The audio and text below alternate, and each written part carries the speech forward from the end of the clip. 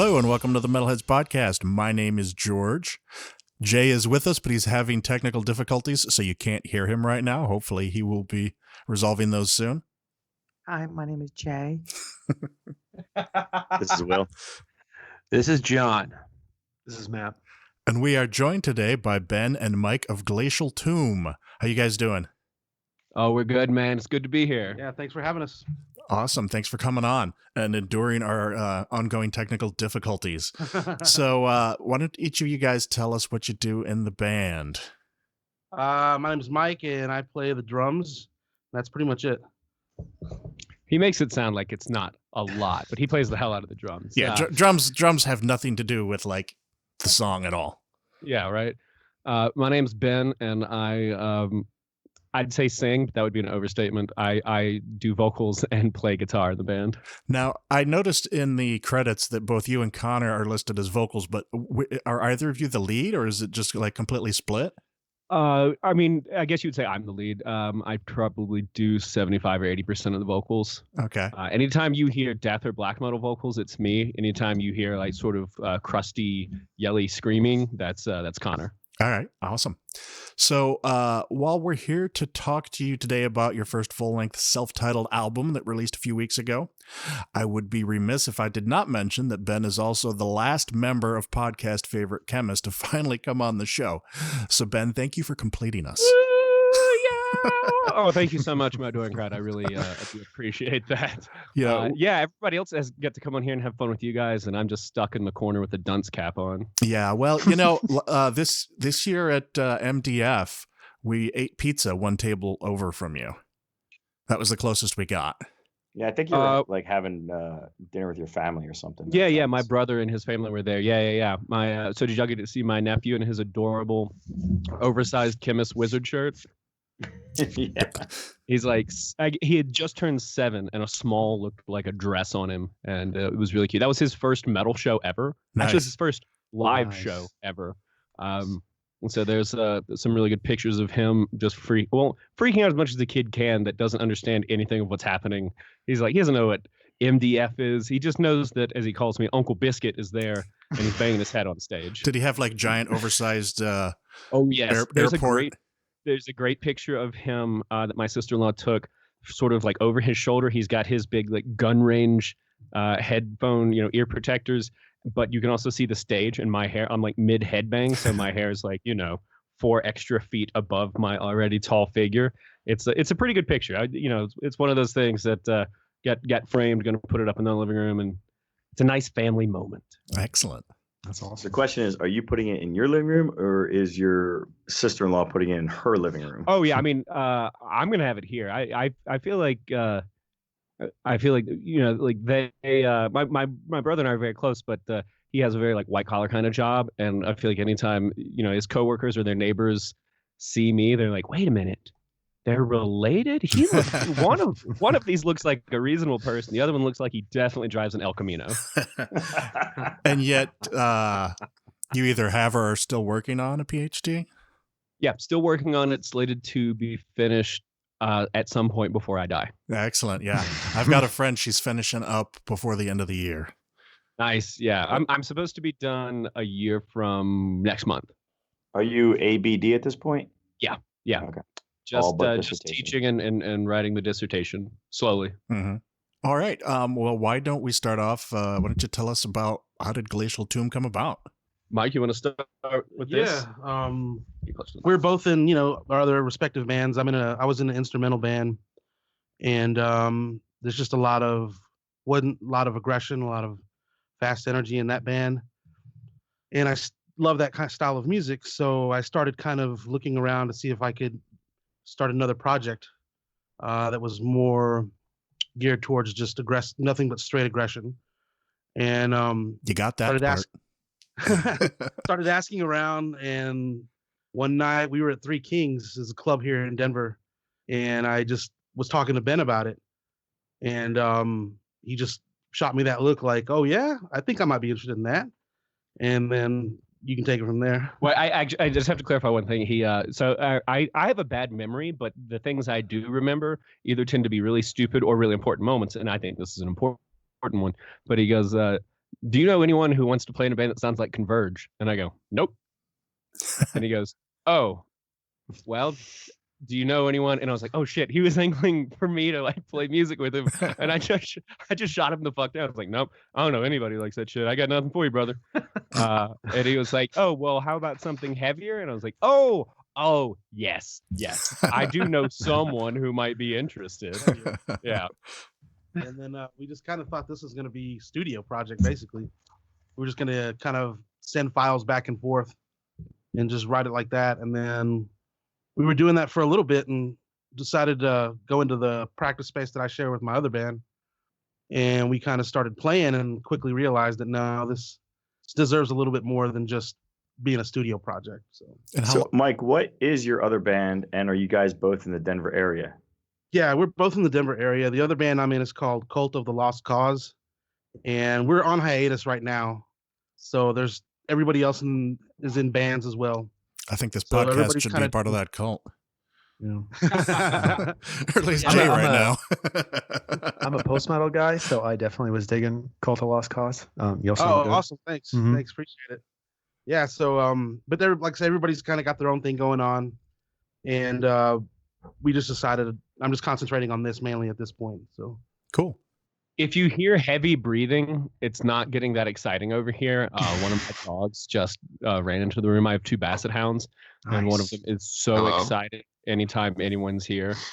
Oh, yes! Jay has sound. What happened? Okay, I'm going to stop you there. Here's what happened. I installed, sorry to interrupt, Mojave, just because every time it's posted. And now Mojave does this. It was in privacy settings. I'm sorry. Hello. I have a lot to say. Okay, so I'm sorry to continue down this lane, but can I just say fuck Mojave? I tried installing that on my desktop this week, and I come home to a blinking question mark folder that says you have no operating system. I'm like, what the fuck? No. What is Mojave? It's the latest OS for the latest Apple bullshit thing. And now and one of its new features is to deny access to anything to have your microphone, any app to have your microphone, unless you give it access. I found it. It's fixed. I apologize for my lateness, and welcome, Glacial Tomb. Jay, would you like to real quickly go, hi, this is Jay, so you don't have to hear my voice? No, I like yours better, to be honest with you. I think we should do that every time. We should all do a version of This Is Jay and let him pick who gets to do his voice each week. Jay is my bitch. Well, I guess we're done for the rest of the year. All right, I'm sorry we interrupted you, Mike. Yes, I apologize. Oh, no worries. That was pretty much it. Yeah, just concentrating on Glacial Tomb at the moment. So how long ago was this? How long have you guys actually been together? I think the first time we got together and jammed was probably in 2016? Yeah. Or very beginning of 2017. And Connor had just moved to town from Tucson. And a mutual friend of ours, Nate Garrett from Spirit Adrift, sent me a message and said, I got a buddy that's moving up there. He doesn't know anybody. You show him around. And I was like, yeah. He's like, by the way, he's looking for a band. I was like, oh, really? I might know a band that needs a bass player. I graduated high school in Tucson, by the way. Tucson's kind of a surprisingly cool town. And I don't mean to sound like I'm shooting on Arizona when I say that. But, Arizona, I've always had really good shows there. But, that's my attitude on the state. But every time I'm in Tucson, I'm like, oh, my God, there's, culture and energy and young people and not nearly as much meth as everywhere else in the state. It's a pretty cool little city. That's we just were down there, 2 weeks ago? Yeah. We flew down and did a sort of Tucson area record release as part of this. They do if you went to high school there, you may know All Souls Procession. It's like their Dia de los Muertos kind of thing. And they do a series of concerts at the end of the parade to sort of, I guess just to have an excuse to party. So they brought us and Power Trip down, and that was awesome. And also, I've never seen a city party that hard on a Sunday night in my entire life. Three different grown men had swords, like actual sword. They were dressed up like skeletons or something, but they weren't like broadswords. They were rapiers. I don't know what was going on, but yeah. It's not a party unless there's swords. Yeah, maybe I was wrong with the meth thing. Maybe they were on meth. That's why the swords came out. But whatever. Tucson was pretty sick. Nice. Cool. So where'd the name come from? Glacial Tomb. Naming a band is the worst part of being in a band. Yes. And That's funny. I'm sorry. I was going to say, I think about it a lot, like what kind of pressure there would be. I mean, from my standpoint, and not that I name bands or anything, but I work in marketing, so I'm always thinking about, naming things is always on the top of my mind. Oh, absolutely. And, yeah. So yeah, no, please. Yeah, no, you're absolutely right. You've got this sort of marketing angle of like, you don't want to pick a name that, pigeonholes you to a particular thing per se. I mean, Glacial Tomb is kind of extreme, but it's not like, tomb full of dead maggot babies. Like there's some leeway. We can find different sounds. You can kind of go in either way. Exactly. And you also have to worry about, well, one, you're going to hear it for the rest of that band's existence. You have to make sure you don't hate it, but then just making sure that no one has it. No one has anything close to it, that it's a thing that you're not going to have to change, because it takes so long to find something that people can agree on in the first place. Mm-hmm. And then you don't want to have to change it, 6 months or a year in. It's harder and harder too, of course, man. I mean, we're running out of options. The cool thing I know about a brewery, Carrie, who's forming a 3-piece death thrash band, and they've already got like a recording deal and everything. Shut up. They still, to this day, do not know the name of their band. Is that guy I met at the that we met rather? Do you like the long-haired, skinny little guy? Yeah. Hey, he was cool. Carrie, yeah. Has no name for his band. He has a recording contract. Well, maybe we could sponsor them and call them the Metalheads Podcast Band. That could actually work. Your Facebook page describes this music as sludge corrupted blackened death metal. You kind of covering all the bases there? Yeah, someone else asked me about this the other day, and I'm of two minds about the sort of genre-specific labeling. Because on the one hand, it's just metal. And it has really been a thing with us where reviewers will spend the entire review just trying to figure out what we are instead of talking about the music. And it frustrates me to no end. I've noticed that. But at the same time, right, they're like, what is this band? Well, here's a paragraph on the death metal parts. And I'm like, fucking just tell them about the music. It doesn't matter. Mm-hmm. It doesn't matter if we are a pagan folk disco band. Talk about the music. I want to hear that. Actually, maybe we need to change the album too. Is just pagan folk disco. Hey, just interrupt for a second. I can go ahead and advise you not to do that. As somebody who grew up when disco actually was on the airwaves. Now fuck that, man. I like that. John was not like, oh, no, hold on, let me step in here real quick. I mean, you Let can me do stop whatever you you from want. career suicide right here. Yeah, Let's do no like disco, pagan, please. pagan folk dubstep. Well, there's an album that I'm going to be talking about later during the what we're listening to section that mixes black metal and synthwave, and they do it well. Wait, is it the Lion's Daughter?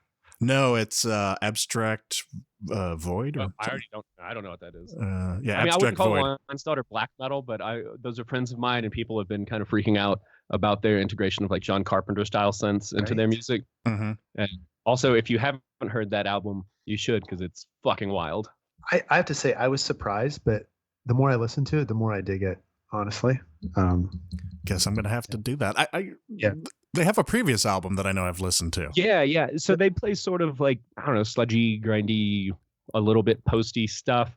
It's very good. It's very heavy. But when Rick sent me the early mixes of the album, I thought he was fucking with me because I heard the synth come in. I was like, oh, that's cool. What are you like, Stranger Things, fucking black metal now? He's like, oh no, this is the actual album. I was like, oh shit, I'm sorry. Let me actually listen to it now.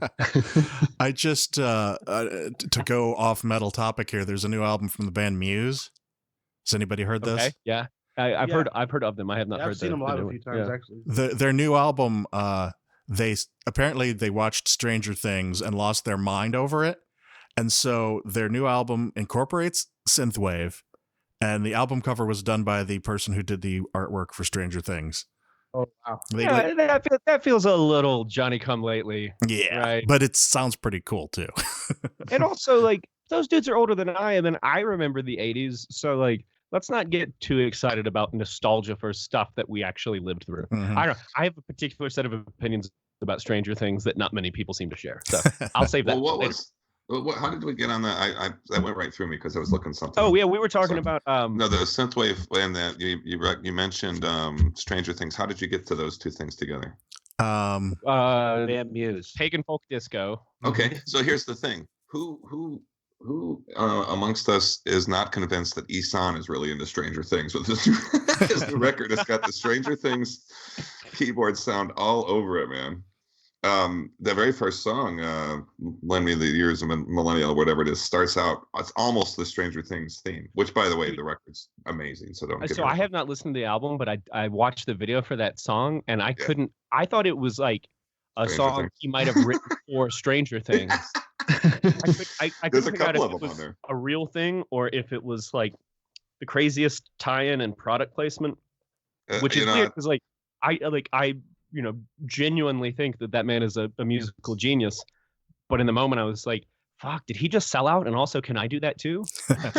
Well, I'll say this: there's a couple instances on the record of that, and I would love to ask him that question because it sure seems very specific, but also there is no reason on earth you should not embrace that album wholeheartedly. It's great.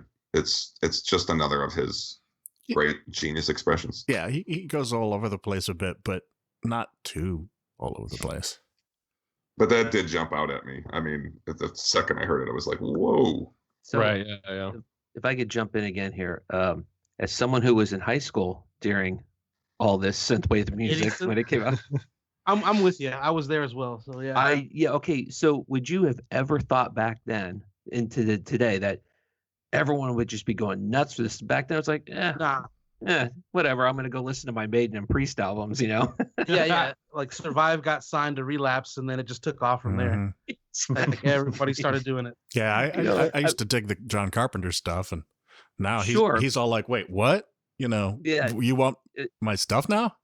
He's the guy who should have been profiting from this a lot earlier than some of these other musicians are. All of these bands definitely owe him some money. Mm-hmm. Yeah. I'll go back and watch those cheesy films because I love them still. But dude, eventually I'll finish answering the question you asked earlier. But talking about John Carpenter and also feeling old. So I'm teaching this class this semester, and it's an intro to social class.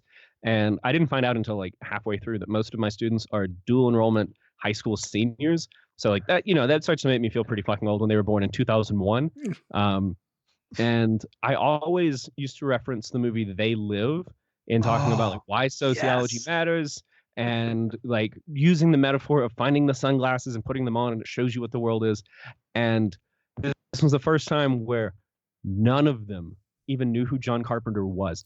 Oh my God. It's one thing to not have seen that movie. I get that that's not like in the top tier of John Carpenter movies, but I have two students in that class that are, like returning students. They're like, late 30s, early 40s. And they're like, oh yeah, I love John Carpenter. And the rest of them are like, who is that? And I was like, like Escape from New York. And they're like, I don't know what that is. And I was like, The Thing. And they're like, what is that? I'm like, oh my God. I get that at work all the time. Like. Yeah, that feels like homework right there. I mean, I'm not entirely. I should have assigned that. I should have been like, go home and watch 3 John Carpenter movies, even though this is not a film class. Oh man, it's got Roddy Piper in it. Come on, it's time to kick ass and chew gum. That fist fight scene in the alley is legendary. I'm all out of gum. South Park. Oh, but you'd asked about genre labels. Yes. So, So on the one hand, like you try to, avoid, you don't want to be, pigeonholed. You don't want people to get too hung up on it.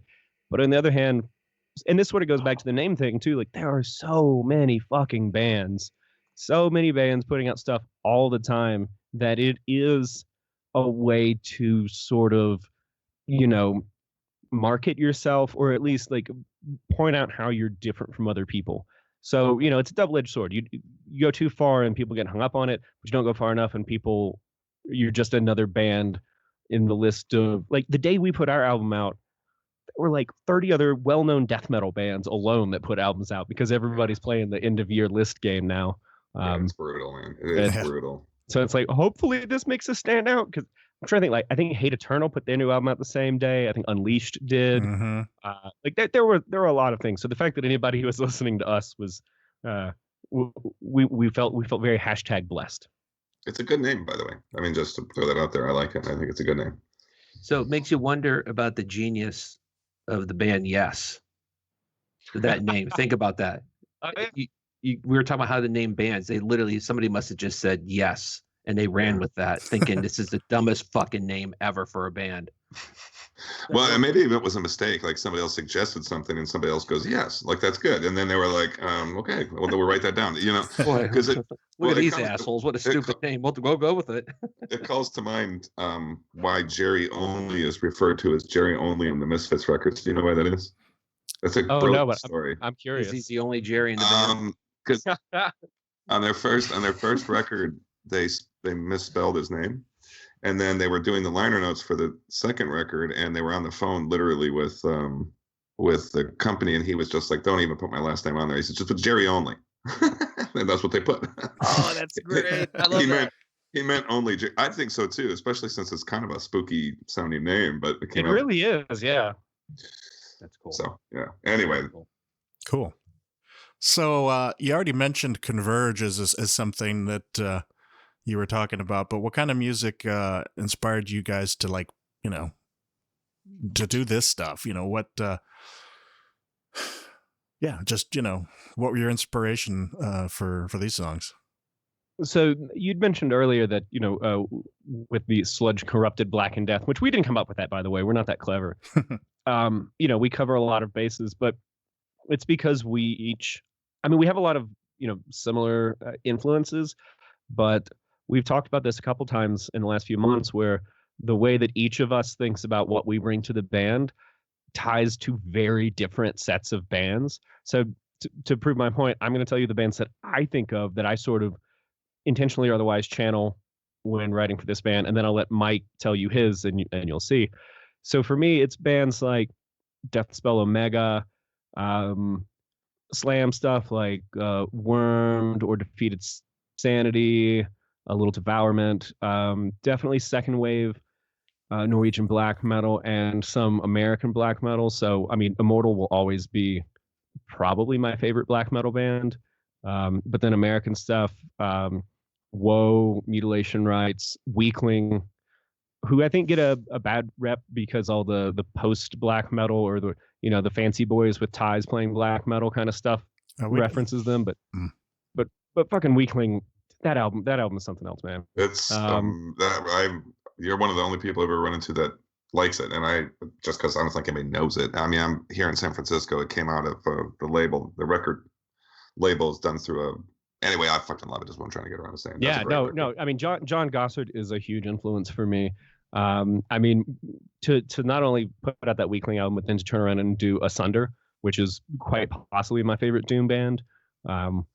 So like all that kind of, and then, you know, like crusty, weird, grindy stuff, crusty stuff like Wolf Brigade, crusty or grindy stuff like maybe Trap Them or Plebeian Grandstand.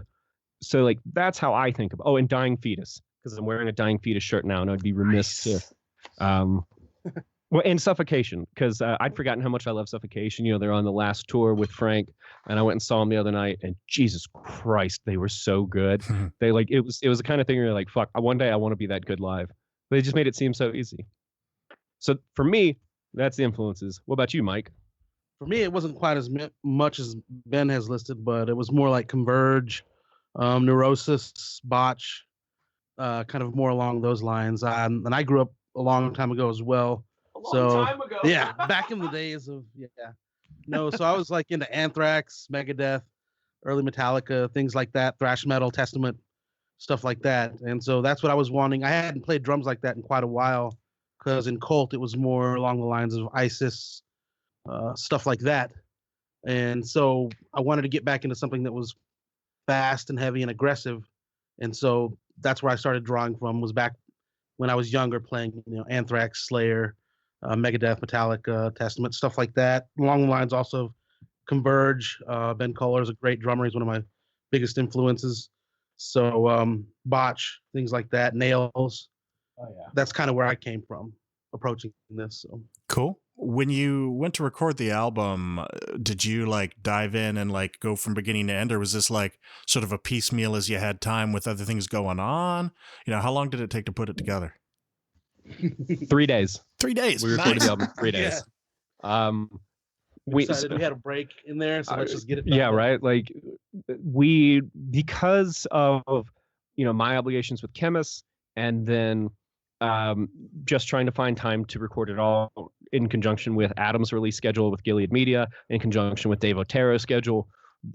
Our options were either record when we did or next year. So we were like, fuck it, let's do it now. And also, with it being a new project, we don't have the largest budget in the world.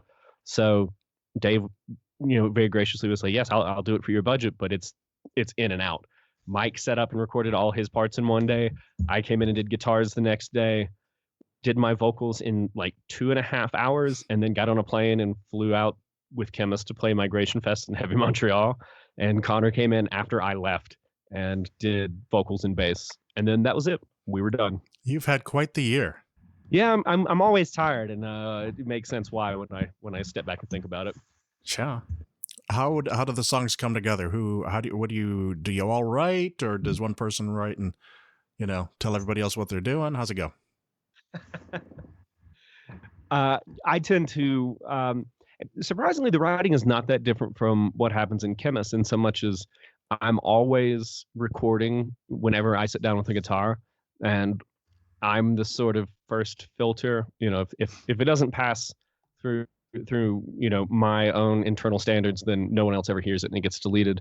But I wind up with an accumulation of ideas and I put them in Dropbox.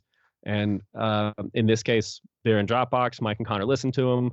We get together and I'm like, which parts did you like? And then we just start putting stuff together, trying different ideas. Sometimes one of us will have a more cohesive idea of riffs A, B, and C these should go together, or A, B, and C cannot go together, something like that. But it tends to be pretty organic. It tends to be very like in the practice space kind of discovery. The first EP was a lot different because you had written a lot of those ideas already while being in Chemist. Mm-hmm. So when we did that first EP, all those riffs and everything were already put together, and he just brought them in, and we started messing with them and got done with them really fast. Whereas, like you were saying, with this one, it was more kind of coming up with ideas, putting them in Dropbox. We'd go through and listen to them, and I mainly help out by just kind of piecing things together. Like if I hear something that might sound good as far as a break or something like that, or this part would sound better up near the front of the song as opposed to the end of the song. That's kind of how I contribute. So, arranging. Yeah, more of an arranger. So, but it works well. I mean, it works well for all of us. So. Yeah, I think that Mike and Connor both have a real ear for structuring and dynamics. And because and I think this probably happens with a lot of bands because heavy music is so guitar driven that, it's not like Mike's going to record a drum beat and be like, this is the verse, like he might have an idea and then we'll write around it, but it tends to start with the guitar. And so because of that, it's easy for me to be kind of so fully immersed in an idea that I can't step back very easily and, hear it for what it is. And so the two of them, either independently or together, will say, no, this is definitely a chorus riff, or like, no, this thing needs to be half as long. This is a fine riff, but like it should go somewhere else. Just to support that, and I know you're not saying that a drummer is incapable of writing, but to support that notion, there's a song on Number of the Beast called Gangland, which Iron Maiden fans tend to hate, and it was written by the drummer. I once read a sort of praise of that album, and they go crazy for every song. It was like, Jeff Barton or one of those guys writing it, and he literally, the only thing he said about that song was, "This is why you never let your drummer write a song." Which, by the way, I don't personally think that's a bad song. I don't think Phil Collins would agree with that. Oh, fair enough, George. All right, and also the dude from Don Henley. Yeah. Does Connor also live in the Denver area? Yeah. we live within probably 10 minutes of each other, something like that. Yeah. But yeah, so I live I had to think which direction's east and which one's west. I live on the west side of Denver. I technically don't live in Denver. Denver proper stops about 30 or 40 yards to the east of where I live. I live in Jefferson County. Sounds 30 or fancy. 40 yards, is that true? Must be lonely out there, man. Yeah, it's funny. It sounds like it would be a real stark divide, but there's just this one street where once you cross it, you're in Jefferson County now. Yeah, but it's still considered Denver. It's just, the tax. Yeah, no, the Bay Area is all about that. You could drive through 6 towns here and not know you did. Exactly. And then Connor lives sort of smack dab in the middle of the city. Denver, And Mike lives out east, a little bit closer towards Aurora. Yeah. Oh, Aurora. So how guys often have are you so guys many- able to get together and actually practice in person? Because I know you talked about a lot about the Dropbox and stuff. Yeah. We get together, what do we get together, 4 times a month? About twice a week. I mean, that's not bad. when we're able to all get together. I'm a single dad and I have my daughter every other week. So on the weeks that I don't have her, we're able to get together twice, and the weeks that I do have her, we're able to get together like once out of that week, and that's about it. So for being a band that was originally not even going to be a band, we're probably more active than a lot of real bands. Yeah. Sounds like it. So I know you already mentioned him. I heard his name anyway. Who produced the album? And I was going to ask what he brought to the process in terms of fleshing out the material, but I'm curious. 3 days, how much he would have had opportunity to do that. You'd be surprised. Dave Otero is a fucking wizard, man. Yeah. We've all worked with him before. Yeah. Chemist has done every album with him, and Cult recorded with him as well. And so he's a multi-instrumentalist as well, great drummer. So each one of us talks the same language as he does. So when he has an idea or something, he's able to communicate it to where it's easily understandable, and I'm able to just kind of do what he's asking and see if it works or not. I think a thing that a lot of people don't know is that Dave can probably play most of the material he's ever recorded from other bands. We had a running joke in Chemist that we were just going to start telling everyone that he did everything except the vocals on the album, except he could have done the vocals too. He's a phenomenal singer. It's unreal. And so even though we were only in there for 3 days, the amount of attention that he could, really dedicate to critically listening versus just doing the tracking, was obviously lower than had we been there for a couple of weeks, but it was still the kind of thing where Mike would finish a take and he'd be like, that's awesome. Now, what about on this part, you play this much more complicated thing and it's going to go like this. And he would just go in and show it to him and then come out and be like, now play that. We don't have much time. Learn that right now. Or, tracking guitar and be like, that's cool. But what if we put a harmony here? And I'm like, well, I'm the only guitar player. He's like, yeah, you'll figure it out. And vocal patterns, especially with clean vocalists, because he's a good singer, he will, he'll have ideas like, oh, you need to go to the 3rd or the 4th here. When you're growling, he's not so concerned with the theory side of it, but he'll hear rhythmic stuff because he can play all these, various instruments and everything.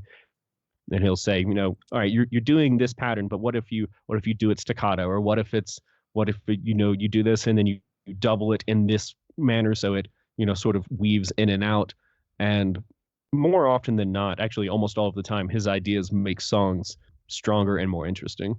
Awesome. Which is why we love him. He's such a great man.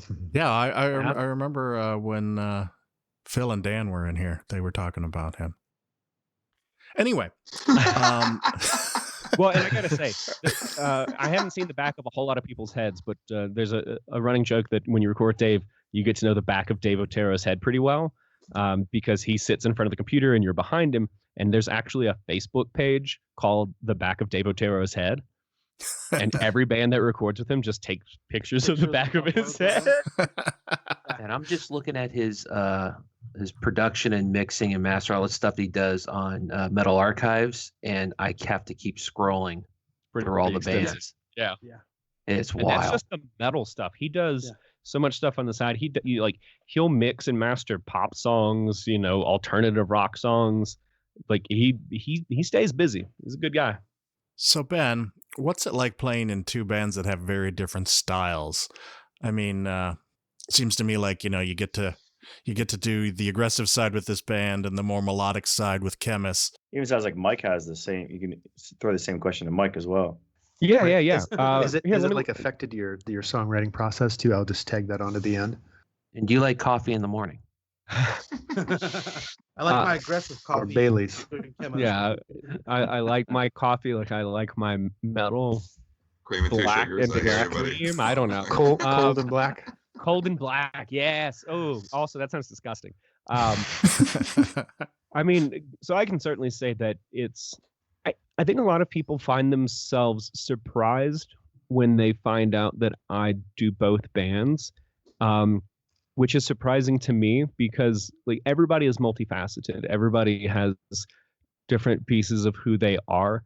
And it just happens to be the case that for me, the musical, I'd say side, but most of me is musical. So the musical Ben, if you will, is multifaceted. Like there are other parts that, given time and an opportunity in the future, I'd like to explore, like the country side and the orchestral side. Now, these are very small parts compared to the heavy metal side, of course, but it's still the fact that when I sit around, whether or not I'm actively trying to compose something, when I'm hearing music in my head, it takes all sorts of different forms.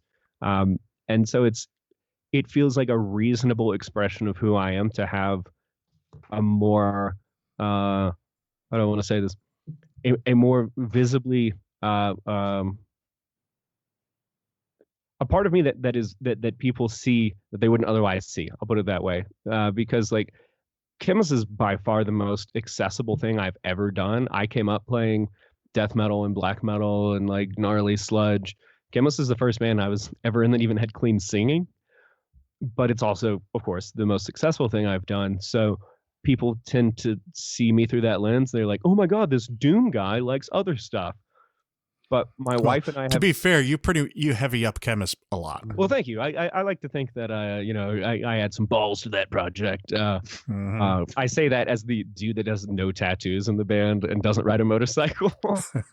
Well, especially on this last album, there was a lot more of the harsh vocals that you brought into it.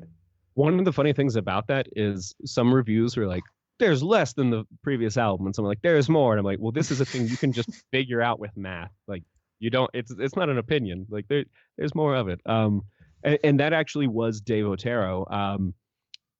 Maw of Time was like, we'd already worked out that we were going to have an exchange on the chorus of that song, but Dave was like, "No, this song needs more," and then he's like, "Some of these other songs need more." So in terms of that, heavying up that band, thank you. I appreciate the recognition. But then with this band, like when I'm sitting down and writing, like I still write black metal riffs. I still write, caveman death metal riffs. Those are generally not going to be in Chemist, because to, sort of force those in would make the band not what it is. But I needed to get those out. And so when Mike first suggested doing this project, I was like, shit, dude, I have like 7 years of riffs just stored up. Let's see what there is. So it is satisfying to be able to have that side expressed. And I also think that for me, it sharpens the writing for both bands, because I can sort of get this intuitive sense like, oh, this is definitely going to be a Chemist riff, or this is going to be a Glacial Tomb riff, even though just picking it faster or making it a little bit uglier could make it go one way or the other. I feel like I naturally find myself writing in a more clear-headed manner for one project or the other. But I just said a lot of words. So let me let Mike say something too. For me, it's just music has always been a way to express myself and kind of get things out. So it's very therapeutic. And like I said, when I was younger, it was definitely more heavy, aggressive. And that's kind of the way I was back then. Just kind of hated everything. And so it was nice to be able to play that way. But as I got older, I started wanting to do more stuff that involved different dynamics, emotions. And so when we started Cult, that was an outlet for that. I was able to, play slower songs, not as fast, not as aggressive, explore different emotions and try to convey that through sound. And I had that for a while and it was great, but just kind of the way the state of the country and how things were going, I found myself just having this aggressive nature again. Full of rage. Yeah, and I just needed an outlet to get that out so I could be a pleasant person to be around outside of that. And so I was like, that's my whole theory about metal. Yeah, I was like, I need that's how I maintain my pleasant demeanor. Exactly. So I was like, I need this so I can just still maintain that, person outside of there. And so that's why I wanted to start something that was heavier and was just, instead of trying all these different dynamic ranges and convey different emotions, I just wanted it to be aggression. So aggressive, heavy, in your face. And that way I could get that part of me out, since all the other emotions were covered with Colt. And so playing in the two different bands, it's actually very enjoyable because I'm able to get all those different sides of myself out through music. And then, like I say, throughout the day, just be a pleasant person. It's a really interesting concept to bring up because I never really thought about that. If you have two different bands that you're bringing out, like two different sides of your emotions. Ben, do you feel that way, like between Glacial Tomb and Chemist, that there's like two different, two different styles of emotions? Absolutely. I'm really glad that Mike brought that up because I feel like both projects can be, well, not just can be, are very important for, first of all, getting that poison out, like just working through whatever it is, and so that you can go about your daily life, whether it's, like with Mike being a father, or for me, being with my wife and my dogs, and when I have to be around my students, and that way you're not such a vitriolic, bitter piece of shit. At least for me, that's what I am without music. But Chemist, this might be a little bit simplistic, but for Chemist, it lets me deal with the fucked up parts of my life and like tap into the sorrow, whereas Glacial Tomb lets me tap into the anger and the vitriol in a way that together allows me to be a remotely normal person who can walk through the world without just fucking screaming at the sky and yelling at strangers on the street. Yeah, non-metal people think that listening to metal music makes you angry and aggressive, and it's really kind of the opposite. Right. Very much. Yeah. Hey, sorry, we had to refill drinks. My delightful and badass partner, Jen, just brought us a couple of glasses of wine. I saw Will drinking wine. I was like, damn, that sounds good. So, you just ruined his rep. I'm sorry. I mean, he's drinking whiskey out of a brown bag. Not even a bottle, just a bag. No, I have a wicked cold I brought back when I was over in the UK. And I have all this great beer, but I was like, we just opened up this cheap bottle of wine from Trader Joe's tonight for dinner. I was like, I'm just going to keep drinking wine because I can't taste anything right now. But hey, I don't even really drink beer anymore. So like it's tequila or wine for me, like 98% of the time. So, hey, go big or go home. A question. So Mike, I don't know if you want to reveal or you want to talk about what you do, on like your normal regular job. And Ben, you've said what you're a professor. For both of you, in your regular jobs, do you have people do you have students who are fans who are like, oh my God, Ben Hutchinson is my professor right now, and do they lose their shit? They're like, yeah, I don't care, or they have no idea. Do you ever get any of that for both of you guys? You have like a Clark Kent thing going on. You're like, I'm wearing glasses. I am not a rock star. I work IT at a university, and so I'm pretty much in a cubicle all day. Nobody there really knows what I do outside of, the office. So yeah, there's nobody. My biggest fan is my daughter. So she's the one that, gives me praise all the time about being in the different bands. But when I remember when she's 6. Okay. And so she's got this wide, range of music from Verge to Al Green and all in between. So she's awesome. But when I first, she loves Chemist, by the way. She totally loves Chemist. And so when who doesn't? My kids love Chemist. And so when this band started, I remember I told her, I was like, hey, guess what? And she's like, what? I'm going to be in a band with Ben. And she just kind of looks at me funny. And I was like, Ben? She's like, Ben from Chemist? And I'm like, yeah, Ben from Chemist. And that just totally floored her. She completely freaked out on that. But yeah, that's awesome. Nobody outside of what I do recognizes me for any of the band stuff. So, and I'm sure Ben has a different take on that because he has a lot of students. So honestly, no, because Boulder is not a metal city. I'm sure that I have students that Google me and figure it out. Until Chemist was remotely well known, it made me happy to know that if you Googled my name, the things you found were not me, at least not for the first few pages. You found there was a black Southern Baptist preacher that lived in Kentucky named Ben Hutcherson, who was like 65 when I moved to Colorado. So I like the idea that students thought that's, they were like, oh, this is going to be my professor. And the other thing you would find was my grandfather, my paternal grandfather, who had the same name. And, he died when he was 96. So they were thinking it's going to be an old white or black man from the South. And then I come in and they're surprised. But, now you Google my name, you're going to find out who I am. But they don't seem to give a shit.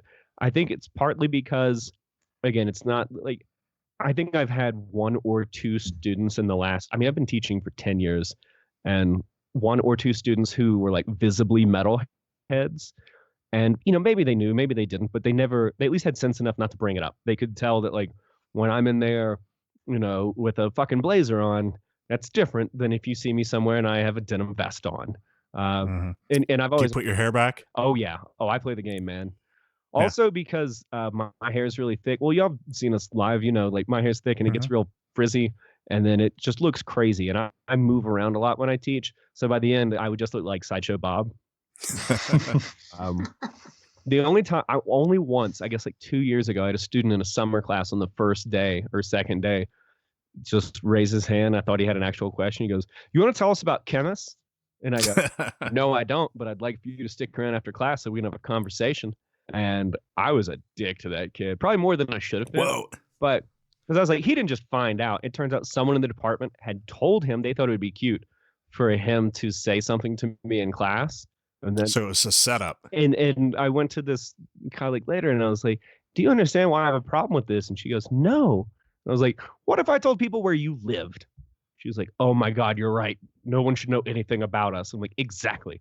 I want my students to think about me the way my dogs do, that when they don't see me, I'm dead.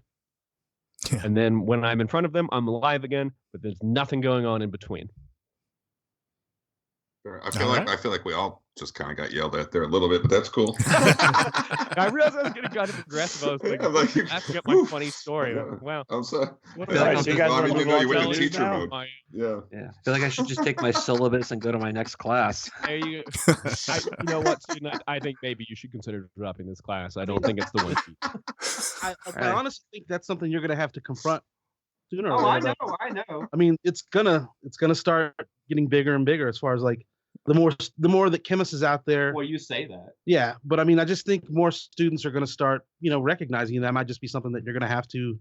No, and that's fair. I just don't want other people goading them into it. That was my problem. Yeah. No, because if a student comes up and they're like, "Oh shit, I don't want to say anything," but you're in chemist, I'll be like, maybe. I could be. I don't know. Just throw them a sly horn and be like, and a nod, It's going to be a problem when they're looking through the window and the door when it's closed while you're teaching. There's like 5 kids out there just staring at you. Well, now that you got your first self-titled Glacial Tomb out there, it's going to be both bands soon, because I'm sure you're getting lots of praise for the new, new album. It's funny you say that, Will. We were at Dying Fetus the other night, and 2 people recognized me from Glacial Tomb they don't even know what chemist is. And I was like, that just kind of blew my mind, because I tend to be pretty, and you all do this as well. You know the underground, but you're also at least in passing aware of the more and more popular bands. But these were death metal cats that just couldn't give a fuck less about clean singing. And I was like, "Yeah, I play in this band. We tour with Enslaved," and they're like, "Yeah, whatever, that's fine." Anyway, so when's your album release show? It was cool. It was a cool feeling. It was an interesting feeling, but it was cool. Yeah, for sure. So going back to what Mike said about being therapeutic with the music, are there any cathartic moments on the album? All of them, maybe.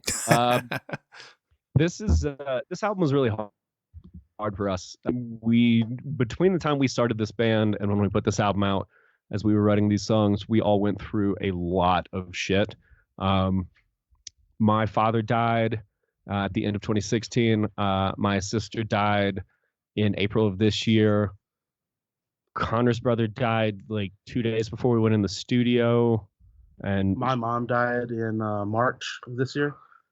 So all of that combined with the sort of resulting existential despair that I think happens when you lose a close family member, or at least happened for me, in conjunction with the sort of socio-political nightmare that we find ourselves in, which as a sociologist and as a sociology professor, I find tends to like hit me that much harder than I think it would if I were just some otherwise, existing cisgender white man. And it was, when we talk about the catharsis of this album, like this album, and I didn't really realize it until we started playing the thing all the way through in preparation for the album release shows, is that like it's sort of a documentation of our lives, which, I mean, I guess that's true of any album, right? Like it's always going to be a reflection of what the band members have gone through. But like it's a reflection of a lot of really dark spots that, we were able to find words or notes to convey the experience rather than letting the experience consume us. Like I know that I personally realized in the last few weeks that were it not for this album, I definitely would be in a much darker place. What form that would take, I couldn't possibly say. But this album, it might be an overstatement to say it saved my life, but it certainly allowed me to, like, I can see the sun come up and feel it. And I don't mean that in just a literal sense. Like I feel hope and I feel moments of positivity, however infrequently, because I was able to get so much of the toxic bullshit out of my mind, out of my heart, into this album. Wow. Yeah, and just the I mean, it's like they all just kind of happened in succession. So like Ben's father passing away, although that that wasn't my father. Ben's my bud, and I care for this guy greatly, and so I was there for him to be that shoulder that he could lean on, along with his partner and other people. And so I felt that, pain. And then same thing with his sister and then my mom. And so it wasn't like, okay, that happened to Ben, but I wasn't feeling anything as well. So for, 2 year, almost a year and a half period, and Connor the same way, Connor was there for all of us during all this as well. And so for a year and a half, it was a lot of pain, and a lot of being there for each other and trying to help each other work through it in a positive way. So it's not like, Ben was feeling it for, 8 months or whatever, and Connor and I were just fine. We were there right along with him, being there for him and kind of feeling his pain. When, the situation happened for me, Ben and Connor were there for me. When it happened to Connor, we were there for Connor. And so, for a good, year and a half, 2-year period, it was very difficult, and so being able to get with them, on a weekly basis and get a lot of this out, through music and through just doing the process and writing the songs and coming up with ideas. And it was very, it helped out a lot being able to do that, to channel that energy into something besides just sitting at home and being sad and, feeling like there was no hope and that there was no tomorrow and why is this happening? It was good to be able to get together with these guys on a weekly basis and channel that into something else more positive. So. Yes, exactly what Mike is saying. I was just thinking back to, the sort of first practice after each one of us lost someone. And I don't know to what extent necessarily Connor was talking about this, but also during the process of writing this album, he went through a very unpleasant separation from his now former wife. And so, he was in a new city, didn't necessarily know a whole lot of people outside of us. And then he was going through that on top of it. So I think it comes through not only in the sort of writing of the songs. And again, I think back to the first practice after, each death or anything. And it feels very like spiritually cathartic. And I don't mean spiritually in any sort of metaphysical sense, but just in a recognition that like people around you care and can take on some of that burden, if that makes sense. Like, not that you would ask them to, but when you love someone, you just do that. And I think that any good band is filled with people that love each other. And holy shit, the tone of this interview has changed so much in the last 5 minutes. I did not realize the can of worms I was opening. No, it's good. It's good. Well, I mean, you know, like, a big part of the record. yeah, and it's in the press release, so you know it's a thing. But I'll tell you this: not a lot of people have asked about specific things, so I'll give you. When I say that the album, in my mind, is a sort of representation of the trajectory of sort of, you know, working through loss, coming to terms with what's going on, coming to terms with the ever presence of grief. When my father died, my sister-in-law told me, the thing no one's ever going to tell you, and the thing that you need to hear right now, is it will never get better. And I was like, fuck you. And then, but she was right. And learning that, like, I was able to like continually tap into that anytime it felt like it was overwhelming, writing riffs. So like the really sad black metal riffs tend to come from when I was really sad. But the lyrics for me, I write most of the lyrics. If you take Sunless Dawn, which is the first song on this album that we had lyrics for, well, I guess technically a Flesh and Worship because we did it on the EP, but it's the first new song we had lyrics for. And if you read it through the lens of what I was going through, which was I wrote that immediately after my father's death, it's very obvious, you know, the sort of form of the grief and the all-consuming nature of it. But then Shackled to the Burning Earth, which is the last song, which is also the last song that I wrote lyrics for, is, and I actually said this at the album release show last week, where I was like, this song is about not giving up and it's about having hope. And Shackled to the Burning Earth does not sound like a positive song title, but it is. I mean, it's about, you know, this sort of acceptance of being in a moment, and acceptance of that things aren't going to change per se. Like things aren't going to go 180 degrees, but things can get better and things can still be, you can still exist and you can still be. It's just a different version of existing and being than you're used to. And so like in the chorus, it says, my body no longer drifts on the lake of sorrow, but my spirit withers in the absence of light. And that sounds pretty dark, but it's basically just saying, given this moment, both in my life and in the sort of moment in humanity, like this is how we find a new way to exist. And this is how we find a new way to not give up. It hurts, it sucks, it's frustrating, and it feels very bleak at times, but there's still going to be a tomorrow. There's still, that absence of light is not going to last forever. And you have to figure out what that means for you. And for me, I had to figure out what that meant for me, both as a person, generally speaking, but also as a creative person, as a musician, as a lyricist, as a, you know, whatever, as a dude trying to make it another day. Hey, Ben and Mike, is there a place where your lyrics are published online or wherever, somewhere? Yeah, they're on the Bandcamp, and they might also be on Metal Archives. I don't know. And also, I have a Google Doc I can send you if you'd like. I think I looked on Bandcamp. I didn't see them. They should be on our Metal Bandcamp. Archives. And okay, they are on Metal Archives? Yeah, I'm looking right now. Okay. I don't know if they're on the Gilead Bandcamp, but I'm pretty sure I put them on our Bandcamp. Okay.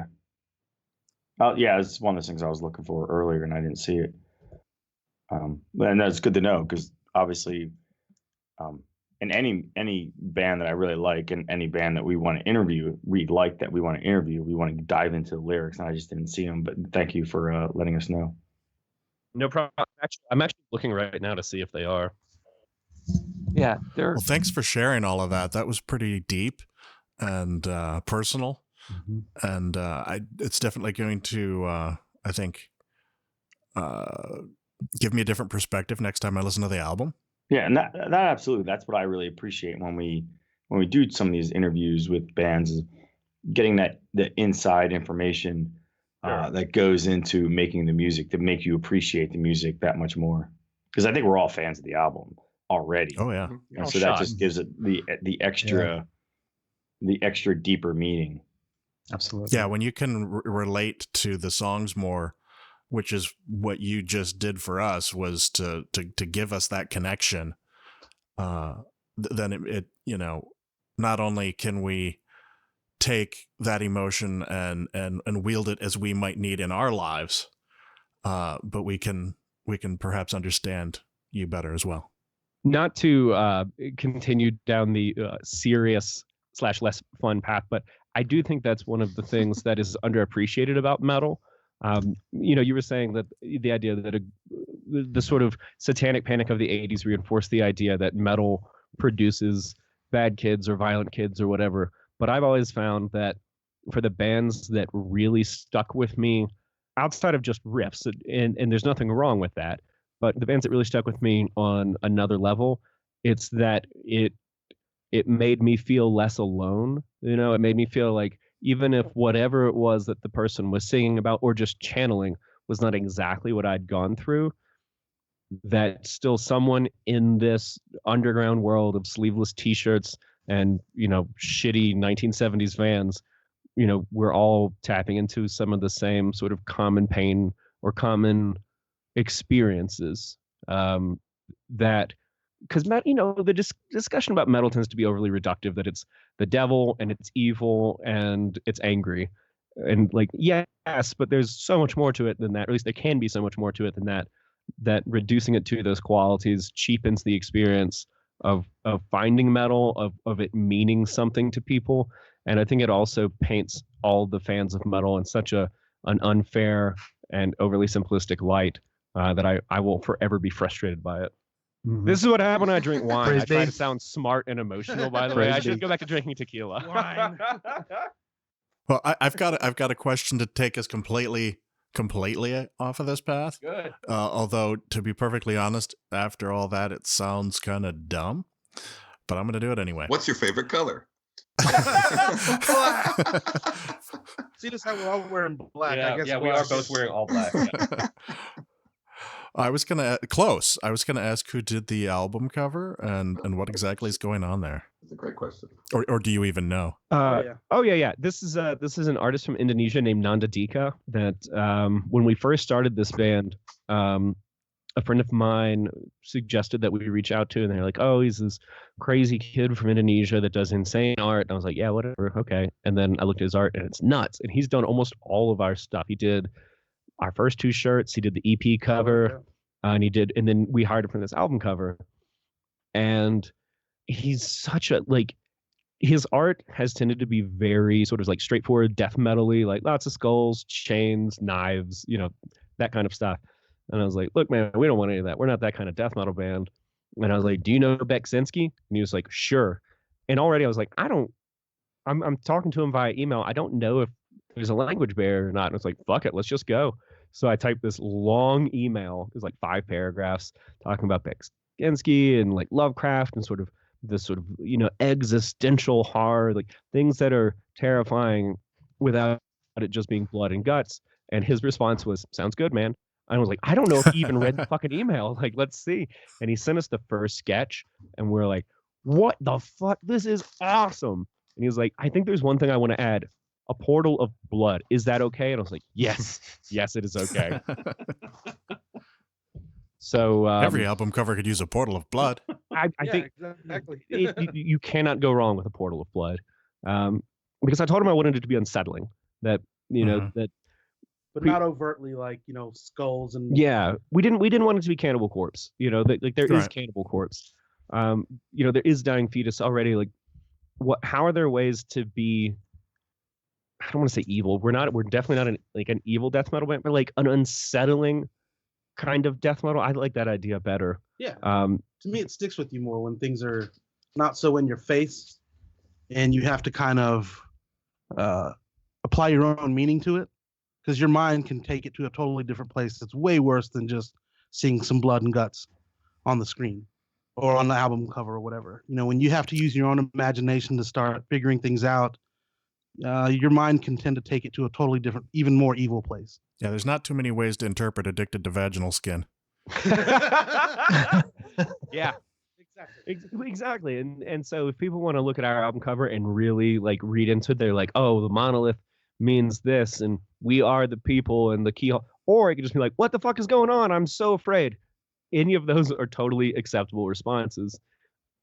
And we didn't even ask him for this, but I am and we are all very stoked on the colors that he chose, the sort of muted earth tones for the most part, which makes it feel a lot more organic, makes it like so many bands of all styles, their album covers are so digitized and everything feels so precise and angular. And there's something kind of like swampy and creepy feeling about something that uses colors that you would actually see in the natural world. So was it his idea or your ideas with the keys all over the monolith, and what do they represent? That's him, and I have no idea. He was like, "What do you think about keys?" And I was like, "I don't know. I like keys. That's such a strange question, man." He was like, "Cool," and then he just sent the finished product over with the keyhole motif. I don't know if he explained it. He said it in such a like an offhand way. I didn't even register it.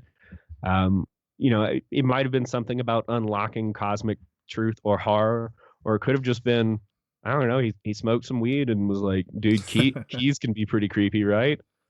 I don't know. I am the key master. Are you the gatekeeper? Yes, maybe that's it. Maybe he was watching Ghostbusters. I don't know. I hope no, David. Only Zool. Hey, Ben, can I ask you, is there anything that you're excited? And I'm not asking about playing. What are you excited to see at Decibel? I'm excited about Triplicon doing Celtic Frost. I think that whole thing is insane. The run we're doing with Black Dahlia Murder, originally they wanted us to stay on longer, and we were like, no, we want to stay in LA. We want to see Celtic Frost. Like, this is too good to miss. And, we're very fortunate that they were like, yeah, that's fine. You do whatever.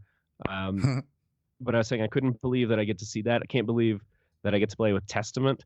And not like, you play big fests. Like, technically, I played with Limp Bizkit this summer. I don't know that was exactly. Is that Heavy Montreal? It was. Wait, they're still playing? Right? I know they're recording a new album. I've seen that, but God damn it! It was the most disgusting, just frustrating thing. I will say, Rob Zombie was, dude. That video. I didn't, before I even knew it was Shaggy 2 Dope trying to kick him, I was like, I'm bummed that guy missed him. And now the fact that Shaggy 2 Dope did not kick Fred Durst in the head is like on the list of cosmic grievances that I have. I'm going to ask, is that a Shaggy 2 Dope? Is that an ICP thing? Oh, yep. Oh yes. Yeah. I'm going to pretend that I don't know anything about ICP and that I'm reading it off of their Wikipedia page. I don't have to pretend. Well, you should pronounce it a little wrong then. Shaggy 2. Shaggy 2 Dope. I think it sounds French. I don't like that at all. I mean, look, dudes, I'm from Mississippi. I lived in a trailer for a long time. It's not surprising to anyone that I listened to the Insane Clown Posse when I was a teenager. Yeah, you just said that on the air. That's fair. Just so you know. And that was Glacial Tomb. I'm fucking with you. That's the whole interview. It's just. Yeah, that's it. I listened. Hey, we call Jay Violent Jay. So. Yeah, well, you're right. Yeah, we'll edit the interview down to that. That's awesome.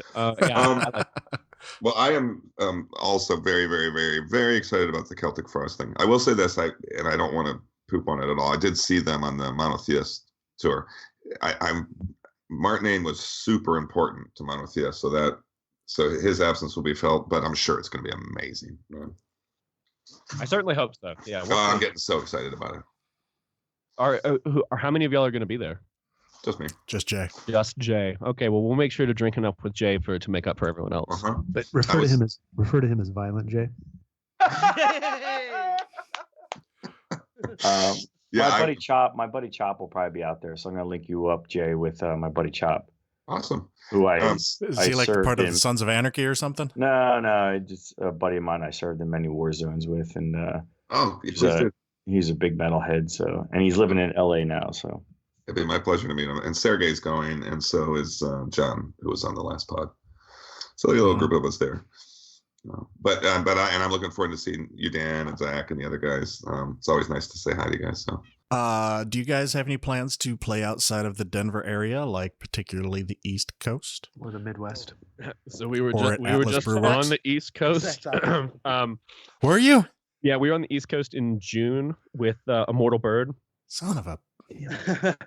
Wow, with Immortal Bird, no less. Well, where on these I would like to see an Immortal Bird too. I'm not going to say we were in DC, but we definitely played DC. Wait, did we? Shut up. Oh my God. Well, I just screwed the pooch on that. Yeah, well, maybe we didn't. Maybe there's no way that tour came through DC. Hold on. Where was that place we played where the hardcore show was the matinee? No, it was DC because Blake from Pig Destroyer came out. Blake is everywhere. Blake's at every show in the area. But so like, oh wait, maybe that's it. No, I think you're right. I think it was Baltimore. Yeah. Because no, that makes sense. I don't think we played in DC proper. That sounds right. Because pretty much it seems like the only place that has metal shows now is Will's place at Atlas. I was gonna say like since we didn't play there, yeah. A lot of shows it seems like are in Baltimore now in this area for metal. Yeah. Not everywhere. Were you at Soundstage or were you at like what's left? Auto Bar, Metro Gallery. Sidebar. I don't know. I could look at the tour poster. It was a long time ago. It was like 3 months ago. It wasn't that long ago. It might have been one of those places I refused to go to in Baltimore. But we are going back out on the road in January. We're doing like 10 or 12, some period of time in January. I think it's 11 days. West Coast. We're doing what is it? It was like Bozeman, Montana, which Salt Lake City. Yeah, no. Oh yeah, Salt Lake City's at the end. Yeah, it's like Bozeman, and then a couple dates in Washington, and then Portland, and then Eureka, and then Oakland, Keep going. There and you then go. yeah, and then LA, and then Salt Lake City, and then home. I wonder if in Oakland, if you're playing the Metro Opera House. We're playing the Elbow Room, Jack London. Oh, or yeah, Jack London Elbow Room. I don't actually know. Justin Ennis, that used to book at the Golden Bowl, that plays in like 700 bands, plays in Ulthar, plays in Void Omnia. He books there, and so he set that up. They're actually Void Omnia is actually doing that date and the LA date with us. Hey, for the record, you guys actually did play in DC. It was at the Pinch. Yeah, that's What? right. That is a place. Yeah. Who booked that fucking tour? We don't have an agent. Actually, no. Ray booked most of the tour. I booked Denver, and like one other show. I think I booked the Lawrence, Kansas date. She had because like, and I'm very fortunate in this respect. But Kim has had an agent, at some point nonstop for the last several years. So my days of having all the contacts, I used to book every tour date for every band I was ever in. All those contacts are now several years out of date. So I was very fortunate that Ray, knew people. And what's the guy's name? Hassan booked that show in DC. What? Hassan booked you at the Pinch and not at Atlas? Because Hassan books almost, he splits his time between the Pinch and Atlas. And I don't have words with him. I'm sure there was a reason why, but I don't fucking know. No, there was no good He was reason. like, that Will guy's a dick. No. Well, Wait, no, he has a big dick. When you go to fight Hassan about this, just let him know that we love him and we're not mad at him. No, and that no, it's no, just no. you trying to kill him. This is all very tongue in cheek. I mean, I would love Hassan. He books so many. We just had horrendous two mold Dave, which is a guy from half the guys from Crip Sermon. They just played our brewery. Yes. It's an insane show. Like, no, I totally Okay, love next Hassan. time we come through, I promise we'll play. We'll play your place. Play Atlas. And the thing is, with Atlas, we pay the brewery itself. We're just a venue. We take zero money from ticket sales. 100% ticket sales go to the bands.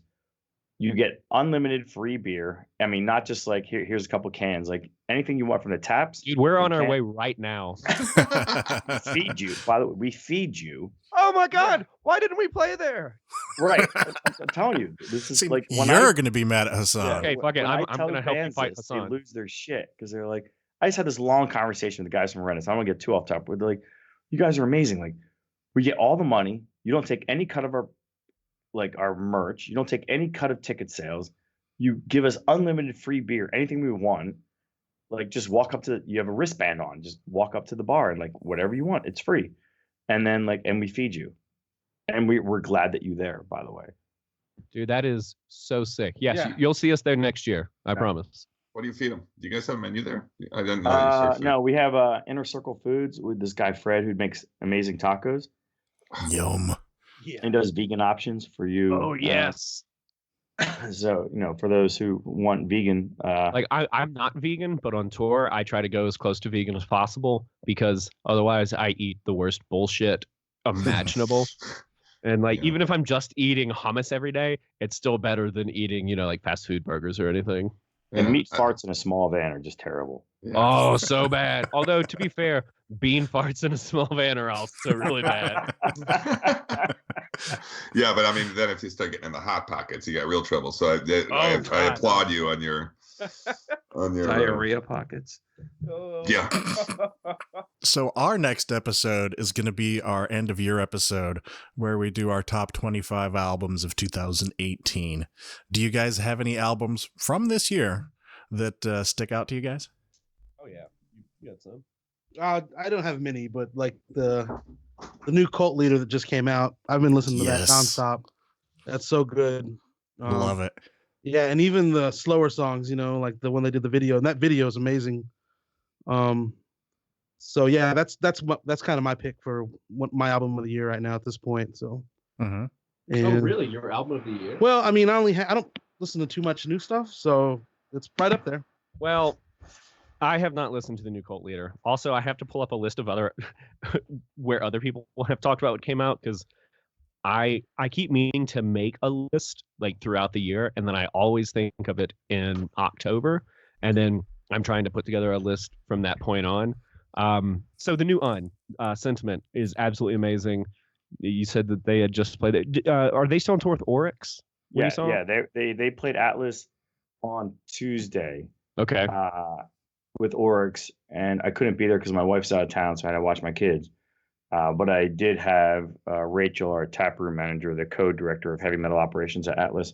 She picked up the vinyl for me, so I'm very excited to go tomorrow night. Trappist is playing tomorrow night at the Atlas. Oh, nice. Yeah. Shit. What else? Okay, so what else came out this year? The new Skeleton Witch blew me away. I loved their first album, and then they kept making the same album, and it was fine. And their new album, I know some people are not into their long form black metal phase, but I think it rules. And I've gotten to see them live twice now with what's his name? Adam? Is that the new Adam? Yeah.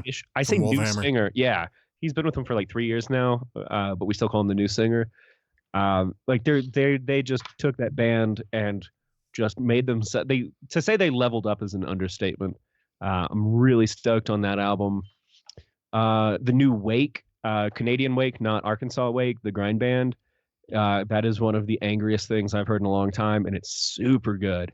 That band, they actually recorded that with Dave Otero. They flew down from wherever they're from, Calgary, maybe, somewhere in Canada, and recorded that. So the one in Canada is the grindcore band? Yeah, and then the Arkansas one is the slow drug band. Okay. Which one is it? Decibel, the Canadian one? Yeah, the Canadian one. Super fucking good and super awesome live, super brutal. God, what else came out this year? The new Corrosion was fun. I really liked that. Horrendous. I feel like that band is just exactly what I would want from Death if Death could still be a band. And I say that in the best way, not like they sound like they're ripping off Chuck or anything. Yeah. Just that it's such an interesting, like, I feel like progressive death metal can go very quickly into like wankery, like look how many notes I can play, or look at all the weird jazz chords, and it's still metal, it's still death metal with them, and it's just really compelling songwriting. I think that shit rules. It's interesting you said that because just the other night when Horrendous on Veterans Day they played Atlas, and I was talking to Alex, the bass player, and he's like, "What do you think of the new album?" I said, "It's as if Death put out an album after Sound of Perseverance, but before they decided to do Cynic. It was like it's the album between that." Yeah. I get to that. Yeah. A lot of times it almost feels like it's closer to like individual thought patterns for me, where like it's not just because it maintains the aggression a little bit more than like the super late era Death did. And I like they're not clean vocals per se, but the sort of like chanty talky stuff that they're bringing in. Yeah. I think that's really cool.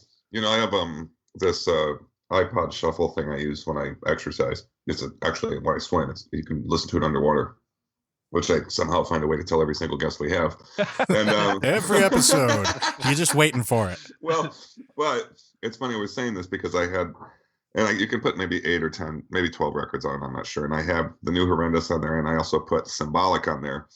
And it's shuffling, but pick 2 songs from those records back to back. And it was perfect and fine and great segue. It just was wonderful. So anyway, I'm really just backing up what you guys said and making sure that I make the money from underwateraudio.com. The new Priest. Oh my God, the new Priest is awesome. Like I don't know about y'all, but I was really surprised. Like Priest is not going to put out something I hate, but I couldn't believe how intense it was.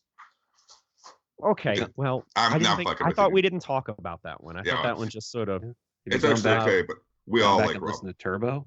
We all like the new one for sure. You know, so I don't fuck with Turbo. Phil will back that album until he dies, and I think it's so I'm with funny. Phil.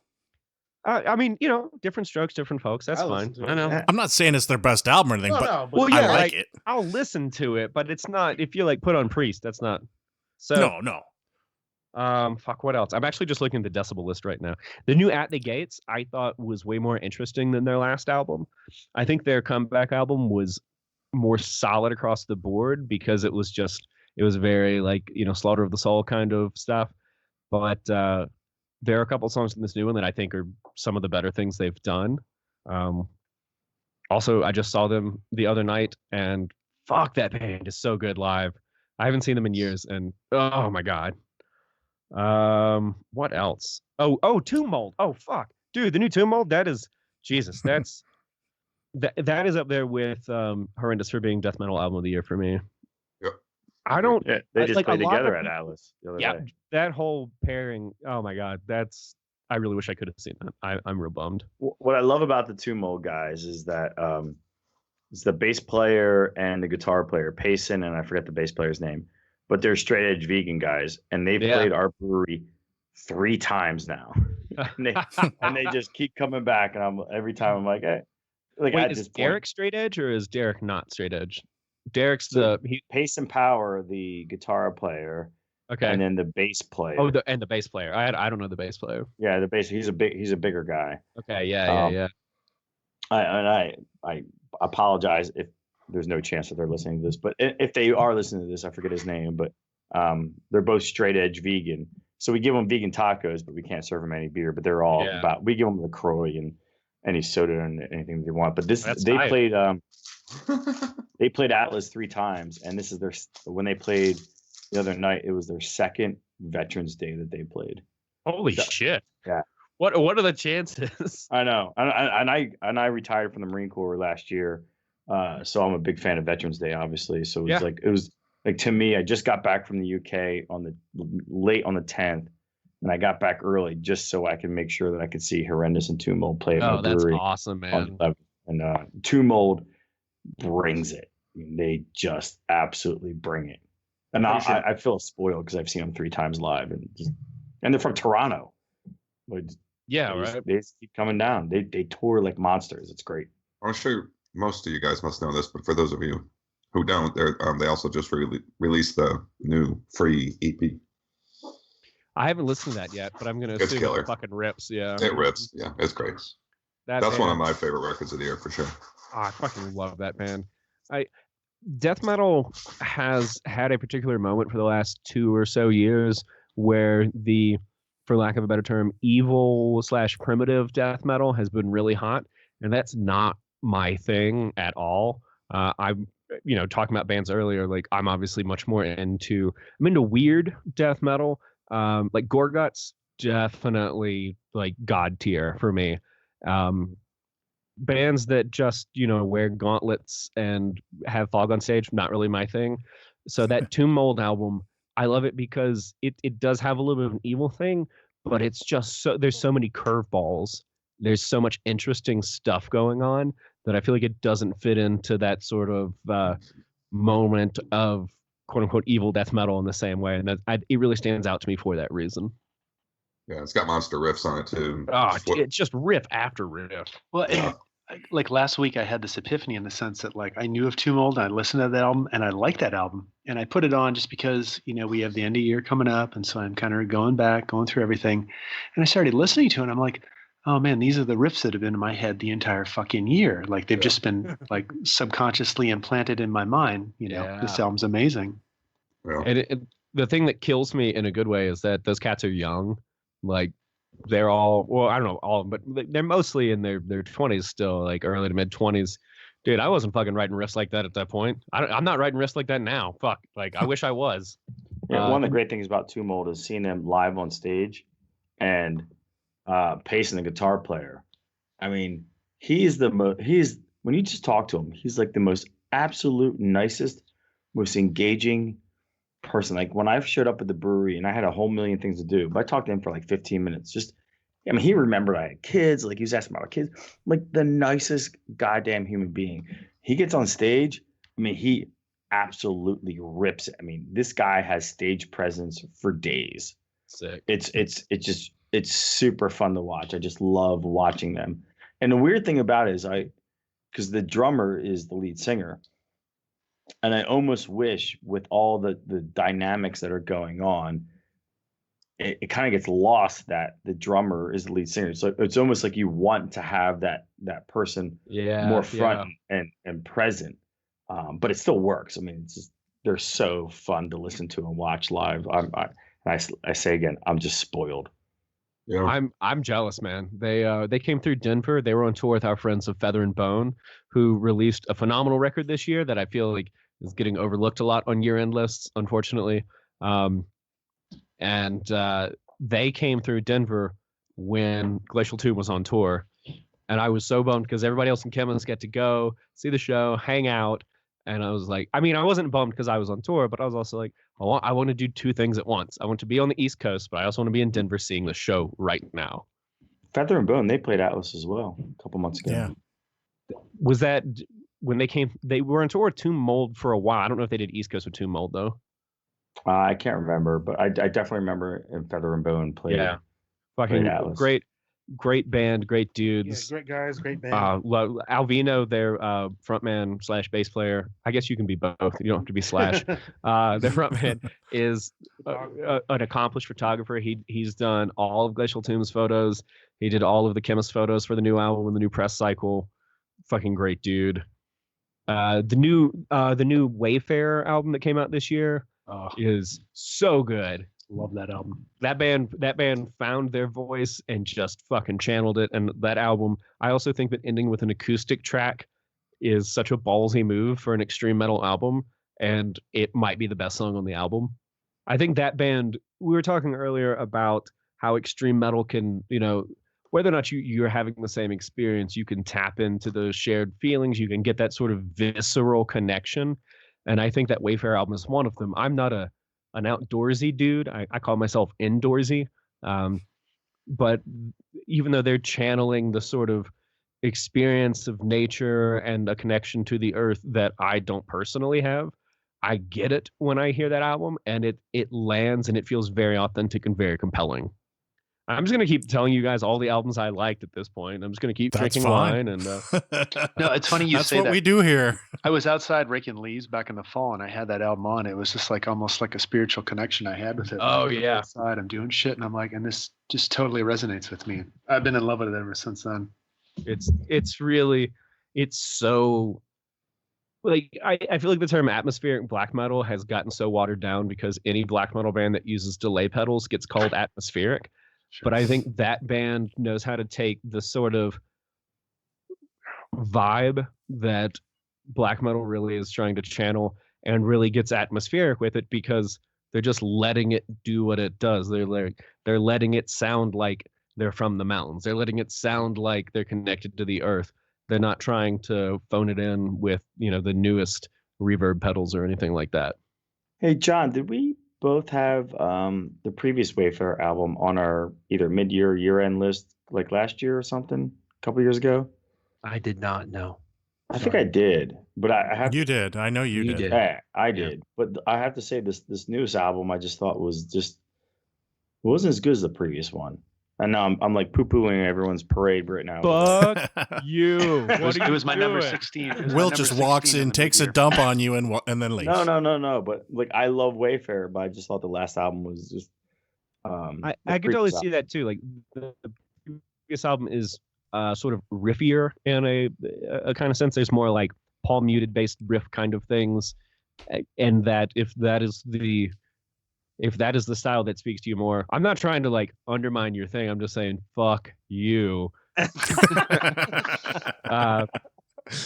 I think too, the production on the new album can be pretty divisive. Like it is very warm and very organic, but I know there are lots of people who've been like, oh, I wish it sounded like, because they did their first two albums with Otero, and then this one they flew out to Brooklyn and recorded with Dysrhythmia. yeah, what's his name from Krallis? Just Dysrhythmia. nailed it. Colin. Colin, yeah, Colin. Colin Marston, yeah. And so like it sounds very different from their other albums. Yeah, I think their first album's my favorite, honestly. So George, on our screen, you are like the small circle. You're not the big square anymore. That's me. And small circle. Whoever it is that is missing now, Jay, yes, words. I thought a ghost was talking to us because it's coming from that quadrant. Plus, we've had a lot of wine. So. Yeah. Speaking of Ghost, no. Wait, let's not Ghost go put down out that a new path. album. It was fine. It's all right. I think the single, Rats, I think that song is fucking awesome. Yeah, it's a good song. That, and then the one right after it on the album that has the really intense guitar harmonies. This album's fine. I get what they're doing, but I think those two songs, I like their last album a lot. This album's fine. Yeah. This album feels I think I'm the only Ghost fan on this show. No, dude, I was not on board with Ghost. Strangely enough, Dave Otero is who got me on board, because they were coming through 2-3 years ago, and he's like, "You got to go see him live." I'm like, fucking whatever, dude. I don't care. I don't care about Kiss. I don't fuck with this. And he's like, once you see him live, go back and listen to it. And I saw him live. They blew me away. And then I went back and listened to Meliora, and I was like, oh my God, this album absolutely kills. And I listened to it religiously for like 6 months. John, didn't we see Ghost live together? Yeah, it was at the we Slayer saw show. Slayer. No. Slayer? This is the No, fucking no. way Ghost played They with opened Slayer. for Maiden. They opened for Oh, Maiden. Maiden. Sorry, we did both of those but we together. missed that, I think. Or we saw part of it. No. No, we they saw played at the it. Fillmore. Yeah, they played with I think they headlined the Fillmore. No, I didn't go to that. They did some off dates. Chemist played with them on an off date on that Maiden tour here in Denver. So they may have been playing with maybe Royal Thunder, maybe on that date. Yeah. I don't know, because it was I them do- and one support act. I've seen them open for somebody too years ago. I can't remember who it was. Was it Opeth and Yeah, they were Mastodon? on a show with like Mastodon. Oh Was yeah, it was Opeth. Opeth. Yeah. I saw that All at the right. Fillmore. My whole point is to kind of back you up, Ben, is that they put on a phenomenal live show. Like it's an experience to behold when you see them live. Who was it? Who are we talking about? Ghost. Ghost. Oh, I just missed them last night. When we saw them with Maiden, though, they looked really good, but we couldn't hear them for shit. Well, I saw them on the first tour, and it was with Opeth and Mastodon. Whoever said that was right, I think. Yeah. And Yeah. and it was the first American thing, and they were awesome. I actually had a ticket to the show here, but it was in San Jose, and the air quality was so bad, I just didn't want to drive down there. Sure, yeah. Oh man, they played St. Paul like probably a couple years before that with, gosh, I want to say they were supposed to be with Enslaved, but their visas didn't go through, which is awesome. And Wait, Enslaved visa? Was Enslaved was going to take them out, Yeah. but their visas didn't go through it. And Yeah, I I feel like remember they that played. It was like Ghost. It was it was Ghost, and it was that. Oh man, I can't think of the band's name. They're from Canada too. They have the female lead singer. They're kind of occultish doom. Thank you. No. Here I go doing it. Fuck, Jack's Thoth. No, No. no, but that you're thinking of. I love that Jack's Thought. Blood ceremony. Blood Sorry. Ceremony. Yeah, that's who it Okay. was. Were you thinking of Sabbath Assembly? Yeah. I love those records, man. Nobody knows about them. But no, like with makes sense. that tour, they had the incense going and the whole Pope thing, and it was just magical. Oh yeah, dude. It was when the first time I saw them in Denver, I guess obviously. They had the whole thing. I can't remember who opened for him on that show, but like the band was fine, whatever. And then they like dropped the curtain and you could see the stained glass backdrop.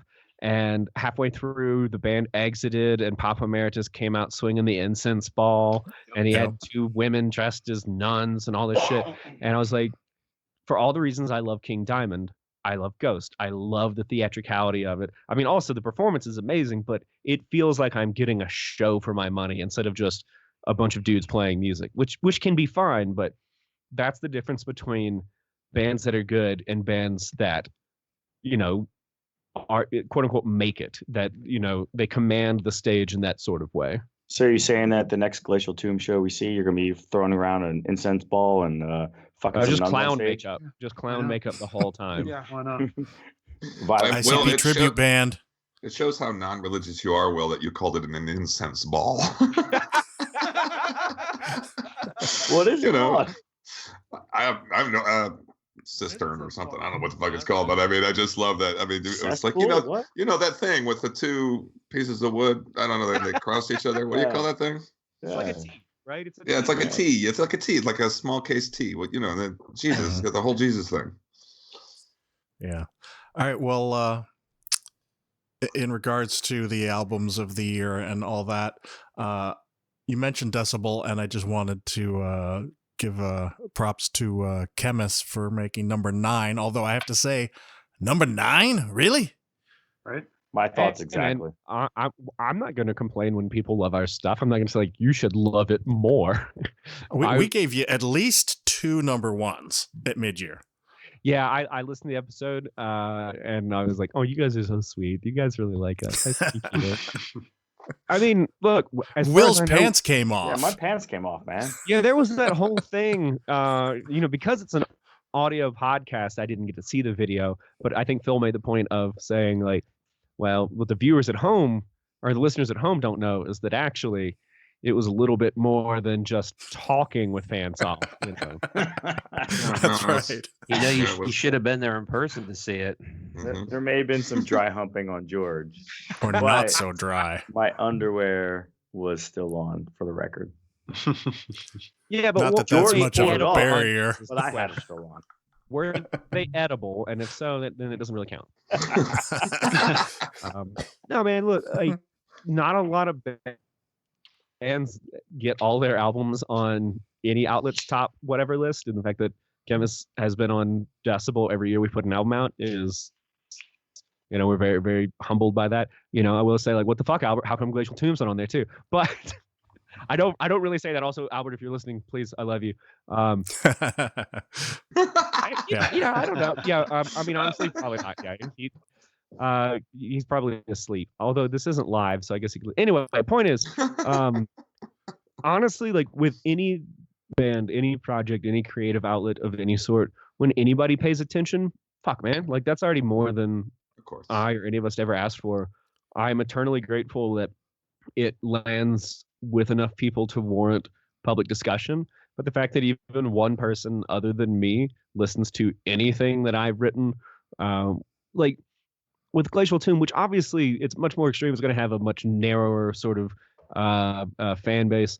You know, I've just been able to have experiences with people that come up and say, you know, like this part of this song, like, you know, I know that, you know, I read the press release, or, you know, I've talked to you before, and when I listen to this part of the song, it, you know, it helps me through whatever I'm going through. Fuck me, like that's awesome. So the fact that Decibel thinks it's good, the fact that the writers there like it, and hopefully people that read the magazine like it, shit, man, I can't ask for more than that. Yeah, but you know what you say to those people too that come up and make those comments to you, and maybe this will help you out in the future. And it's this: get the fuck away from me, I'm just kidding. Peasant. Peasant. Get the plebes away. That's right. Somebody get that bouncer over here. I made this for me, well, not for you. Yeah. You have the possibility of making Metalheads podcast history, all 4 years of it, as being the first person to possibly be on the year-end list twice. What? And maybe also, guys, I'm blushing. But also, like the same list twice, but not also, like if you more say than that once. and then it doesn't happen, then I'm coming after each and every one of you. It's gonna don't happen. get cocky. Wait. It's gonna happen. Yeah. Well, is this after Frost and Blood takes 1 through 25? Yeah. Not metal. Someone's drawing a line in the sand. Yeah, it happens out here every once in a while. We have a couple of grudge bands that. Well, you know what? Today's top 10 list is gonna be a lot of fun. Yeah. Well, welcome to this episode of Metal, Not Metal. Mm-hmm. Yeah, I thought about that, George. I didn't want to bring it up, but yeah, people are gonna tune out in the last half. No, I don't think so. Hey, dudes, Mike is going to have to bounce. He's going to say goodbye, but I think I'm going to get a glass of wine and stick around if that's okay. Yeah, absolutely. Perfectly fine. Yeah. Mike, thank you for joining us. Yeah. It was good talking to you. Great. Thanks for having me, man. I appreciate it. Thanks for listening and just talking about it. Really do appreciate it, guys. Yeah, no problem, man. Take it easy. Hope to meet some of you when we're out on the road. So, or all of you, not some of you, all of you. Yeah, no, that was probably the better way to go. Even we all haven't been in the room together There's yet. a couple of these guys I don't want to meet. Let's go to Minneapolis, Oakland, and DC, and you'll see all of us. And you'll sell at least 3 T-shirts. Well, Oakland, we'll see. We'll be there. The rest of you, eventually. Minneapolis and the fucking Midwest. Sometimes you got to hit it. But I feel like every time any tour goes through Minneapolis, it's always in the winter. And it's cold as fuck. Having toured through Minneapolis in the winter, fuck that. Cold ass. But it was the blizzard on the day of the fucking Decibel tour. I was there, man. You sold me a shirt. Thank you. Yeah. No, we all know. And fuck. It sucked. I mean, the show was awesome, but it was fucking miserably cold. Yeah. All right, let me walk Mike downstairs. Like he can't get downstairs by himself. I don't know. But also, I want to get some more booze. Talk amongst yourselves, and I will return momentarily. All right. Well, before we go, we want to tell everybody where they can pick up the album. I know you can get it at Band. I know I can die. Hell yeah, you can get it at Band. I know you can get it on Bandcamp and iTunes. Is there anywhere else that you'd like people to check out? Us personally, please buy it from us with cash so that we can go and give that cash to the people that own the houses that we live in so that we can continue to live there.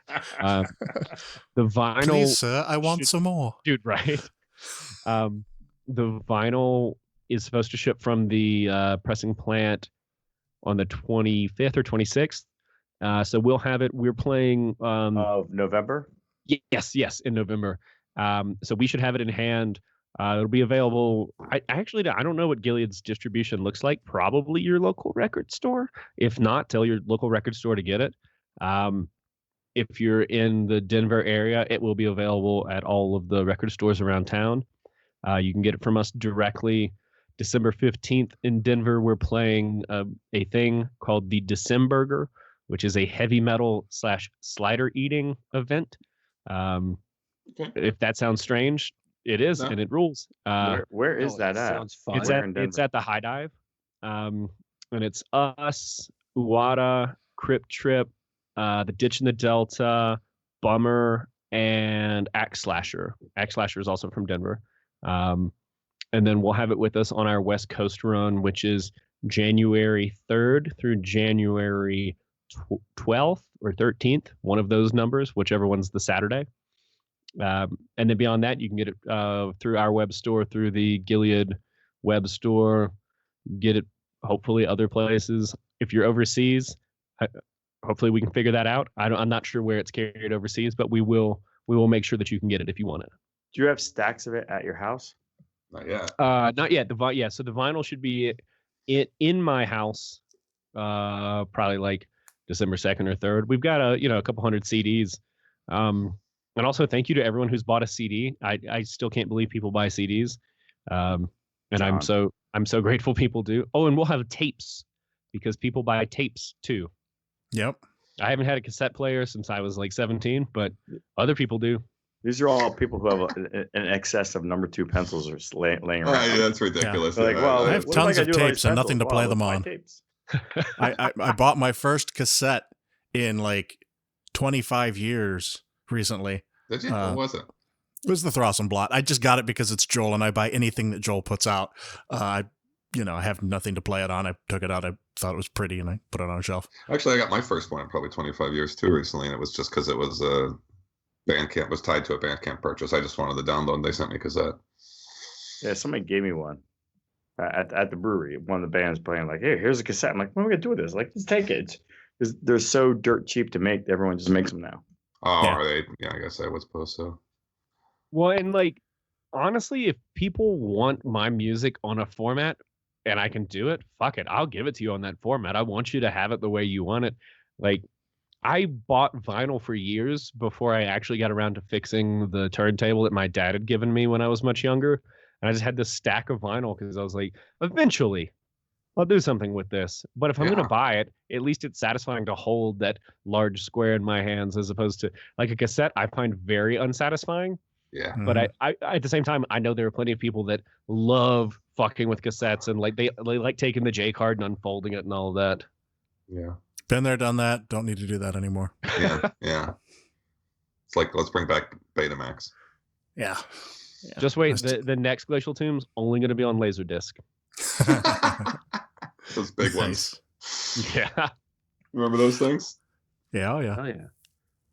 So before we move into the rest of the episode, I just got to say, I don't think I've said at any point during the interview, but I really fucking love this album. You know, I got the EP because I was like, I'm a huge Chemist fan, and you know, I was like, oh, Chemist, okay, I'll check that out. And I was like, all right, that's cool. I dig it.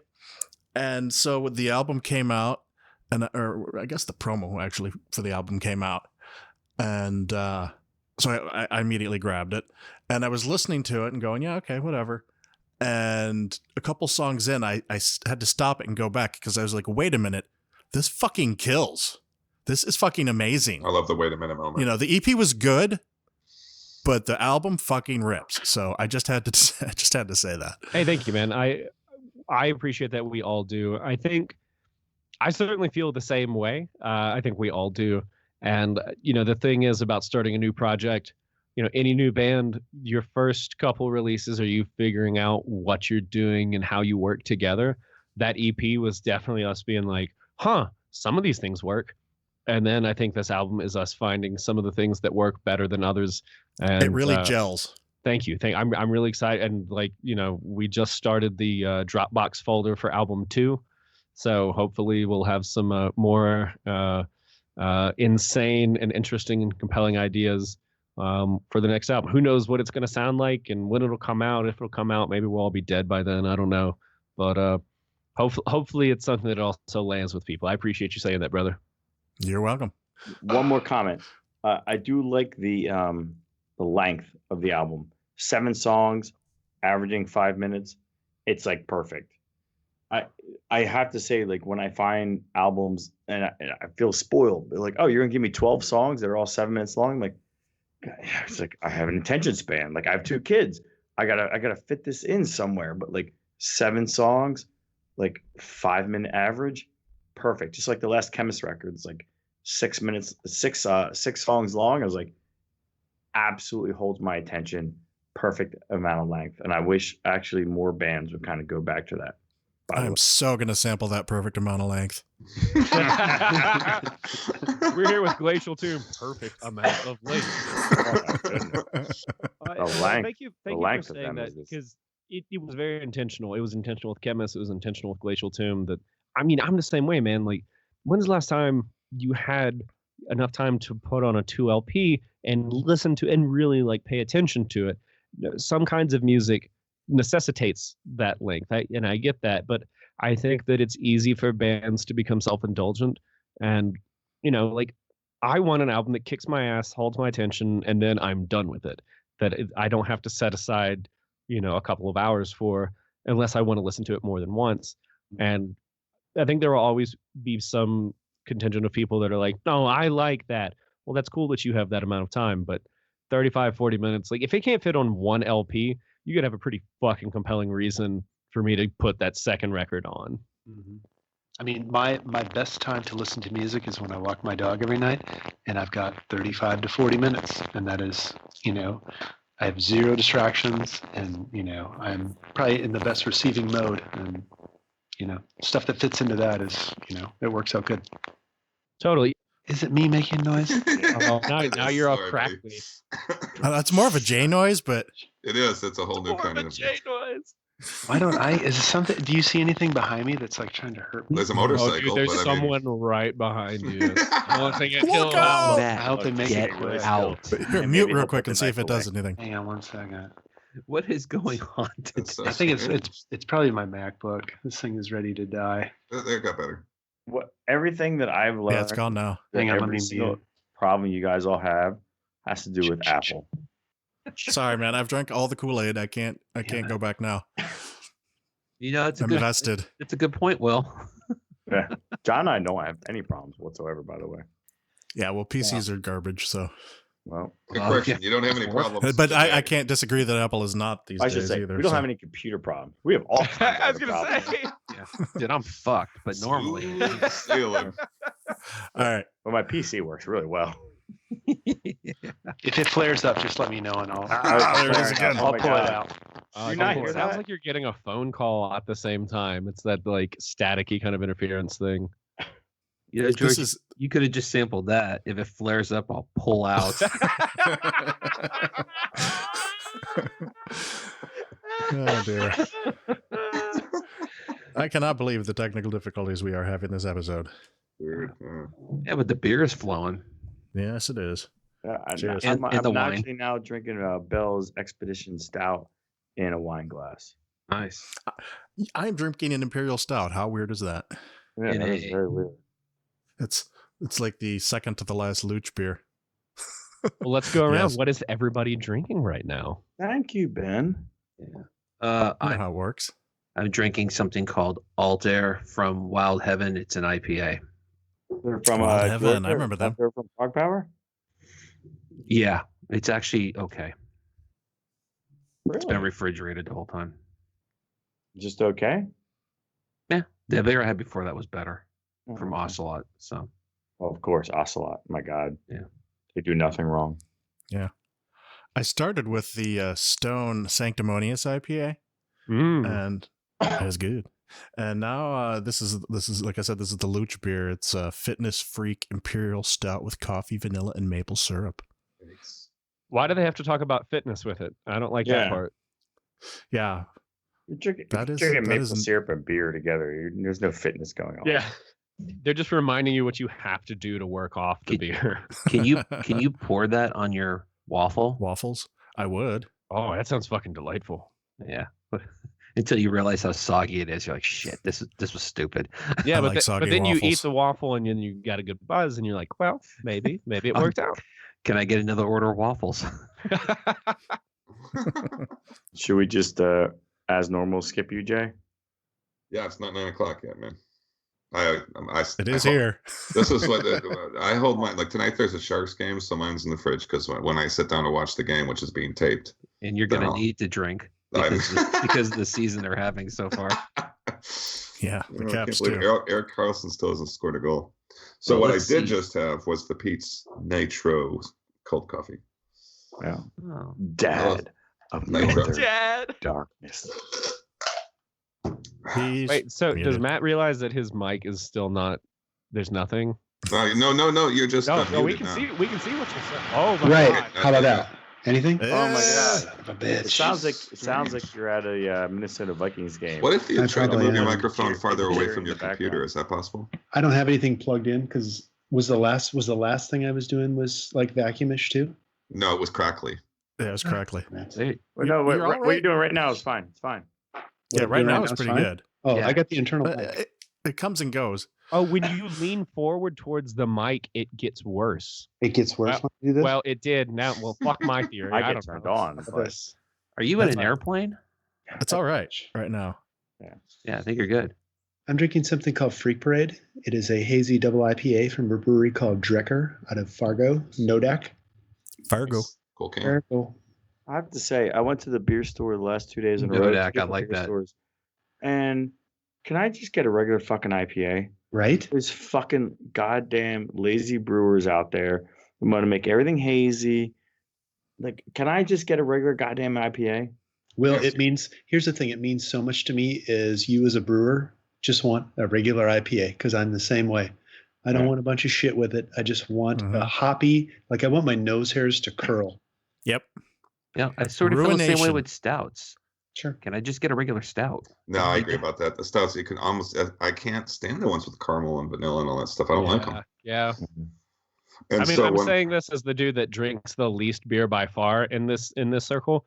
I don't know if I told you. So I used to drink a lot of beer, and then I was like, oh, I'm allergic to alcohol or something. No, I'm allergic to hops. Yeah, it's that not- is it's very not- common actually. Uh, and I thought I was going crazy. And then I told her, and the doctor actually told me, like, oh, that's not uncommon. But she was like, you also are still drinking beer. And I was like, well, yeah. She's like, you should try something else. Wow. Because I had to have like a Nafrin nose spray with me if I drank beer.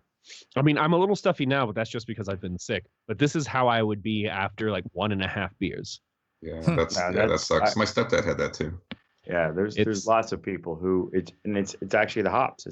Yeah. Yeah, it's a thing. But on I the mean, plus side, tequila and wine are both hops free. So I do- Why not? I'm drinking a Why nice 2017 Black Box Cabernet Sauvignon. tell me, Black you Box, know what? wine in I'm a kind box. of a aficionado. What are some of your favorite tequilas? So my go-to is Cazadores because Yeah. I think it is the most interesting tequila sub like $50 a bottle. I mean, like I'll drink Espolón. Espolón's fine. I think Patron is incredibly overrated. Yep. But I think that's true. I feel like tequila is analogous to whiskey and wine, where like the cutoff is fairly low in terms of bang for buck.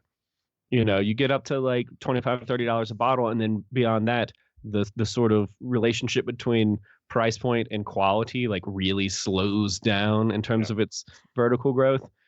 Although I did have one of the Don Julio, like the really expensive Don Julios, a few months ago. I happened to be with a friend who knew the bartender and poured a shot of I don't know, it was like $40 or something for a shot. And I was like, fuck this. And then I took a sip and I was like, oh my God. Oh crap, it's good. But also I was like, well, luckily I'm poor, so I don't have to worry about this tempting me. I'll stick with my $20 Cazadores that is, you know, sweet and smooth and has interesting notes and doesn't just taste like cactus.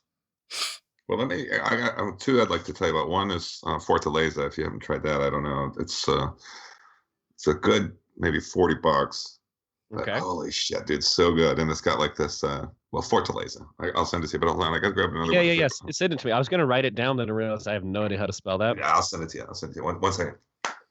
Oh, he just ran. Okay, away. and there goes Jay. Okay. He's like, I'll send it to you. He's literally gonna mail me something right now. It might be. Oh shit. Okay. He pulled out an envelope and everything. And then I just want to turn you onto this because this is a recent find. This is $23, dude. This is Okay. amazing Blanco, dude. Okay.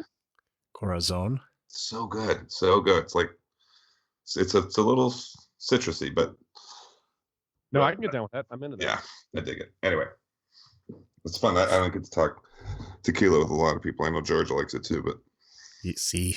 One of the funny things Claro about que it sí. is that like outside of the US, it's so hard to find. Like when we were on tour in Europe, I could not get tequila. Like Really? nobody had. I couldn't get it in fucking Canada.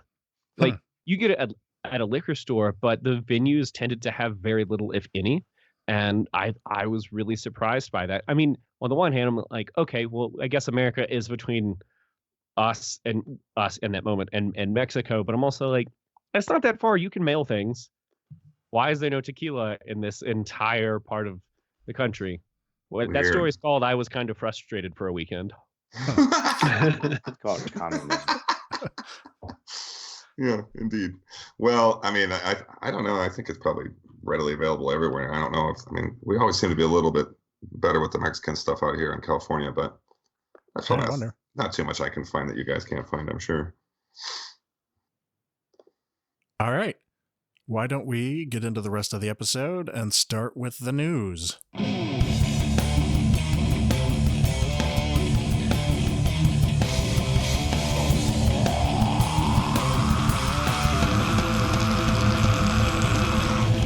I was very sad this week to learn, this is completely unmetal news, and yet it is metal, the passing of Stan Lee. Yes. You know, I can grandfather this in because of all the metal bands that spoke up to to discuss their love of Stan Lee and all the comics that he gave us, all the characters that he gave us. I personally was a big fan of Stan and the comics that he created, the characters and all, as I just said. But damn, 95, he had a long, full life, so can't complain about that, I guess. And he was always successful. He got to see the better part of his success towards the end of his life, which is nice. That even though I don't know that he was raking money in from the movies or anything, but yeah, I was sorry too. I'm a comic book guy for sure, and I love Marvel stuff. So sad to see him go, but I agree with you about the 95s. Good for him. Yeah. Nice long life. The best part about all the Marvel movies are his cameos. Oh yeah. They already wrapped Avengers 4 too, so that he's going to be in that one post. Yeah. I'm going to cry like a baby, I'm sure. Yeah. Those are so good too. Yeah. I feel like I'm watching one every weekend, and there he is. Well, that's because they put one out every weekend. Yeah, pretty much. Pretty much. I just saw Ant-Man and the Wasp the other day, and he was in that too. Yeah, I mean, both my kids love him, and I couldn't be happier. Yeah, they're great. Because it just gives me an excuse to watch each movie like 30 times. Yeah.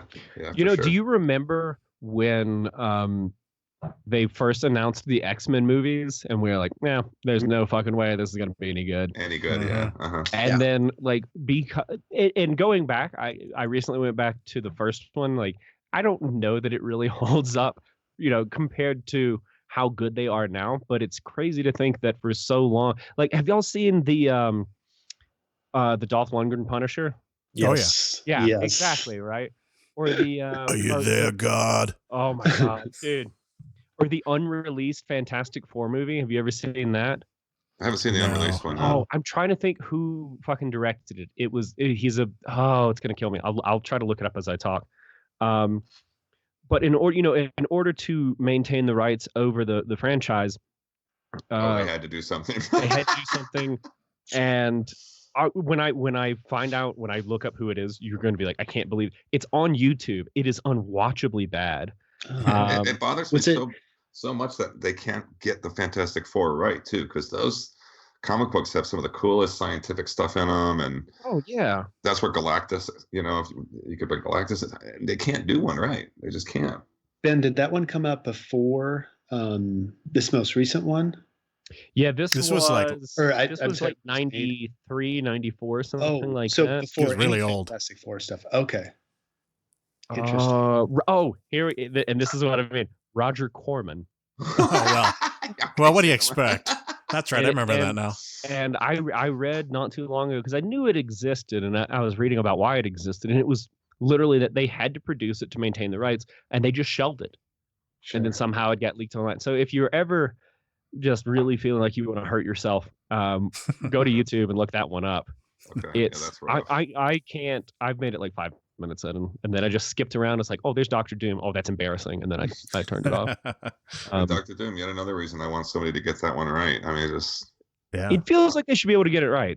Like it does, given the fact that they have real actors doing, because for so long comic book movies were maligned and seen, which, I'm glad you actually bring up Stan Lee's death, not because I want to talk about him dying, but I don't know if y'all saw today or yesterday that Bill Maher commented on that and was like, adults trick themselves into thinking that comic books are a complex adult artistic medium, but only stupid adults do it. Or so I'm paraphrasing, but something like that. Yeah. Which I think, one, who gives a fuck about Bill Maher? Like, yeah. Regardless of where you stand sociopolitically, like, that dude, he's just been a troll his entire career. Yeah. But I think he also... I could not agree with you more. He frustrates me as someone who's very, like, a self-identified, very liberal person. I'm always like, fuck you. You make us all look so bad. Mm-hmm.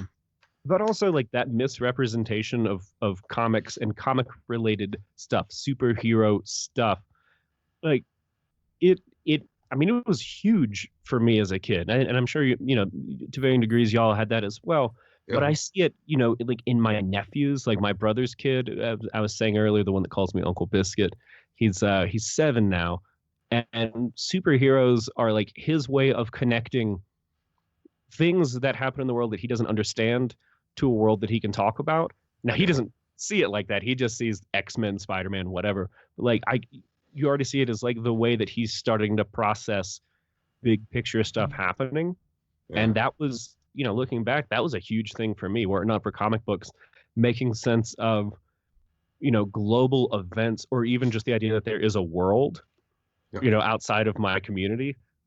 Without comics, I don't know if that would have happened, or it wouldn't have happened in the same kind of way. And that there was always a warmth to it, that there was something human in all of the Marvel comics. Agree. Yeah, so 100%. Fuck yeah, Stanley. I raise my glass to you, brother. Thank you for all of it. Excelsior. Excelsior.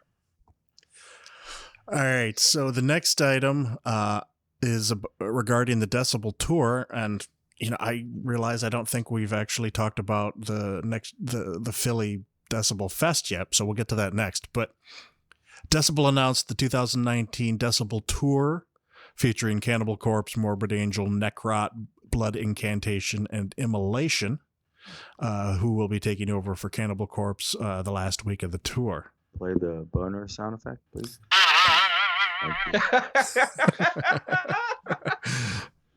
That's pretty cool. Mm-hmm. I thought that was pretty cool until I realized we're not getting Cannibal Corpse here. Oh, no. I was like, oh. Do you guys want to fly out to Minneapolis and we can see him? Yeah, maybe. Please. Please. Or come to Denver and hang out where it's real cool. I have to say, I've only seen Incantation once. I've seen Cannibal Corpse many times. Immolation. Immolation. And also Blood Incantation, not Incantation, which is even better. Yeah, there you go. No, I'm cool with that. I'm looking forward to it. I'll go. I want to see Blood Incantation again, so I'm definitely cool with it. Yeah, they were at Death Fest. That was pretty cool. I've never seen them. They were fucking awesome at Death Fest. I can imagine. Good. But also Necron. I mean, Jesus, this is a cool lineup. Well, Jay, I have to see Necron after they absolutely just abused me when we interviewed them. Remember, they called me a poser. Did they call you a poser? I don't remember that. Yeah, because I wasn't able to make it to the pre-show the night before. And they just abused me during the interview, and I just sat there and laughed. Well, Blood Incantation and Necrot both played Atlas either right before or right after the Decibel Fest last year, and I couldn't make it because I was going to the Decibel Fest. And I run into that Necrot guy a lot. He's always at shows here and stuff, and they open for most of the black metal bands and stuff that come down, and the death metal bands. Yeah, I think George and I saw him at Death Fest, and that was definitely the highlight for me on that. Blood Incantation, for sure. Sunday, I think they played. What day? I can't remember. Yeah. I haven't seen them, so that'll be the first time I see them. You're not going to be bummed, man. They are so good. I know. They were on my list when Starspawn came out. I know that. Love that album. Yeah. I think they were on everybody's list. Yeah. Not to suck the city's dick too much, but is this the first time that 2 years in a row the opener on the Decibel Tour has been from the same city? That's a good question. How many Decibel Tours have there been? I think this is number 8 or 10, really? 8 or 10, something like that. Yeah. Huh. I think so. Yeah. There's been that many. Wow. I didn't seem like it, but yeah, that's a lot. Turns out time is passing by all of us very quickly. Constantly. Yeah. Thanks for reminding some of us. Well, look, I'm good at bringing the mood down. What do you want from me? So I think we talked about on the last episode how they were going to be announcing the Philly Decibel Metal and Beer Fest lineup. But since then, they have released most of the bands that are going to be there. So why don't we run through that real quick? Baroness, Obituary, Deaf Heaven, Enslaved. Wait. Just don't skip over Obituary. Obituary doing what? Oh, sorry. Cause of Death? They're doing the All of Cause of Death. Holy shit. Which I just listened to again the other day. That's my John Tardy impression. Thank you. Skip over Deaf Heaven because Enslaved, who will be playing all of Frost.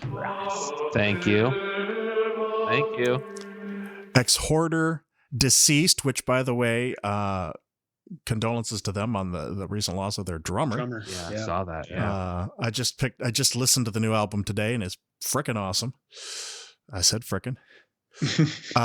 Rosetta, Tomb Mold, Wake, who we were just discussing, Heavy Temple, and Outer Heaven. So it's not a bad lineup. There's a couple more bands to be announced that we'll find out, I think, next month. Well, the truth is we know one of them, and we won't say it, but we know there's some big names. Winky. Stop talking about your Winky. One that will excite people we know, and that's all we know. I think Will knows the rest of them. The band is called We Know. We know. Yes. But we've most of us anyway have already picked up our tickets for the festival. I don't know about a certain person. Oh, I'll get mine now. Okay. Well, I was on the Atlas fence is at first. boring, by the way. Atlas. Oh yeah, let's back it up. Atlas is Will. pouring Back it among. up. Well, I mean, I was with 90% chance I was coming just because you guys are obviously going to be there. But then I was a little underwhelmed with the first announcement. But now I'm back on board. We all need to be in the same room. Yeah, I agree. Yes. Yeah, that's I it. have that. Yes, we have never been all of us in the same room at the same time. We have a hotel room, so I will give you the number. Yeah. Ben, you're invited too. Yeah, I mean, as long as I'm not on tour with either of the bands, I'm planning on being there. Like, I have come to realize, because I'm fortunate enough to see these cool fests because I've gotten to play them, that I don't give a shit about standing on my feet. Well, I don't know how else I would standing around for a long time and seeing bands for like 6 or 8 hours. But it's the community part. It's seeing friends that I haven't seen in a long time, or in cases like this, seeing people that like I know but I haven't actually got to hang out with. Like, that is so incredibly satisfying. My wife and I went to Psycho Las Vegas this year and had an amazing. Like, we went. Kim's played last year and we had an amazing time. But just getting to go and not, like, didn't load anything, didn't have to play, so I didn't have to stay sober. Just doing whatever and seeing friends, friends I didn't even know were going to be there.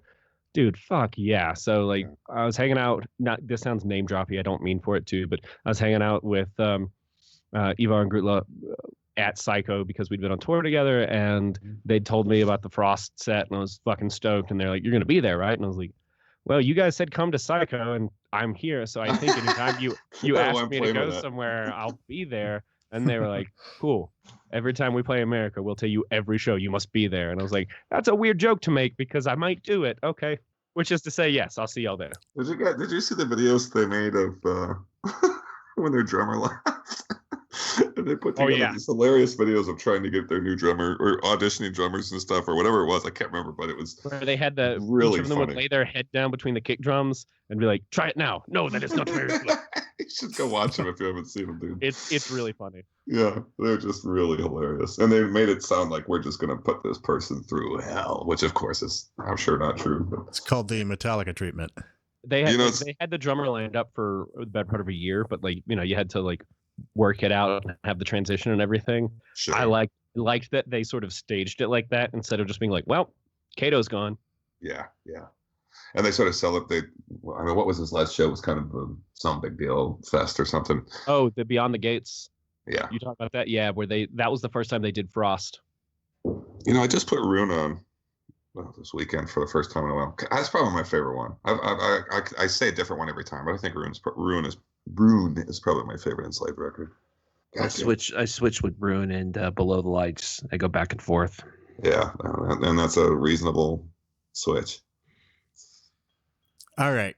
Let's move on to this next item. The thing that everybody's been talking about. I don't even know the threatened why. debacle. This is fucking ridiculous.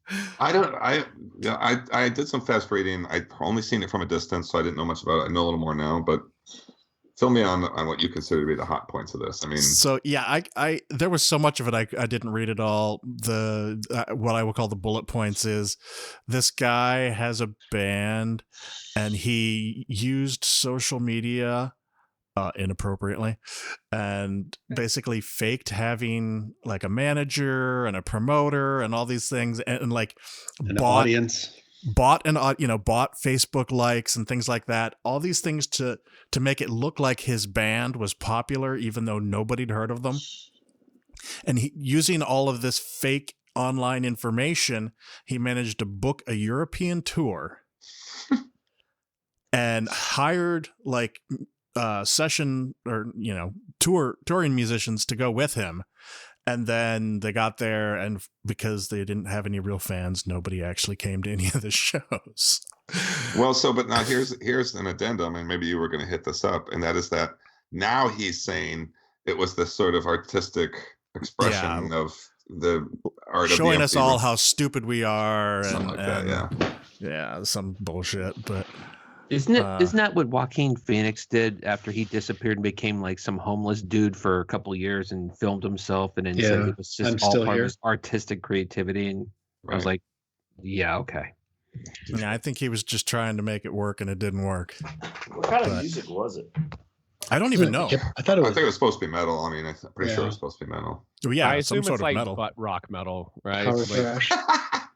Butt rock metal. I like that. They said he was in some band for like a week. What the hell was the band? Oh, Abigail Williams. Yeah, Abigail Williams for like a week. Yeah, but he's like not credited. I should text Ken. I know Ken because Connor is the original vocalist of Abigail Williams. Mhm. I should text Ken and just be like, what's going on? Is this like a long game for Abigail Williams? You guys are gonna like try to get mainstream attention? Well, like he hasn't said anything. He has not acknowledged it publicly. So like I imagine that anyone that even knows this Jared Threaten dude is definitely trying to get as far away as fucking possible. Well, yeah, we've already given this guy way too much time. We really have. But here's the thing. Here's the thing that like bothers me is I can't figure out what the end game was. Yeah. Like, Did you're you gonna think that get if you found out. I don't. Did you think if you book it, they will come? Right. Like, I mean, yeah. Well, didn't anyone catch on when he's like posting pictures of his CD at Best Buy? I'm like, dude, Best Buy hasn't had CDs in forever. I saw a thing on Metal Sucks or Metal Injection or something where they pointed out that all of the quote unquote live videos were cell phone videos that didn't actually show the band, and it was blown out audio that was obviously superimposed. Yep. And like the video of himself interviewing himself. Really? Yeah. Kind of looking Oh off. my god. As though You know what it reminds That's something me of? Trump would do. Do you remember that guy who tried to get into Harvard or something like that? And he was this Russian dude, and he had this film he made about himself. It was something like always believe nothing impossible is nothing or something like that. This is ringing a bell to you guys. It was so funny, man. Oh, it's a real I thing. remember that. Yeah. Anyway, sorry. I was thinking it just made me think about Tommy Wiseau. Like he's trying to make the room of heavy metal, and like he managed. Though I don't know. Even darker. It's very confusing, to be sure. Yeah, to be sure. Yeah. Well, let's move on from that. Then. Yeah, this moment. So I was listening to XM Radio this past week, and they had this Kiss town hall, and I was like, yeah, whatever, Kiss town hall, blah blah blah. Kiss hasn't been relevant for years. But I did catch some of it, and I was like, oh, God, they sucked me in. I mean, I love old Kiss. Yeah. And I've seen them a couple times in the past decade, and they were really good. They put on a damn good show, whatever the music they've been putting out. Well, I guess they haven't ever put anything out lately, but and so now I really kind of want to see this farewell tour, and I just wanted to be like, does anybody else actually feel the same way, or am I on an island here? I'm on the fence. Yeah, I'm the same as Jay. I mean, I've seen them a bunch of times in the past, and I'm on the fence because it is. Oh, I'm sorry, John. Go ahead. No, I was gonna say if Paul Stanley's voice is not sounding as good as it hasn't sounded recently, it's gonna make it really hard to go see them. I couldn't agree with you more, especially since I used to hold his singing in such high regard. Well, still do. I mean, when he was great. And we talked about these guys not too long ago, and in '96 when they did the reunion tour, it was still amazing. Yeah, that was a great tour. And I kind of want to hold that as my memory, but at the same time, it is the last go around, so it's the first time in a while I've considered going. Yeah, yeah. They I don't know. They don't have any dates here yet, but when I was younger, I was a Kiss fanatic. I've never seen Kiss live, so I'm gonna do everything possible to go see them in Baltimore when they come around. Good. Or Good. Philly. You should. It's either Philly or Baltimore. Yeah, you should. And it does let me know. I'll go with you. They're sort of mending some fences. They're starting to sound like, they'll have the other guys on at a couple places and stuff, which is kind of cool. Well, I think didn't Gene do something or Paul do something with Ace recently? Gene's doing this weird vault tour, his vault thing. Yeah. So, and they've all shown up to one of them, I think. He's had just about everybody. Let's be honest, Gene's not going to pass up on a golden opportunity. Yeah. Which, by the way, who can still sing. He can still sing. I like his voice. So, oh well. It's just too bad that he's the biggest asshole ever, but definitely in the group, and that he's the one whose voice still holds up. You're right, though. No, he's a total douchebag. But I mean, again, I think we've all, or I don't know about all of us, but it sounds like most of us, they were kind of close to our heart at least at one point in our lives. And for me, they were my first real band. So yeah, I've definitely been thinking about it, George. I think this was worth discussing. Yeah, because, when they announced it, I was like, yeah, whatever. But I don't know, I saw, so I haven't seen them since like 96. And then in maybe 97, I think I saw him again right after that. But one of the last cool things I saw that involved Kiss was when Paul Stanley did his solo tour for that record he released. It was fucking awesome, dude. He came out and did a bunch of stuff from his solo record, did a bunch of Kiss stuff. And I mean the first Kiss solo record, which was like my favorite one of them. Oh, man, it was so good. And he still sounded like Paul at that time. I mean, this would have been 10 or 12 years ago or something like that. Anyway. All right. So we got a couple of upcoming albums to announce. I don't know how this one got so close to us without us knowing about it, but Venom is releasing a new album, Storm the Gates, on December 14th, which is less than a month from now. I listened to the song. They have one of the songs that's out. Oh, really? I didn't hear it. Is it good? Yeah, it's all right. It's a little bit more like older Venom than the last record was. I just wish they'd just get back together, to be honest with you, because now Abaddon is out of Venom Incorporated, and that's just. And I like those three guys. I like Mantis, Abaddon, and Cronus. I would love to see them do another record. Yeah, that would be good. But it was okay. It's not. I don't want to put you off. It was a cool enough song. Yeah, well, I mean, I wasn't expecting much, but I just didn't know that there was a song out yet. But there's always the hope, right? There's always the hope. Yeah. So and then Jay told me about this one. I had no idea this was coming, but Swallow the Sun is releasing a new album, When a Shadow is Forced into the Light, on January 25th. Very much looking forward to that one. Yeah, me too. Didn't they release one of those songs already? I think they did, and I didn't listen to it. Yeah. I think it because it was instrumental track or something. It's some epic thing. It's like really long. It's like 15 minutes long or something. Something, yeah. I meant to listen to it and I didn't. No, I'm looking forward to it. Then we have the new Soen album, Lotus, on February 1st. That's Martin Lopez, formerly of Opeth. I really liked their last album. I feel like this one came out kind of quickly. Wasn't there one like last year? Yes, I think there was, as a matter of fact. Yeah, that sounds right.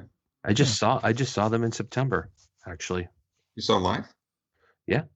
So I guess he got over that. They've been touring for a while. You know what I'm talking about? You remember he couldn't. Yeah. Yeah, I loved him, dude. I loved him as a drummer in Opeth. I thought he was amazing. Like, he drew my attention big time. Oh yeah, he still sounds great. I bet he does. Yeah. And the last new release, October Tide, are going to be releasing a new album, which apparently doesn't have a name yet. Somewhere in early 2019. That I believe features former members of Catatonia, and I know John, as well as myself, are fans of the band. Yeah, they were great at Death Fest when we saw them. Yeah, that's right. Yeah, they were cool. That was last year. Yeah, I think so. I don't think it was this year. No, it was last year. Yeah. Yeah. All right, and now we've got some shows to talk about. Iron Maiden tickets are on sale for their 2019 North American Legacy of the Beast tour. Can I ask a question? Did you guys do pre-sale on yours? We did. We were fortunate to do the fan club pre-sale. Oh, thank you, TR. Yes, TR. Obviously, TR is in the fan club. Yeah. So you got it. Yeah, we got tickets on Tuesday. We got ours. Did you get pretty quality tickets? They're good seats, but I think the fact that Ticket Bastard, got nailed on that thing where they were selling to third-party vendors to sell tickets, on those. Yeah, it blows my mind. You're not getting the first couple of rows on those pre-sale dates. So. Well, actually, I did notice that I almost never have to buy from Ticketmaster anymore. It seems like, but I did on this show, and I was pretty surprised that when I went to buy mine, and I got like a Ticketmaster pre-sale things. Really, these pre-sales now, like especially if it's Ticketmaster, is just saying for $150 you can have one the day before, and You know what I mean? And maybe that's what it always was. But when I went to do it, it said, which pre-sale password are you using? And there was like 8 pre-sales going on. I was like, this is a crock of shit. It is. Mhm. It's Now all that stated, I got a really good ticket. So. Yeah, I mean, we have good seats for the most part, considering it's a Jiffy Lube, which is like just massive cavern. So Yeah, I'm seeing them at where the Warriors play, Oracle, or whatever it is.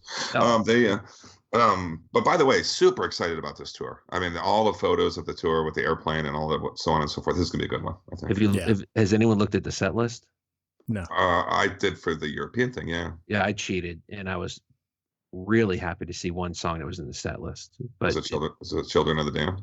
No, but if people don't want to know, I'm not going to say anything. So I don't care. No, is it Aces High because they didn't do it on the last tour when I saw them? No, it's gonna come. Fuck you. It's no, they are doing it. Oh no, they are doing Aces High though. That's just not, John wasn't excited about that. They are doing that. Yeah. No. That's what the plane's for, right? There's a big prop Yeah, for it. they're doing actually the best Blaze songs because Bruce sounds awesome on them. They're actually doing the Klansman again, which would be cool. And I've seen them actually play the Klansman on 2002. I saw them do that. And he sounds amazing on that. So, it's funny too. I bought my ticket. I don't even remember what the show is. When are these dates? Ours is July. July. Yeah. God damn. Just y'all are serious fans. Like, I love Iron Maiden, and I was like, I'll buy it like a month or two before. Like, yeah, but they actually sell really well in the DC area. Every time we've seen them, that makes sense. Yeah, it's sold out, or close to. So I think ours will sell out too. Yeah. So I didn't want to take any chances. Yeah. So another tour that I would like to see, but it probably won't be able to. Hypocrisy and Flesh God Apocalypse are going to do a North American tour, but the closest they're getting to us is Richmond, and I don't know if I like them enough to go to Richmond. Where they playing at Richmond? Is it the National? I don't recall. Sergey's gone. He's trying to get me to go with him. Yeah. That would be pretty awesome. Both of those bands are pretty amazing. And then the last show, another one we can't see, Devin Townsend is doing an Evening with Devin Townsend acoustic shows in 2019, but it's only going to be in Europe. Fuck you, Devin Townsend. I would have loved to have seen him do that because in a lesser sense, fuck you, Europe. Sorry. Yeah, fuck you, Europe. I mean, I feel like he'll probably bring it stateside. I feel like a lot of groups try things out in Europe, and they're like, if this does well, then we can take it to the US. Yeah.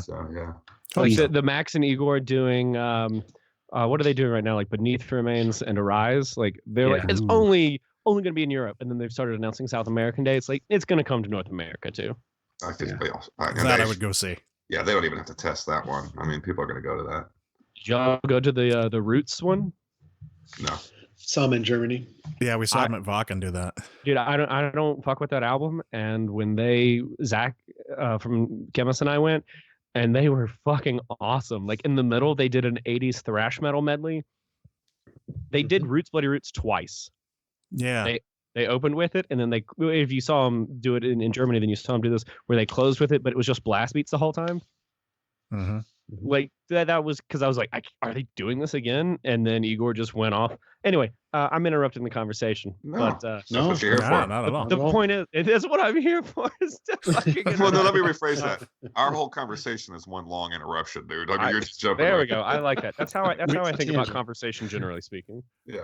We have a script, which is just a bulleted list of topics, and it's very loose. Very loose.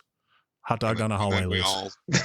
Okay, there are so many clips that need to be edited together from this whole episode. I'll pull out hot dog down a hallway. Sorry, it doesn't matter. I love that phrase so much. Just the tip. The hot dog down the hallway. Jim. Yeah, I love it. I'm dying over here. I don't have a mute button like Will does. All right, last news item. I just thought this was kind of amusing. As if they haven't made something for everything else in the world, they're trying to catch up with Kiss, I guess. Metallica has made watches.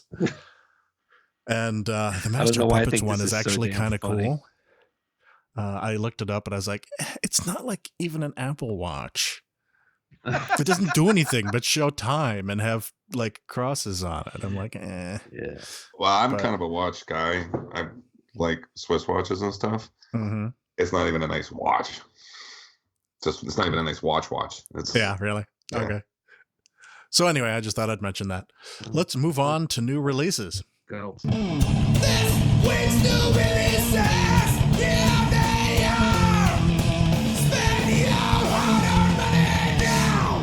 First up, the band Anomaly and their new EP Integra. This is Austrian post black metal. I know John likes this. What do you think of this, John? Yeah, I thought it was pretty cool. I mean, I ended up getting the last album because I went back and listened to it and thought it was cool. I mean, if you like that kind of black metal, you would probably enjoy this. So yep. It's solid. I actually downloaded it because I saw John. I always listen to stuff in your guys' feed, and John is the one who usually captures me. Anyway, I downloaded it. I got the record. I haven't got the EP, but I got that same record you did, John. It's cool. Yeah, it's solid. Yeah, I surprisingly, I did not dislike it. Say that? What? I said surprisingly, I listened to it and I did not dislike it. It is this epically beautiful symphony of black metal. I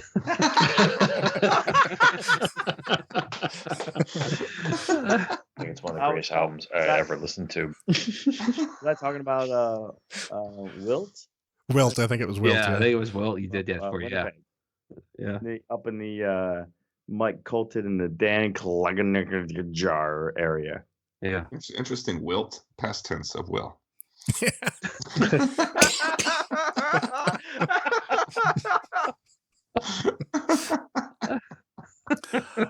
I'm going to go to John for this next one. This is Antimatter Black Market Enlightenment. Well, yeah, I was surprised you put this on there, but that's very cool. I mean, they're I would definitely say they're not a metal band. They're a prog band, but they have metal roots. Duncan Patterson was, from Anathema when they were doom metal, and he left the band and formed this band with Mick Moss, and he's since left. But it's prog rock with a heavy. Is it gaze? No, progressive rock. Will. So you can turn off and you don't have to listen if you don't want to. But no, I actually listened to it, and I had I try and do my homework when I can. It sounded like gaze. No, not at all. Black gaze. No, not even. I just want somebody to say that.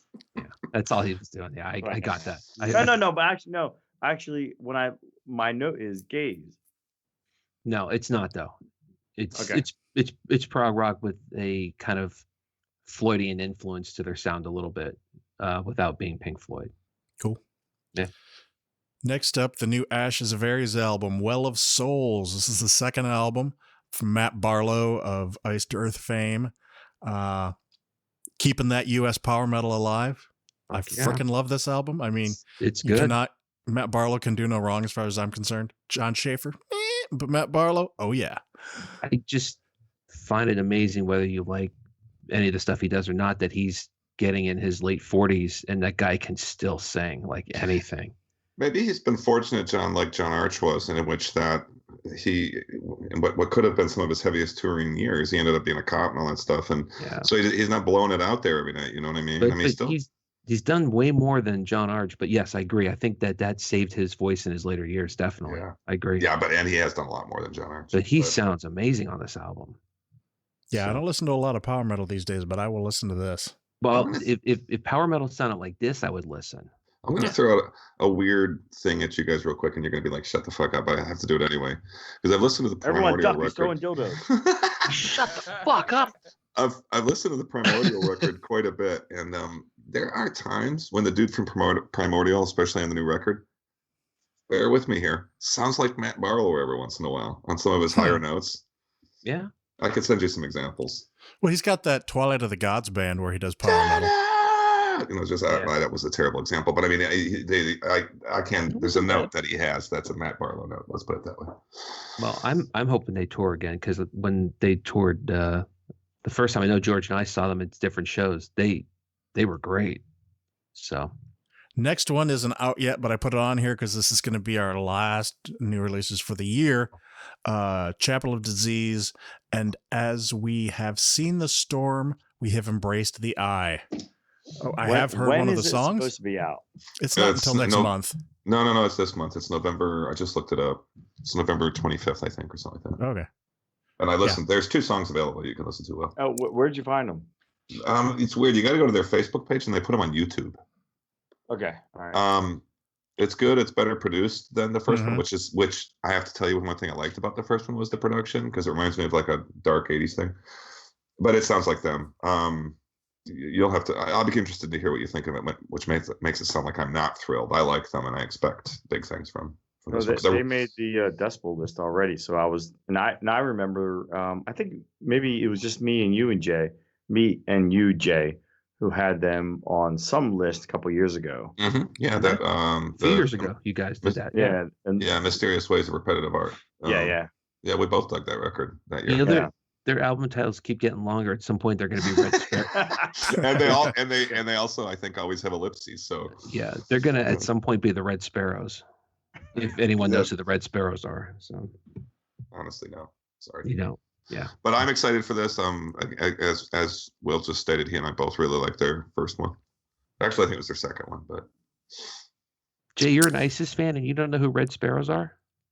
Oh no! Is it well? Which one is it? Is it is it Aaron Turner, or is it one of the more? It's the curly haired guitar player dude. Yes. Yeah. Oh. And Emma Ruth Rundle was in Red Sparrows. You know, and Josh Graham, who was doing the visuals for Neurosis, who then left and did A Storm of Light, I think he's in. Yeah, Oh, that's a good one. Right on. I'm gonna throw something weird out there, and I don't know where he got this, but John Burkholder Travis, was also troubled when I told him I might not make the spring decibel. For some reason, he thinks that there's going to be an ISIS reunion could happen. I don't know why he thinks that, but I'm just throwing that out there. I have not heard anything, but I would be interested if that happened. Well, they did they played at the they did the show? Caleb thing, yeah. Right. But they played they played under a different name, right? Yeah. What was it? It was one of the albums. It was like Oceanic or Panopticon or something like that. Maybe that's why he was thinking. But which, by the way, that Caleb thing, that was a bummer, man. That guy was in a few things I loved. Especially Old Man Gloom. He was I think he was the driving force behind Old Man Gloom, at least that's the impression I got. Anyway, that was sad. And I think we talked about when it happened. But yeah. So I didn't go, but Mike actually flew out for that thing, and he said that it was a really interesting experience because everyone knew why they were there, and then you'd get caught up in the music, everybody's drinking, and like you're seeing friends from around the world, and then everybody would then remember why they were there. So there was this like really intense ebb and flow of like energy, and then fuck, and then energy, and like oh fuck. Sure, I could picture that. But at the same time, I really like his contribution to heavy music. I didn't like any of the band, like, not that I don't like any of those bands, but like those bands never spoke to me, and people have always been surprised that I'm not like a huge fan of. The only Caven thing that I love is the EP they put out when they got back together. Like I don't dislike that band, but I think that EP is amazing. And then I go back to their older stuff, and I'm like, no, that's fine. But he did a few things with Aaron Turner, a couple of things I think, and then he also did. I think he had a band called Zobra, which it was like his thing, which I don't know how it happened, but that performed at the LA show. Zobra did. Yeah, I don't know who was in it. I don't know how they filled his spot, but apparently it was because it wasn't announced. The ISIS thing was like all anyone needed. Yeah, and then when everyone got there, they were like, "Oh, by the way, this is also happening." Well, that's the third time I've chimed in and bummed everyone out. No. I think that was my fault. I think I'm the one who did it. But so anyway, for some reason, my friend John he's enthusiastic at the thought that there would be an ISIS reunion would be part of, and he even went so far as to say playing Oceanic. Maybe he was just trying to convince me to buy a ticket. I don't know. Well, I'm enthusiastic about this next album. This is Cult Leader and a Patient Man. That's their second album. There seems to be some debate over what style of music this is. Which has been enjoyable. Some people are saying that somebody actually said punk, but I think maybe they meant hardcore. There's been sludge and death metal, and I don't know. I don't care. It's just a fucking amazing album. and I was not a big fan of the first album, but this one, I don't know. They found it. It's good. I'm in agreement. Next album, December Noir, Autumn Kings. This is the third album from a German death doom band. I have vague recollections of their last album, but this one is really good. I don't know if anybody else checked it out. Yeah, I gave it a spin. It was good. Yeah. I liked it. Yeah. Next up, the new Evoken album, Hypnagogia. It's their sixth album. They're a U.S. funeral death doom band. I don't know that it was a particularly funeral type album. It was a little faster than that, I would say. And it wasn't necessarily traditional death doom either, I didn't think. It was kind of in between the two. Yeah, in fact, there's like one song that's like extremely fast. Yeah. So I don't know what the hell to call it, but it's Evoken, and it's pretty awesome. It was cool. I liked it. I like it a lot. I like dicks. See? Good to know, Will. Good to know. Well, thank you for that, because I do like dicks, but I also like evoking without dicks. Yeah. So hour 3 is really where the podcast goes off the rails. Huh? Dude, we went off the rails before we signed on. Mr. Ben, you have no idea that after the late hours of the wee morning in the United States, the Eastern Well, hold on time now. I zone, don't appreciate you trying to ape a Southern accent, and you ain't no goddamn Southerner. Let's just get this straight real fast. Let's just get this straight. Or wait, maybe Mr. you Ben. are. Maybe you are. I don't actually know. I don't know where you. Mr. I don't reckon I know Ben. where you from. I am from Philadelphia. I ain't no goddamn South boy. My interface just told me that I'm too loud, and I just fucking redlined.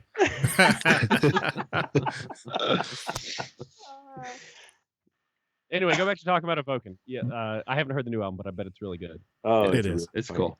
Yeah. Next up, we have Lucifer's Child and the album The Order. It's their second album. They're a Greek progressive black metal band. This is one of the. We listen to so many albums on this podcast that sometimes you go, oh, what's this? Okay, and you like, I'll listen to like 30 seconds and then move on. And that was what I was expecting to do. And wow, this is actually a really good album. So I recommend checking this out. It is good. Anyone? I saw some head nods. Yeah. No, I liked it. haven't checked it out yet. All right. Next, we have a local band. Will, it's more like this. I'll spare you the visuals. Don't a worry, local George, band. You're going to be part of the visual in a couple weeks. Woo-hoo. A local band by the name of Myopic.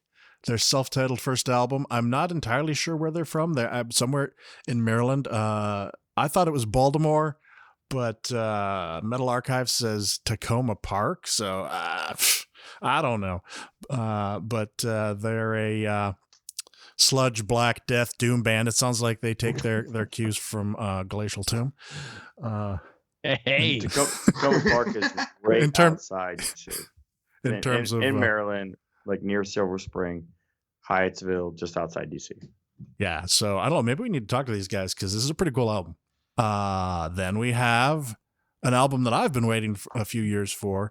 The new album from The Ocean, Phanerozoic 1, Paleozoic. Yeah, that's pretty good, George. You did all right. Thank you. That's all I got to say about that. Wait, I'll say something about The Ocean. I always forget that band's around because I feel like they have such an ebb and flow of productivity. We played with them in Leipzig earlier this year, and they fucking destroyed. They were good. Aren't they fucking great live? And they're the singer. What's the main dude? Robin, is that his name? Yeah, I think so. Yeah.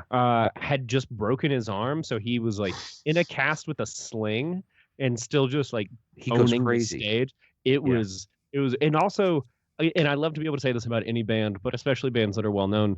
Like such nice people. Like we hung out with them, and just them and Celeste. We get to hang out with both of them, and for bands that in my mind are very accomplished, very successful, they were very excited to talk to us and hang out, which I was all giddy about. And so I haven't heard the new Ocean album, but I can guarantee that if you get the chance to see them live and you miss it, then you have blown an important thing in your life. I can second that. I saw them when they toured for, was it Pelagial, the last album, and they played the whole album all the way through. That's all they played, and they just completely destroyed the venue we were in. It was DC9, so it was only maybe 150 people, and it was just fucking awesome. So good. They're so good. Yeah. Have we heard anything about tour dates for this? No, I haven't heard anything yet. Although I think they are doing some dates, but they're all in Europe, I think. Yeah, I don't think they've announced any US stuff yet. Yeah. Yeah, well, I'd like to see that. Yeah. See.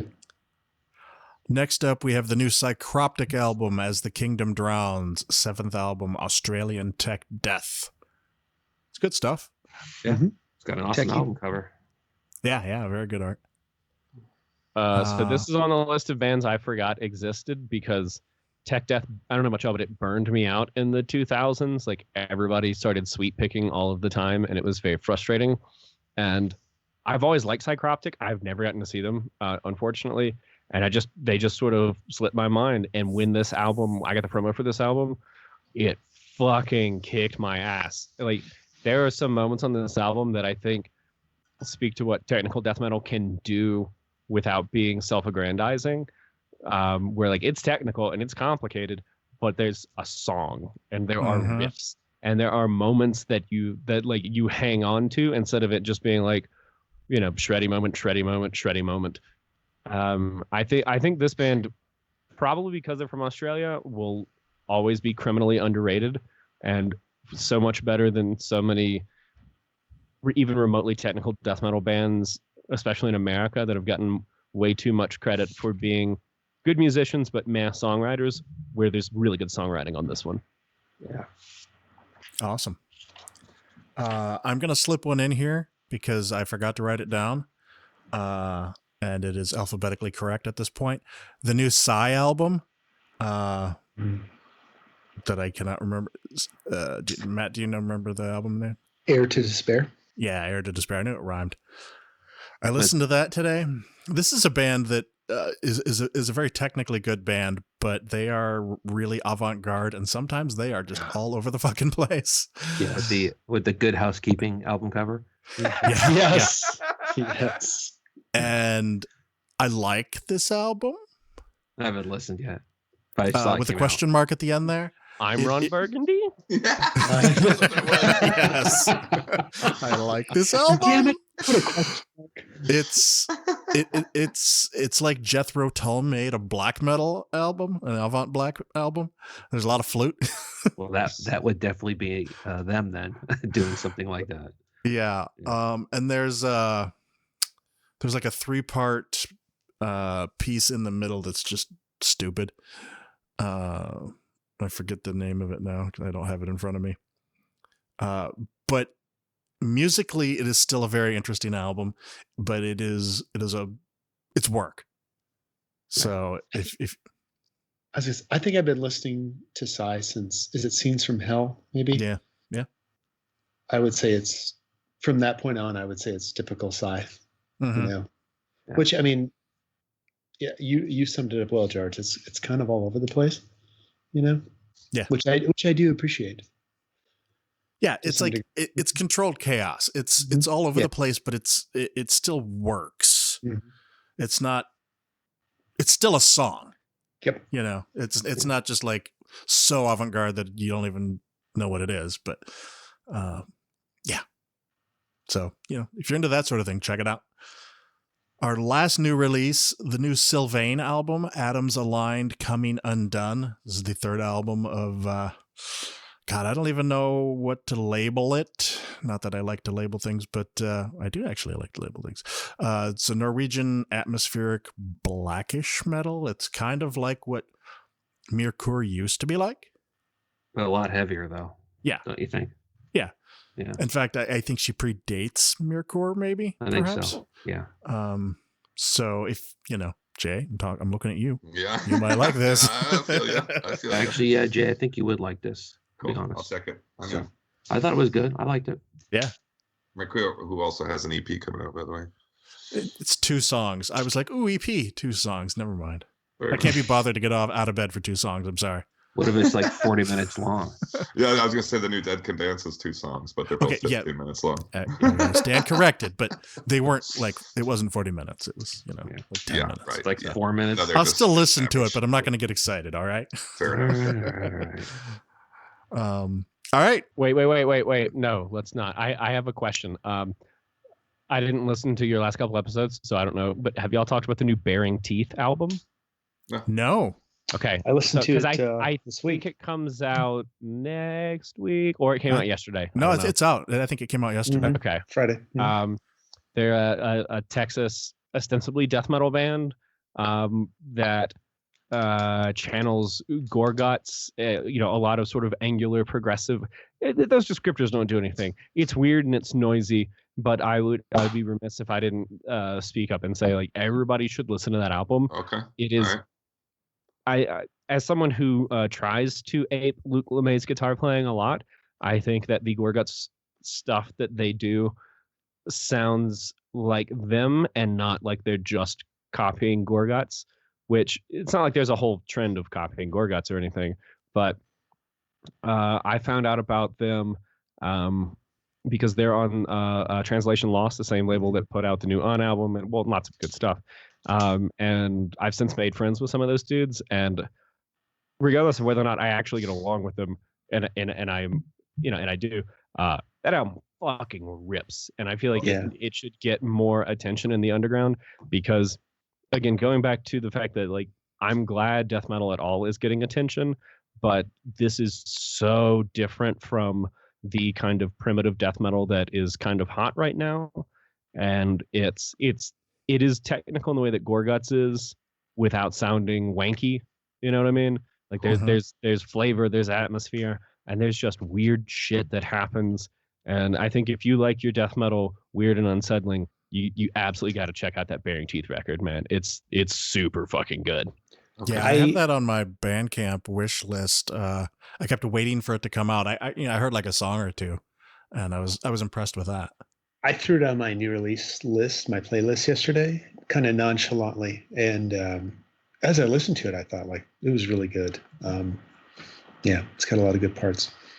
One other new release that I meant to add, I mentioned it earlier, the new Deceased album just came out, and it is also very good. Ghostly White? Yes.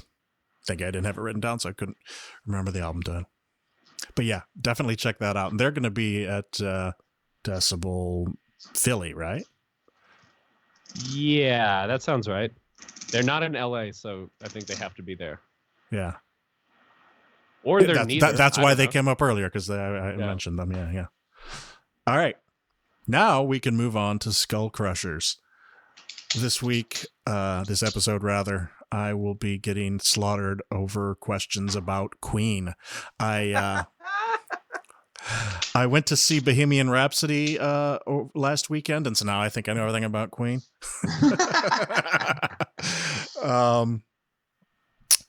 But yeah, it was a good movie. I mean, I wanted to say, I've seen some people saying that they were like, they left stuff out, they did stuff wrong.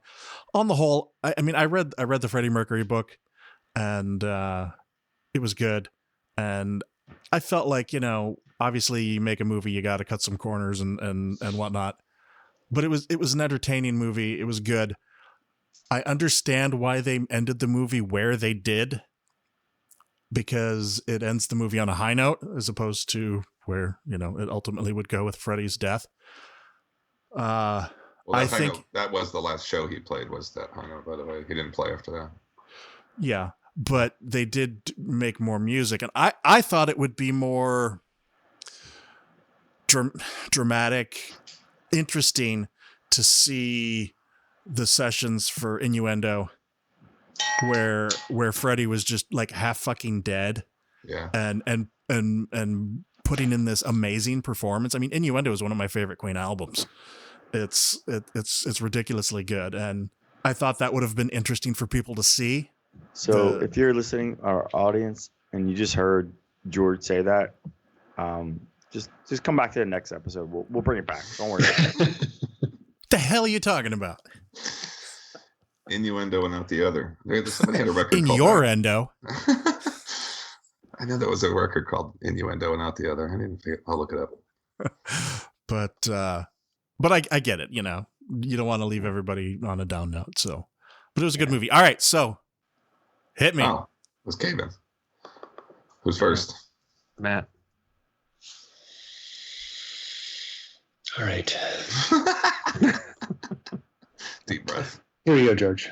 Whom associated with Queen have I seen live performing? Like a band member? A band member or somebody who has played with Queen before? Oh. And it's not Adam Lambert. Oh, okay. Wait, what was the question? Can you repeat the question? Paul Rogers? Yes. Oh, there you go. Another one about myself. Of course. What song got me interested in Queen? And I'll tell you this. When I heard it, it was not performed by Queen, but it is a Queen song. That's gotta be Stone an easy Cold one. Crazy. And this was like, didn't they win a Grammy off that? Probably. It was the B-side to Enter Sandman, wasn't That's it? the best. That's the best that the Grammys can do. So it was Stone Cold Crazy. Yes. Yay! All right. I'm sure this is on everybody's list, so I apologize. What was Queen called before they were Queen? Smile. Yep. I know that from the movie. Nice. What 1980 film did they do the soundtrack for? Flash Gordon. God, George. And then my last question.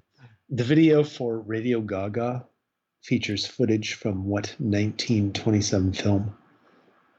By Fritz Lang. Fritz Lang. Sorry. That was such a. switched it I was like, I jumped. Listen to me, man. I'm like douchebag. I'm sorry about that. I do not know that one. Metropolis. I was gonna guess that. God damn! I should have gone with it. Wait, did anybody ask you about what excellent 1990s television show did they do the theme song for? That's a good question. Oh shit! You don't actually. Oh yes. Well, Wait. Hold on to it. You can. This is the only thing I actually know about Queen that's remotely interesting. 90s television show. Was it Friends? I didn't watch TV in the 90s. I have a hint for you, and it has to do with the sort of blood that is inside you. It could be from Kings. Oh, because they did the Highlander TV series? Yeah. Ah, okay. I didn't know. See, I never watched the TV show, just the movie. What? Oh, you missed out on a thing. I didn't watch TV in the 90s. I mean, I'm not saying you missed anything good. I just said it happened. Yeah, George was Amish for a while in the 90s. Yeah, no, I was poor in the 90s.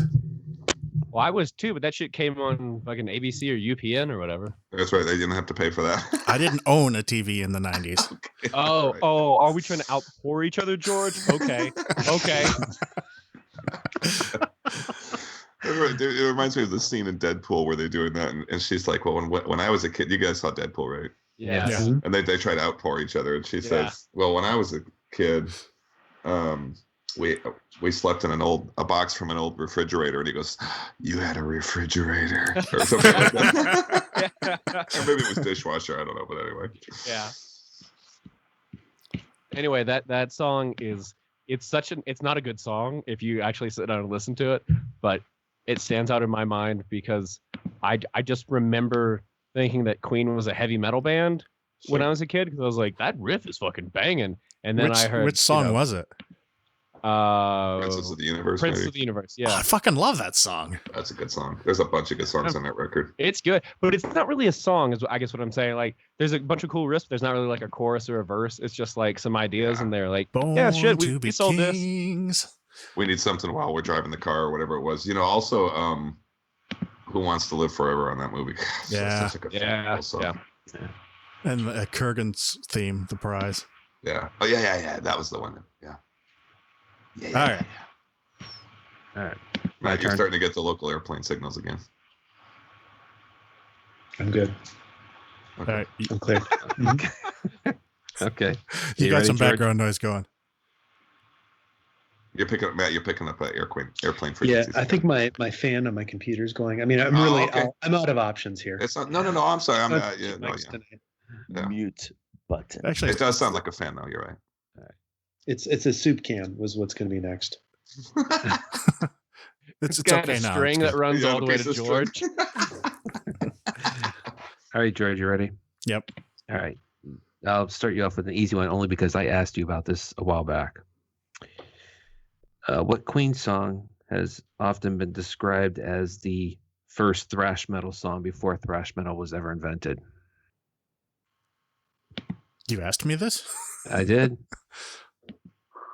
I would still go with Stone Cold Crazy. You are correct. That is the song that all those thrash bands point to. that- Yeah. Okay. Originally, Queen was not going to release Another One Bites the Dust as a single. Do you know the reason why they changed their mind and released it?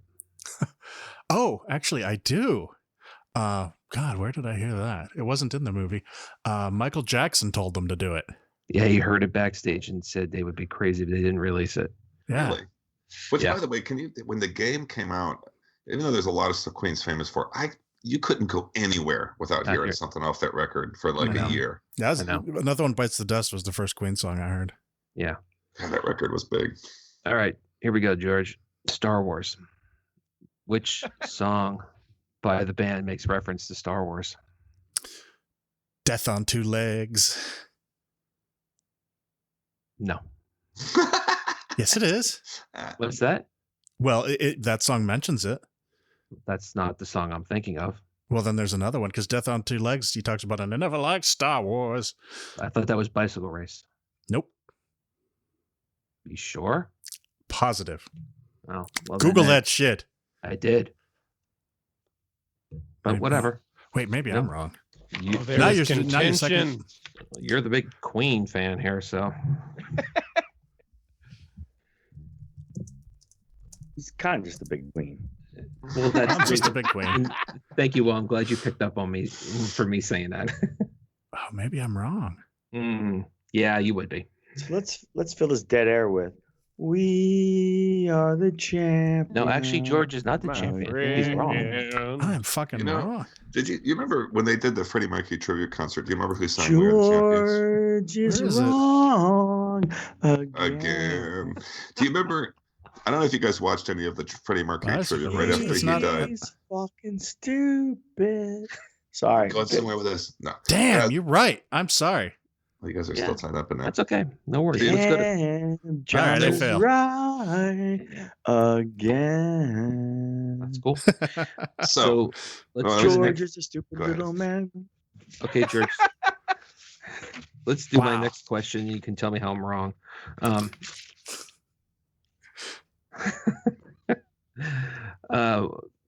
Before Under Pressure came out, there was another version of the song, a precursor. Do you know the working title or the song that Under Pressure came from? Nope. it's not Ice Ice Baby, right?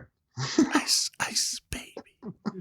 You know, if you remember, Jay, it was when he redid it was dun dun dun dun dun dun dun. Did you guys ever Yes, see that? that's when he right. I that? did see that. It's, Yeah. it's literally unbelievably embarrassing. Very, very different. Yeah. No, I'm just too afraid to answer your questions now, John. All right, fine. No, I don't know. I didn't know it either until the other day. Apparently, there was a working titled song called "Feel Like," where that's where it first developed musically, but the lyrics were done with the collaboration. So All right. I didn't know did that. learn that Bowie wasn't originally intended to be on that, and he just happened to come by the studio while they were working on it, and so they That's sang on actually it. that's not no. No? Apparently no. I actually read this. He was apparently singing on another song, and that's how they ended up deciding to work on something. Oh, okay. Jesus Christ, I don't know anything. Well, did you see that? Wait, was You're that in in the the right movie neighborhood. that you saw that, George? No, I Because if it was in the movie, then I'd say, yeah, you got tricked. no, I heard it somewhere. So supposedly some song title he was supposed to sing backing vocals on when he was in the studio, and that's how they ended up working on Under Pressure. Fair enough. Okay. That makes sense. Yeah, I heard that he was like in the studio working on something else. Yeah, it was with them. Maybe with them. Okay, Yeah, fair it was enough. with them. Close Yeah. enough. He apparently reworked the bass line or something, and they can't decide who takes credit for it. It's gone back and forth for years, and now it's a moot point. Who gives a shit? So, right. They can fight about it up in heaven. Yeah. All right. All right. You done? I'm done. Yes. Thank you for I participating. was gonna throw something out there real quick, and that was that there was this tribute concert after he died, and all these big names came and did. It wasn't that long after he died, and it was probably an AIDS benefit and stuff. But We Are the Champions, when they got to that, the person who came out and sang it was Liza Minnelli, and all of what motivated Freddie Mercury came into focus for me, because it was such a Liza Minnelli song. I didn't really realize that. And I'm not making fun of his, sexual proclivities or whatever you want to say. I just mean, I was like, totally, Freddie Mercury. He was gay. You can just say that. Well, yeah, but I mean, I'm not like making sexual proclivities is which actually sounded more negative than I meant it to. His preference for the company of people in a sexual and intimate manner. I actually made it sound worse than I meant to.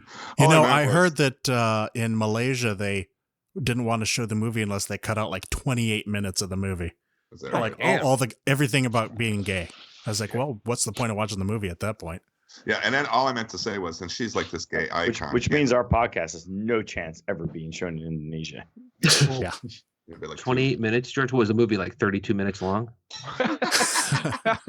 It's just an intro and then the credits. Yeah.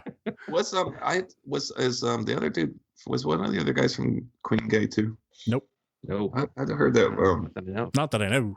I was told once that somebody was Roger Dean. That's his name. Roger Taylor.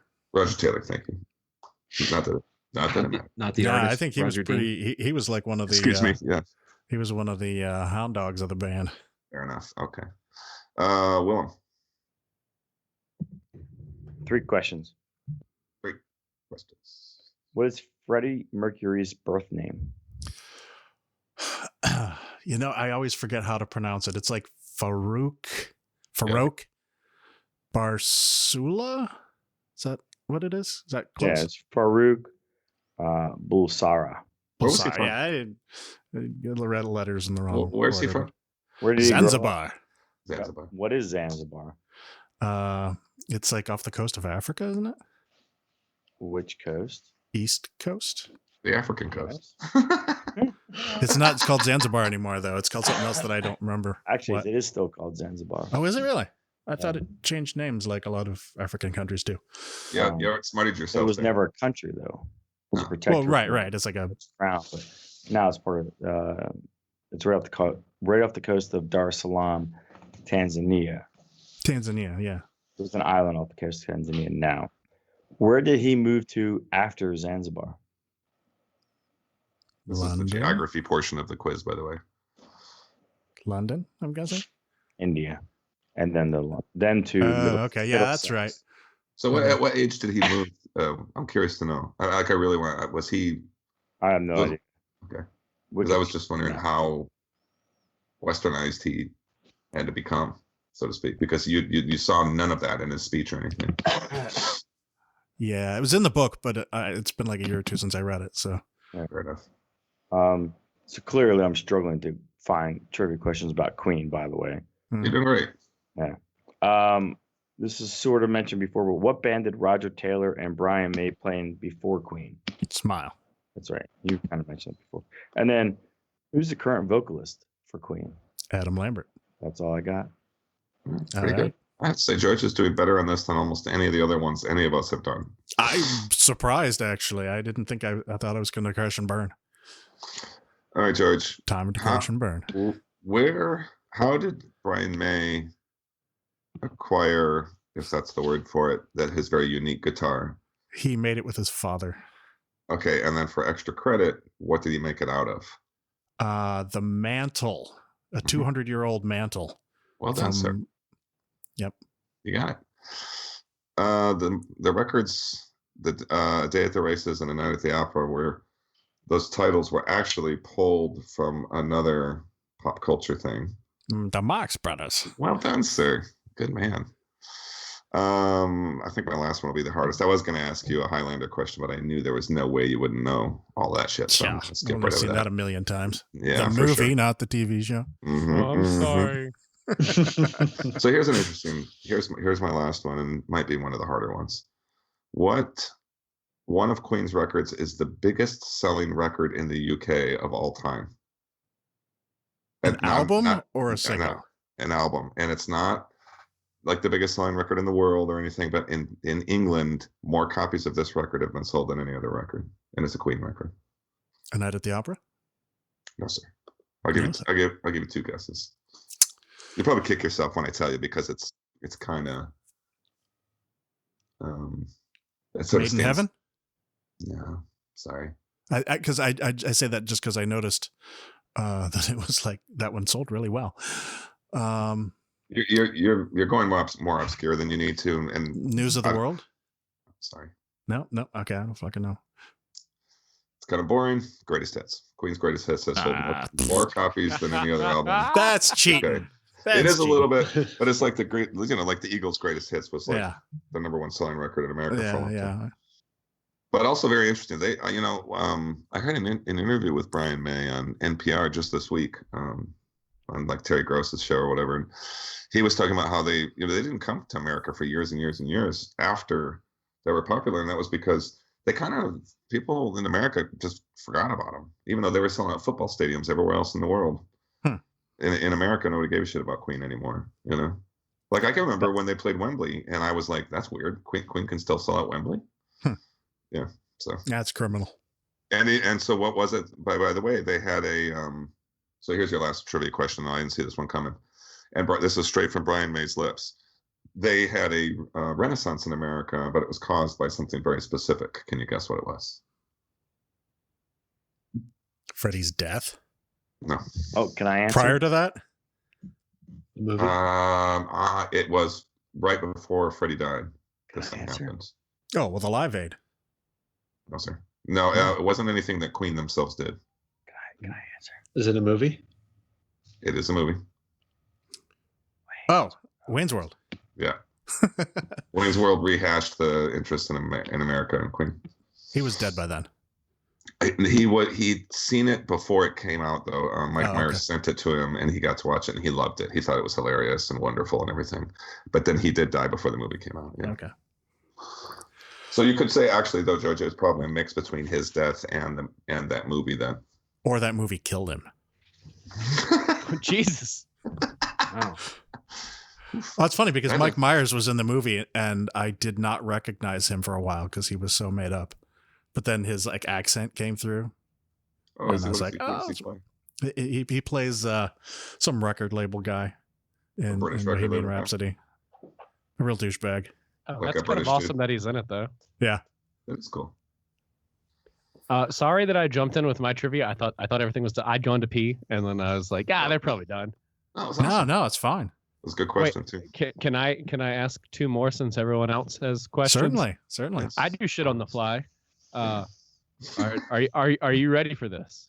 Probably not, but go ahead. Was that one of the questions? Who designed right? Who designed the Queen logo? That was Freddie. He was an art school student. And what was it made out of that made it connected to the band? Their signs. It's like their what do you call those? Zodiac signs. Yep. Where was the video for "We Will Rock You" filmed? This is so dumb. It's so funny to me. I don't know. No Roger's backyard. Oh, I did see that somewhere. I didn't know that. I was just looking shit up while you guys were talking because I definitely don't know anything about Queen. The thing about the Highlander was the only thing I could offer. Yeah. That's where they crossed a lot of paths for young men in the 80s. Yeah. It just I think that Queen. I think the thing that's interesting to me about that band is that I didn't give a fuck about them growing up, and I don't necessarily love the songs. But the older I've gotten and the more I've grown as a musician, the more I've realized like that's God level status of songwriting and musicianship. Yep. Like as a kid, you hear, oh, Freddie Mercury composed the vocal parts. Well, fucking great. And then when you start realizing how intense that is, you're like, oh my God, a human did this on purpose and then just told the record label that's how it was going to be. That's so sick. Yeah, and I share almost an exact worldview with you about them. I'm not a huge fan or anything, but I recognize them as massive talents. And his voice was superlative. Yeah. That guy had a range and control over that thing. Holy cow, could he sing? There's the Mike Myers scene. Well, there's several of them, but it's all in his office. And it's about Bohemian Rhapsody. Yeah. And they're like, this is going to be the single. And he's like, no way, this is the single. This is like 6 minutes long. We can't do this, blah, blah, blah, blah. And Freddie was like, fuck you. This is what we're doing or we're walking. And they walked. Oh, really? Yeah.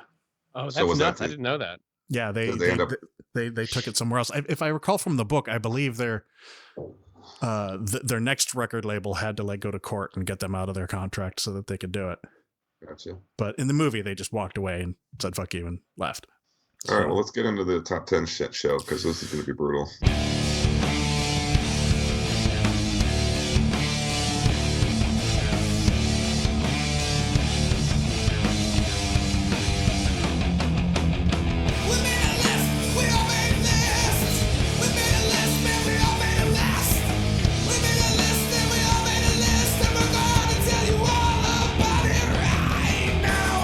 Yes. So based on my having seen this movie, I was like, let's do our top 10 hard rock bands from the 70s.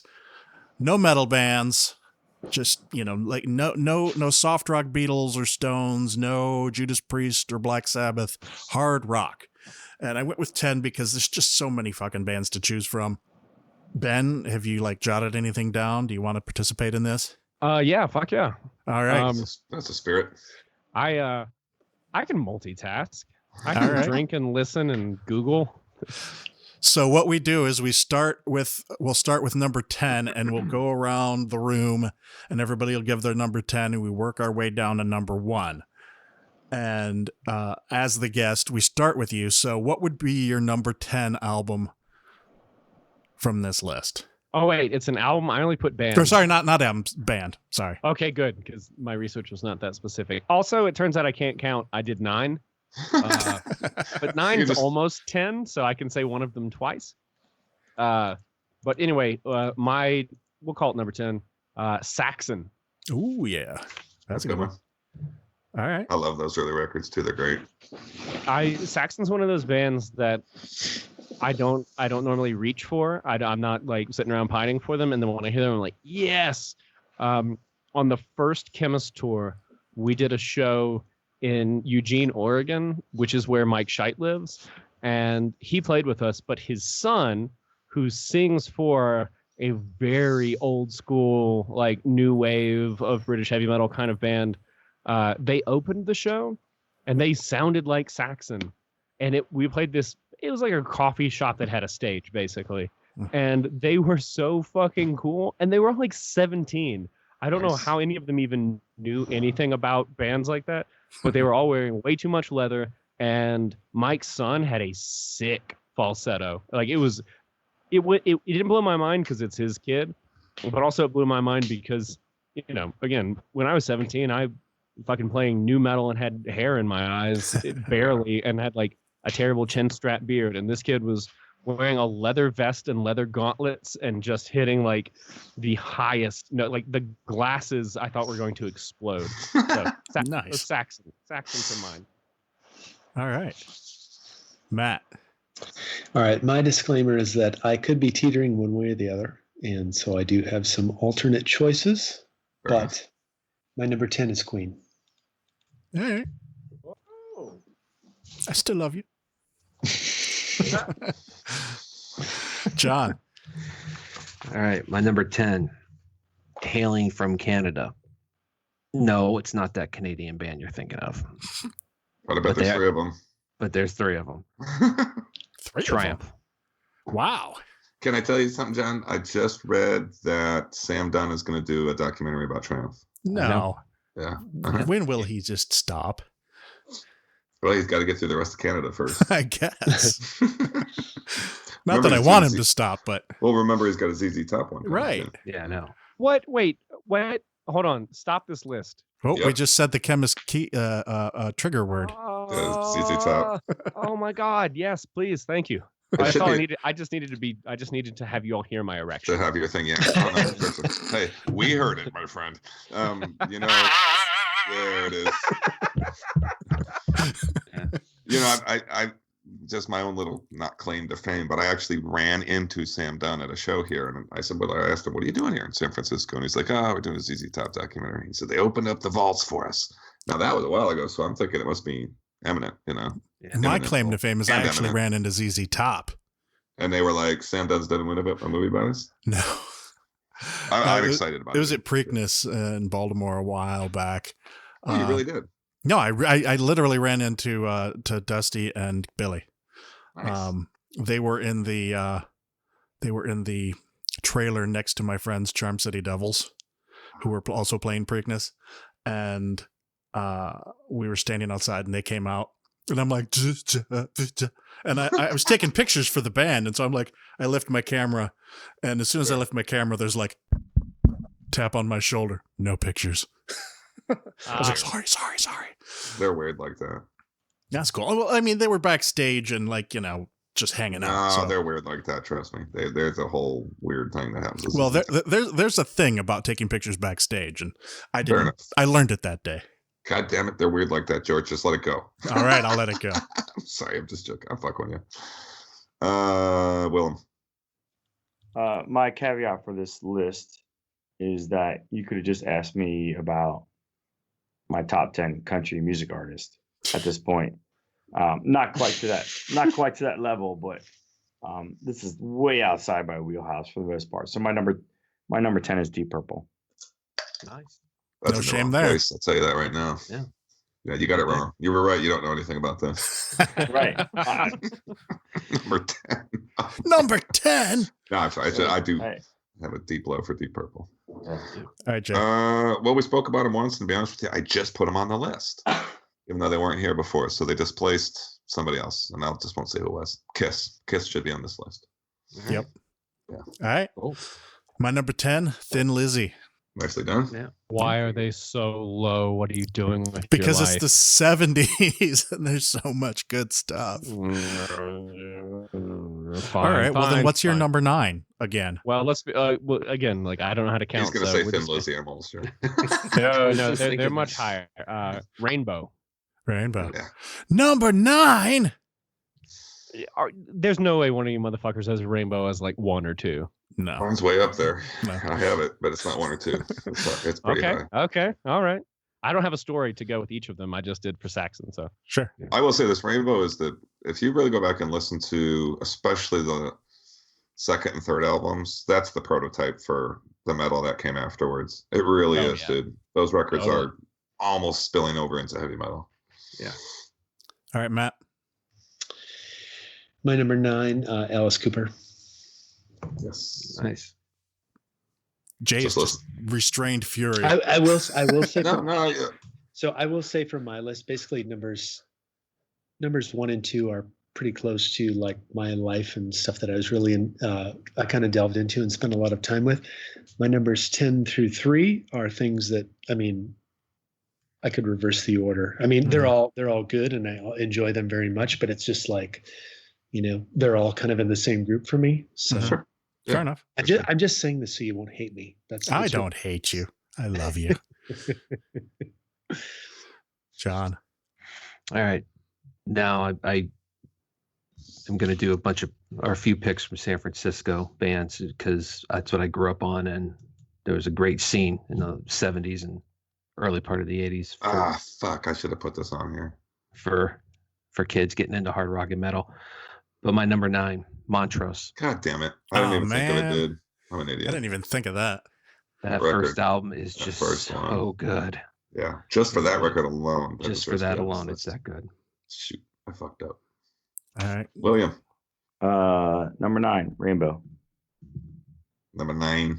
Number 9. Jay.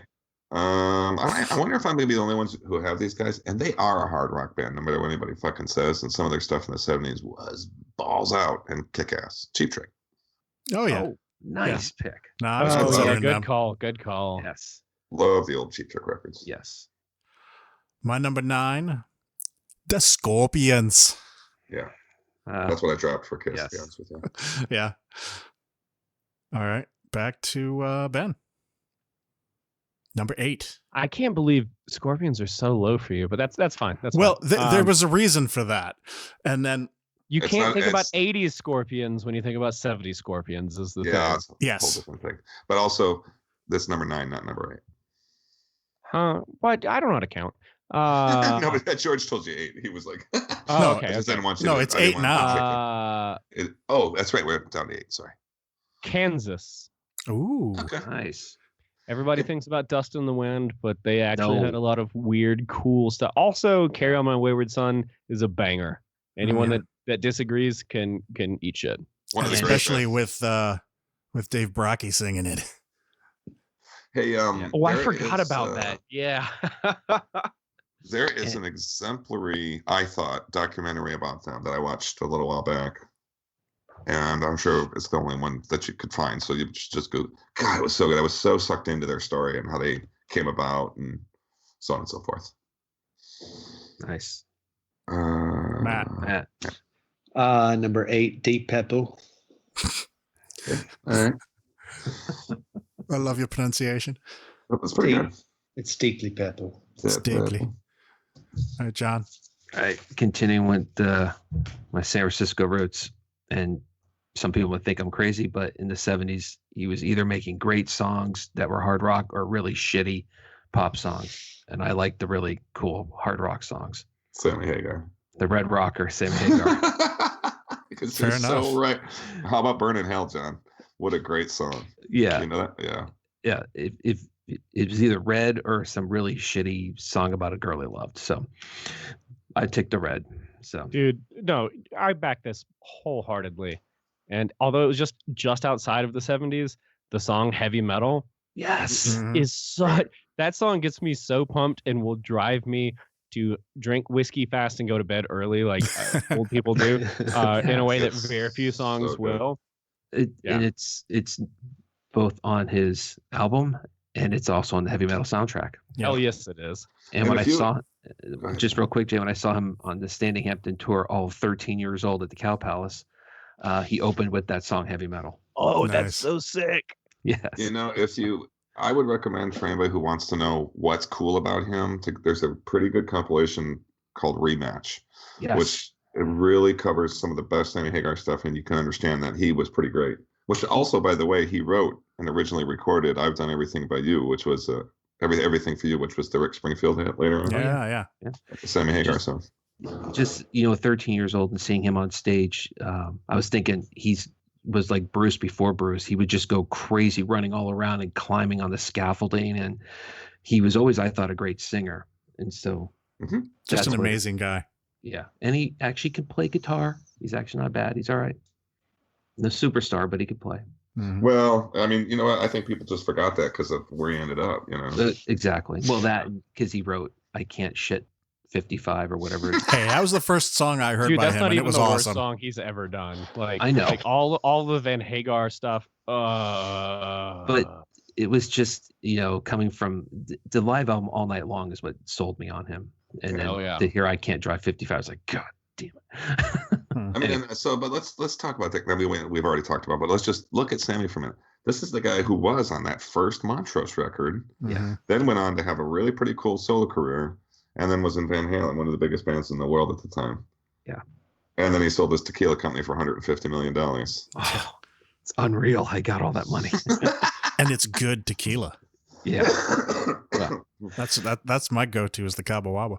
Wait, is it really? I've never actually had it. It's good. I like it. Yeah. I just don't fuck with like famous people selling me stuff.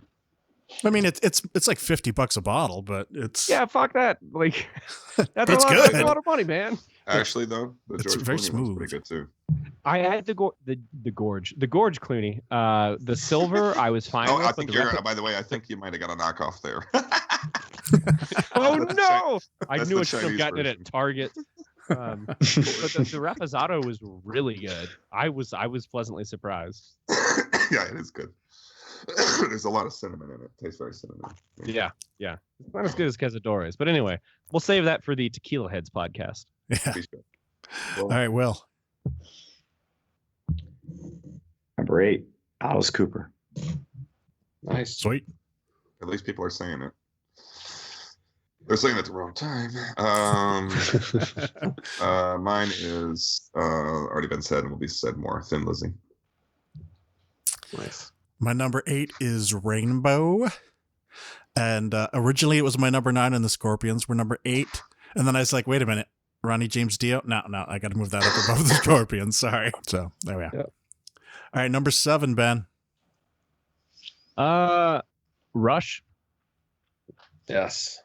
That's what I want to hear. One of those bands that I didn't necessarily appreciate when I was younger, but at this point, yeah, fucking Rush. That's it. Ben, let me ask you this: was the appreciation when you finally got on stage, early in your career, and you started playing, and you realized that Geddy Lee's doing like 52 things every song when he's playing live? Is that where the appreciation came from? That's definitely part of it. Part of it too is that as a young man, and not a young man, as a boy, the idea of a high-pitched voice, I always registered as like feminine or inauthentic somehow.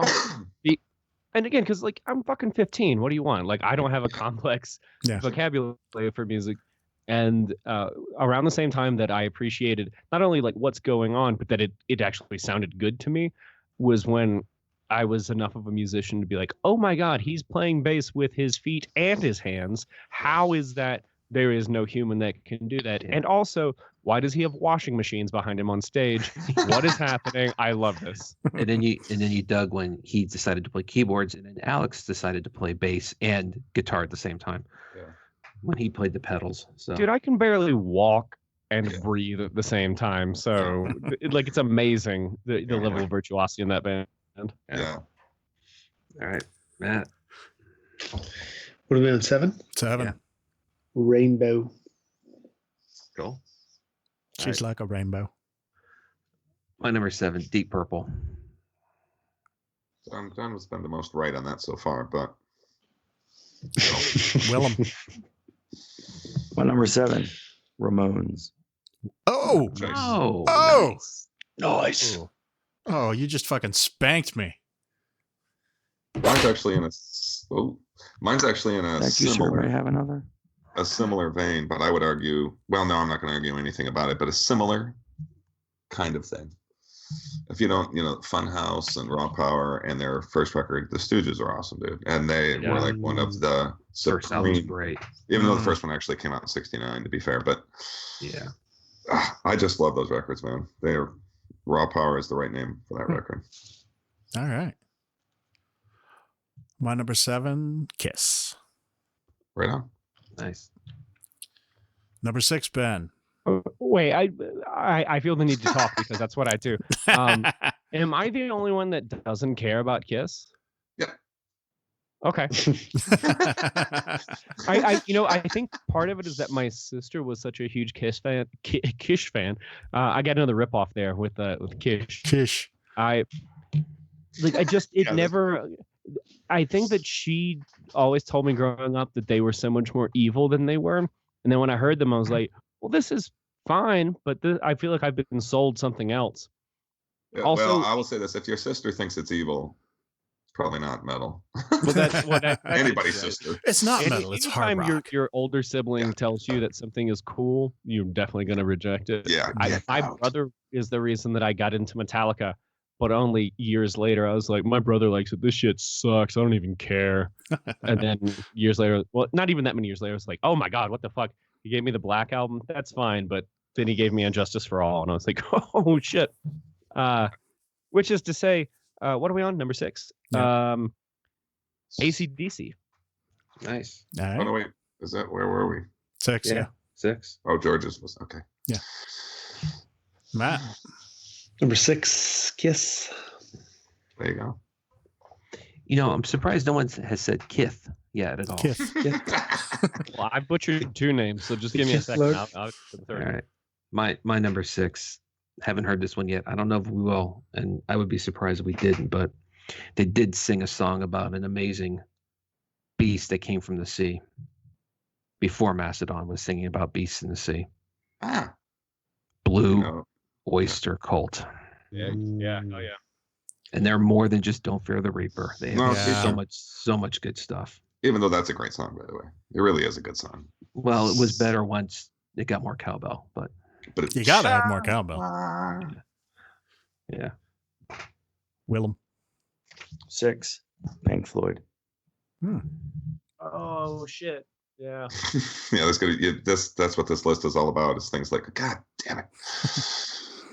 For my money, Phenomenon through Obsession was one of the great runs of hard rock records. UFO had an amazing 70s. I forgot about that. Hell yeah. Fully back. I'm even going to say them all. Phenomenon, Force It, No Heavy Petting, Lights Out, and Obsession, and then the live one. Jesus, man. It's like no dead space there for like 5 records.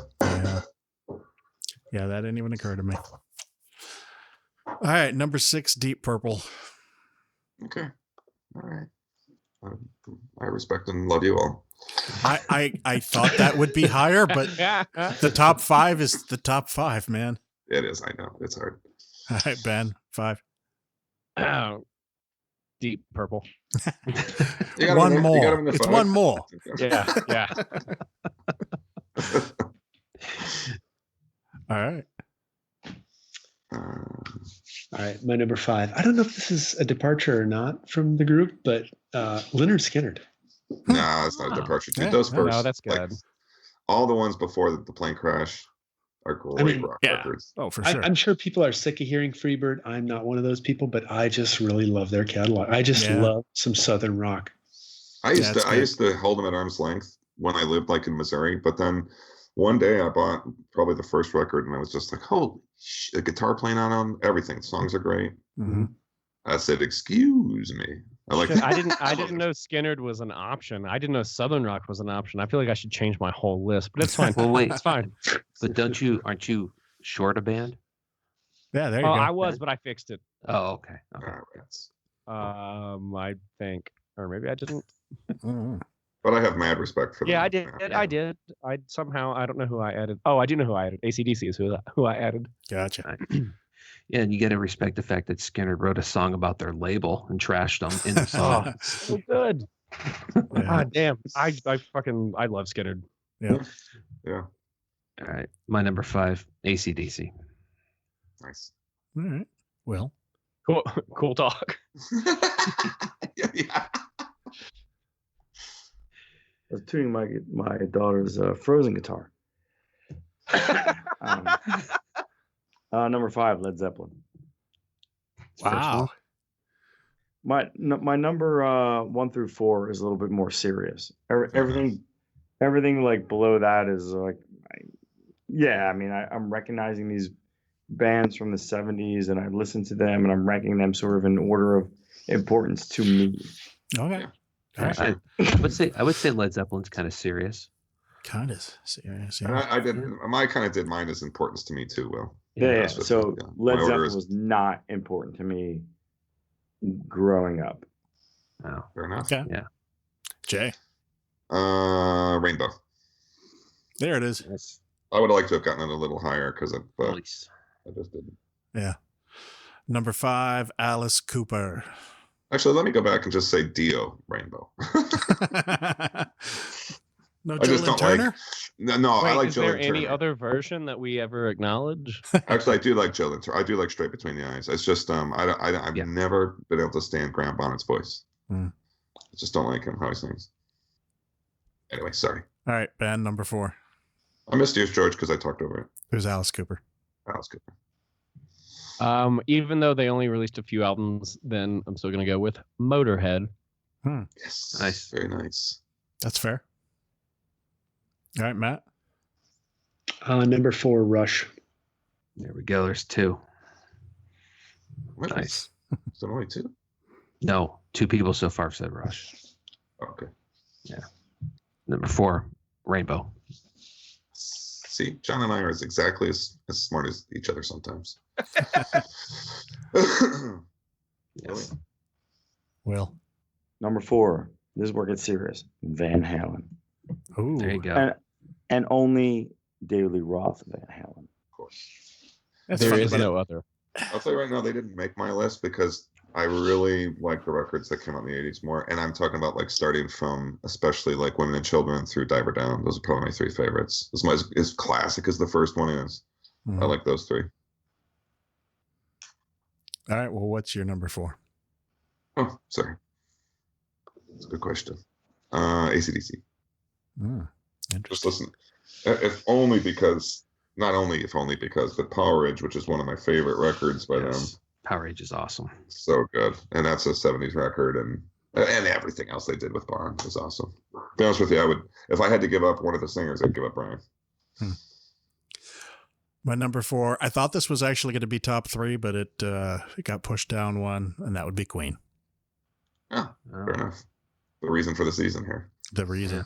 Yeah. I was like, that's got to be like top 3. No. Top 4. All right, Ben, 3. This might be a surprise. I don't know. Scorpions. The Scorpions. Nice. Klaus Meine. Dude, fucking In Trance.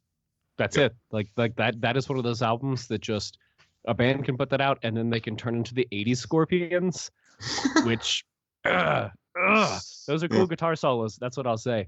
But 70s Scorpions, I love so much. Oh yeah. And that's all I got to say about that. That's all you got to say about that. All right, Matt. What number am I on? Number 3? Pink Floyd. That's 2. Number 3, Van Halen. My number 3, if you asked me in the 70s, which my number 1 would be, it would have been this one. But I'm going this by later day, Will. But number 3, Kiss. You would ask me in the 70s, Kiss would have been number 1, hands down, by far. I never would have listened to any other music ever in my life. Yeah. Fair enough. Okay. Alice Cooper. Wow. Okay. Well, that makes sense. Yeah, we're so high up here now. I mean, yeah. Now I'm screwed. My number 3 is Rush. Nice. There's 3. Okay. Ben?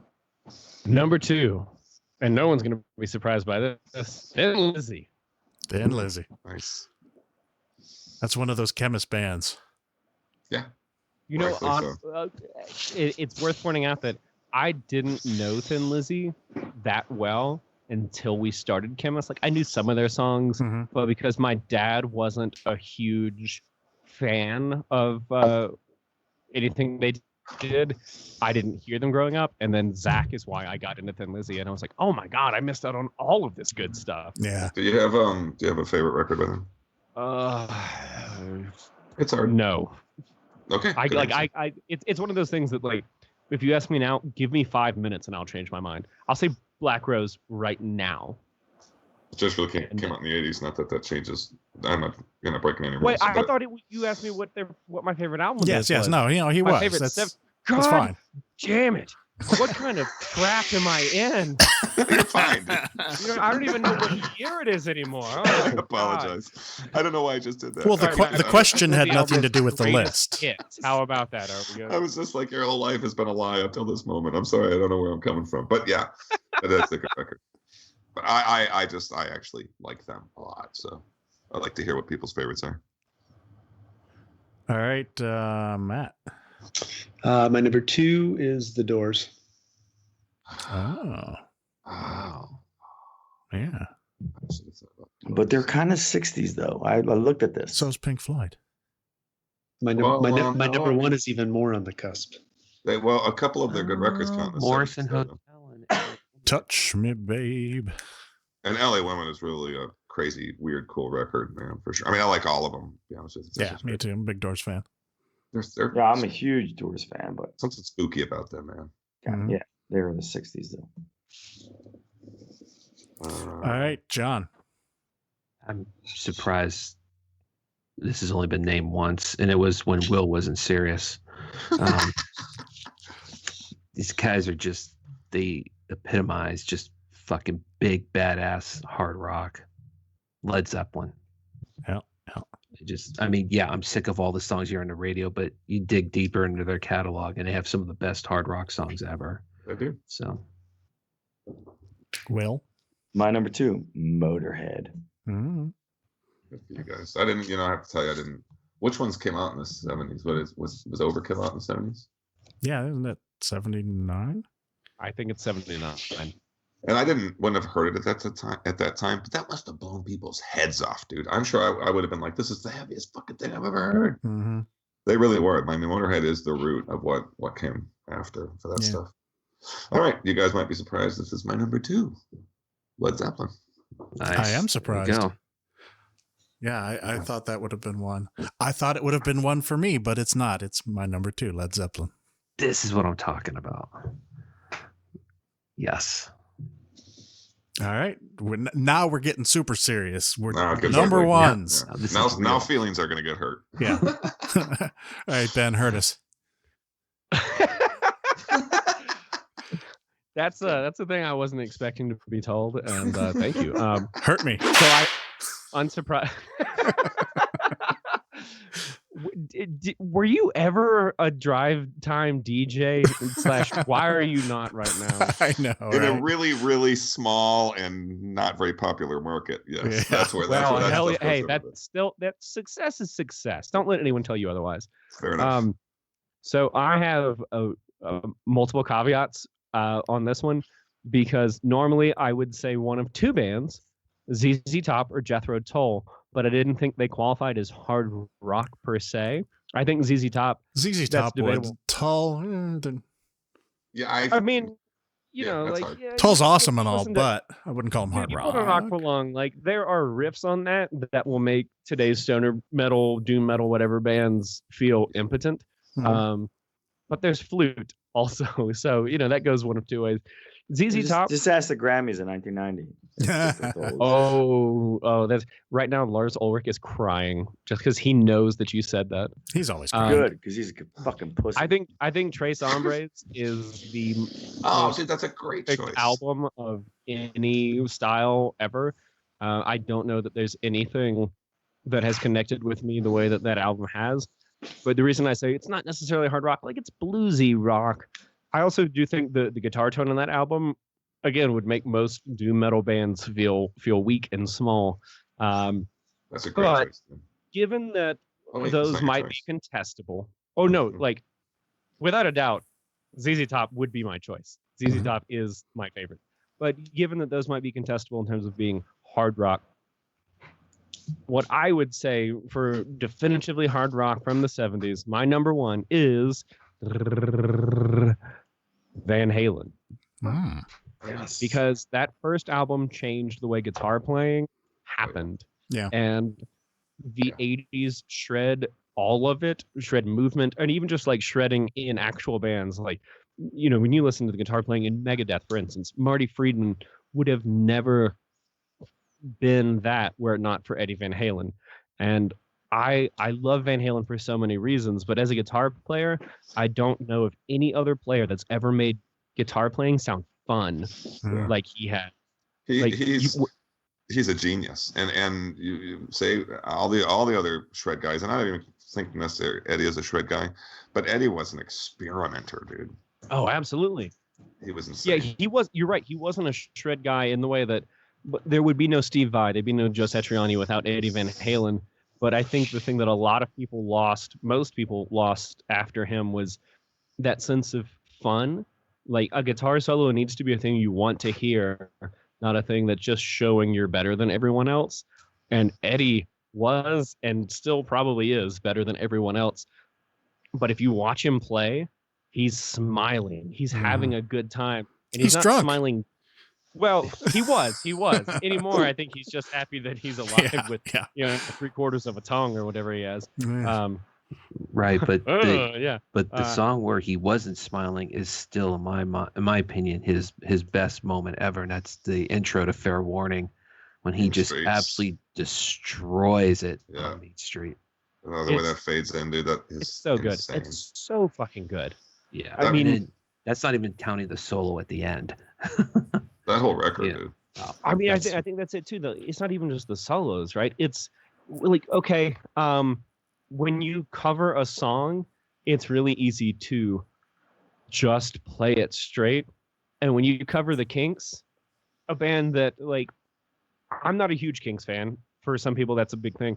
But they made that song their own, in part because he made the guitar laugh and scream in that song. Fuck me, man. Like, I wanna change the paradigm that way. I won't. No one else ever will. But he did. Those nobody's done it since. Nobody's been able to do it in such a masterful way. I didn't expect that I had so many thoughts on Van Halen. But goddamn. And also, like, being in a band with your brother, like, my very first band was with my brother when I was in high school, and he's not playing music with me right now. Let's put it that way, right? Like, we love each other. We definitely couldn't be in a band together for 50 years or 40, 35, however many years it's been.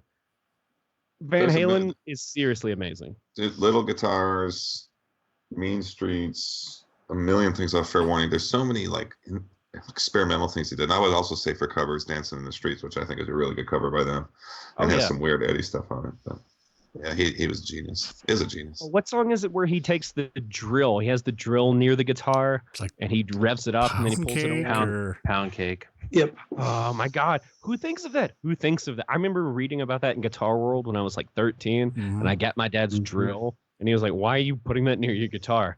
And I was like, "'Cause Van Halen did it." Because check this out. And he was like, "You definitely need to aim that away from the guitar, or you're going to ruin the only thing that you own that can make sound. You should look into this more." I'm like, fuck you, old man. I know what I'm doing. Well, you could have gone the it still has a gouge in it from where I didn't. Is that right? Yeah. You could have gone the anvil route and used the dildo instead. But Yeah. No. I could have gone the anvil route and been in the saddest documentary ever. Well, that one or the Long Days Gone with with Bobby. Oh God, is that just horrible? That is, I just want to just punch him in the face the whole movie. And the story just keeps getting sadder. It does. Yeah. I like that every time that I've talked on this, I have successfully brought the mood down to at least a somber place, if not a moment of painful introspection. So we need a somber sound effect. Whoa. It's just gentle crying in the background is all it is. Matt, what's your number one? Do it. Number one, Huge Shock, Led Zeppelin. Nice. Liking it. Yep. All right. Number one, it's not even remotely close. All those 9 bands combined still could not be as good as this band is to me. They're the other Canadian 3-piece band. Yep. Rush. Knew that was coming. My number one, just because they're staying power and how I feel about them today, AC/DC. Nice.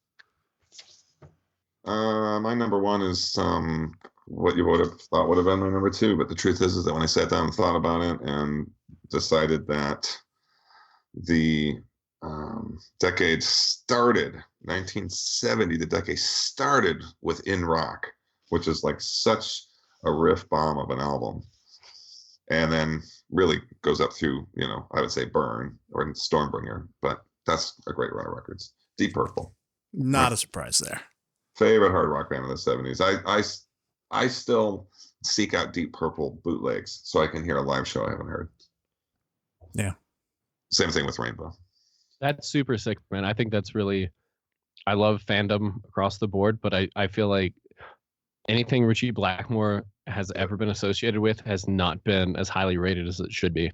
Even his folk stuff. His fancy pants. Yeah, that too. Yeah, I like that stuff actually. For my money, I'm just saying for this conversation. Also, I've heard it like once, so who the fuck am I to say?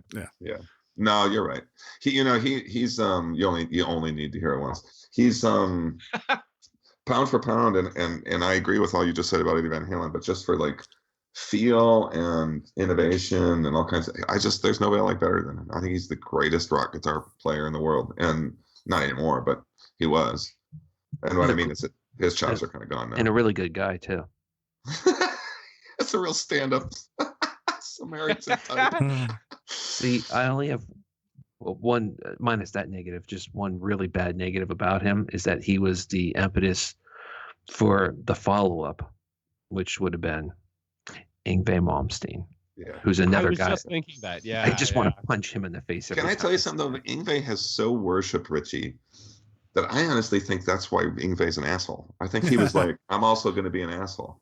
Because, Richie is a famous prick. Just, treats everyone that he's ever worked with like they're garbage. And all right. Did you ever hear that story Lemmy told about? And it's on, I think it's in the Lemmy documentary. And he's talking about one of the greatest practical jokes he ever saw.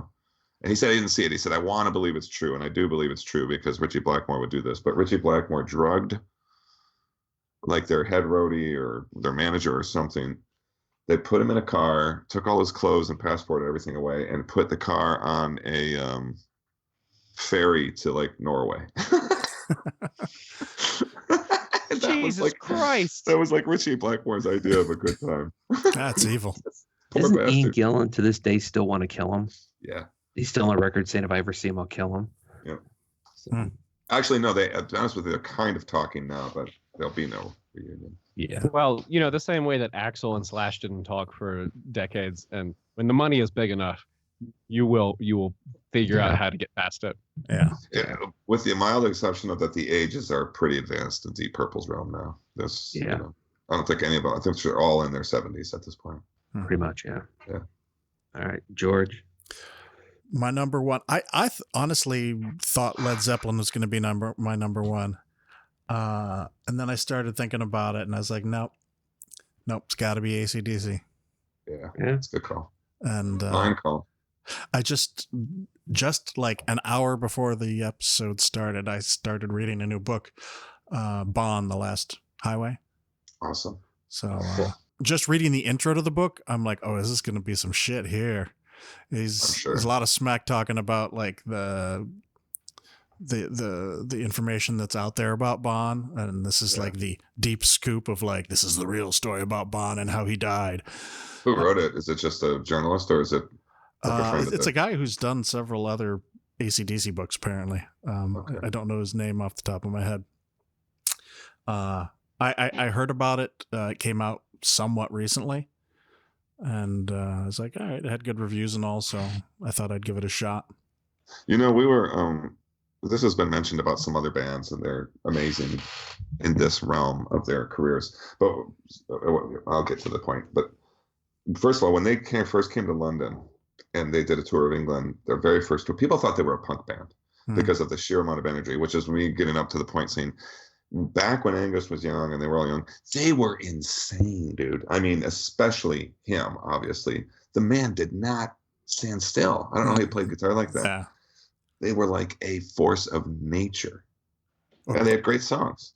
According to this intro of this book, the Young family is extremely private, and they're like the British royalty in terms of their like lockdown of everything that's said about them and stuff, and so he's basically insinuating that everything we know about how Bon Scott died is wrong, and that like half of the songs on Back in Black were written by Bon, but he wasn't credited, blah blah blah. So I don't know. It's almost so venomous at the beginning that I'm questioning the how good this might actually be, or how true it might be. I think they might be more cutthroat than you expect. Well, after their treatment of Brian Johnson, I'm like, yeah, that doesn't surprise me at all. Incidentally, who is back in the band? Yeah, they're back together. Are they really? Yeah, he got his ears fixed, right, or whatever. I don't know. I don't know what worked for him, but they're making a record in Canada together right now. Yeah. He found out that Axl Rose was going to be him, and he was like, "Fuck this! I'll go deaf. I don't care. I'm going to be in the last scene in this movie. Screw that." Yeah. But anyway. No, that's awesome, dude. And I mean, and they were just they had attitude, and how cool is that? 1 minute and 30 seconds or 2 minutes of bagpipes, and it's a long way to the top if you want to rock and roll. Yeah, dude, like, man. I mean, that's just one little thing, but I'm just saying that came on in the car the other day, and I was just like, I turned it up so loud. It sounded amazing. But yeah, they're an amazing band. Yeah, they are rock and roll to me. Yeah, I'll buy that. Reasonable. Yeah. All right, let's move on to the final segment. What are we listening to lately?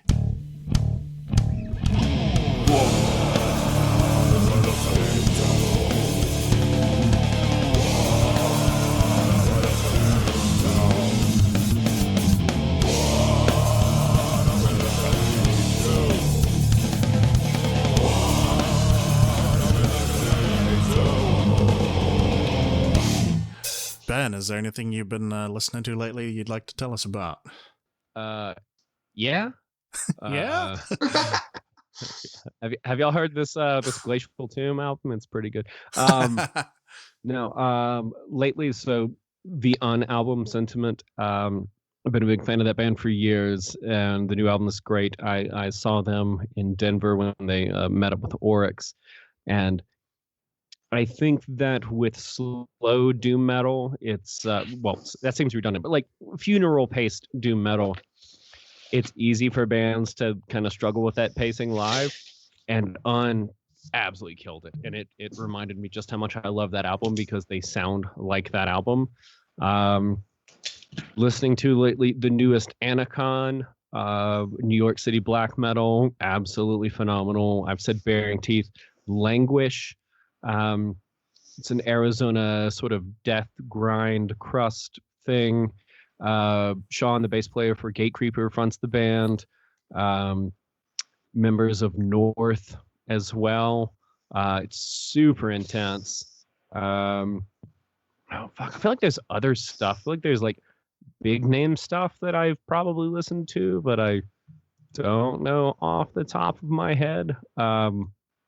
But those things in particular, and then I don't know about y'all, but like towards the end of the year when it gets into list season, I find myself going back to old stuff that I really like to really kind of gauge, do I really like this newer stuff or whatever?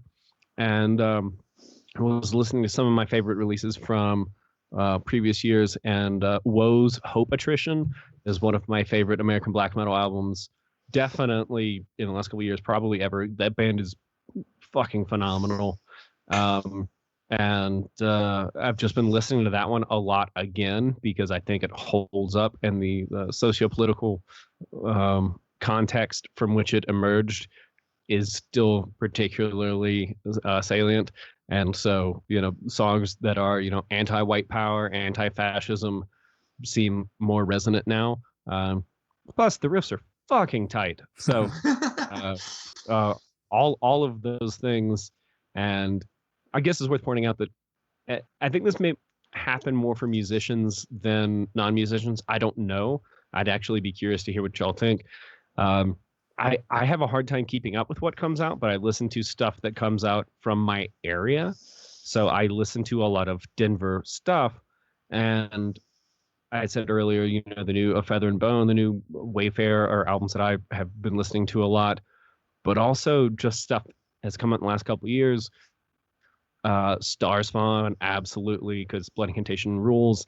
Primitive Man's Caustic, which is, I think, a kind of artistic achievement that is just, I don't even know how to talk about that album.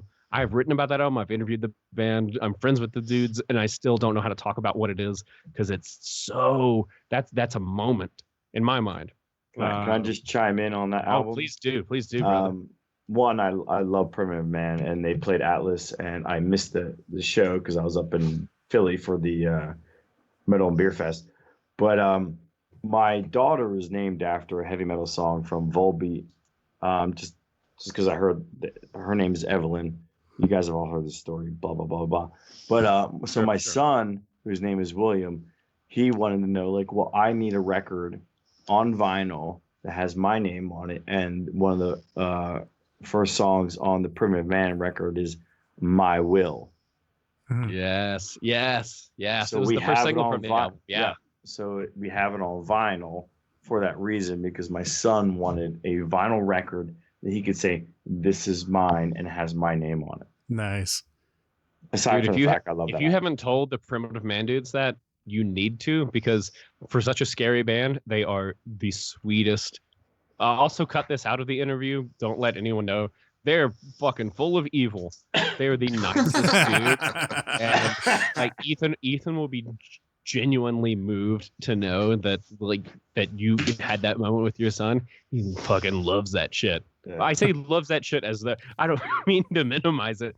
It's he loves genuine human emotion, which is why he channels the darkest ones when they write. Because they're so evil.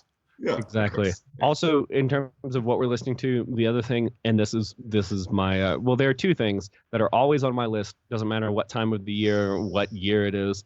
It's John Prine's self-titled album, and Steely Dan's The Royal Scam.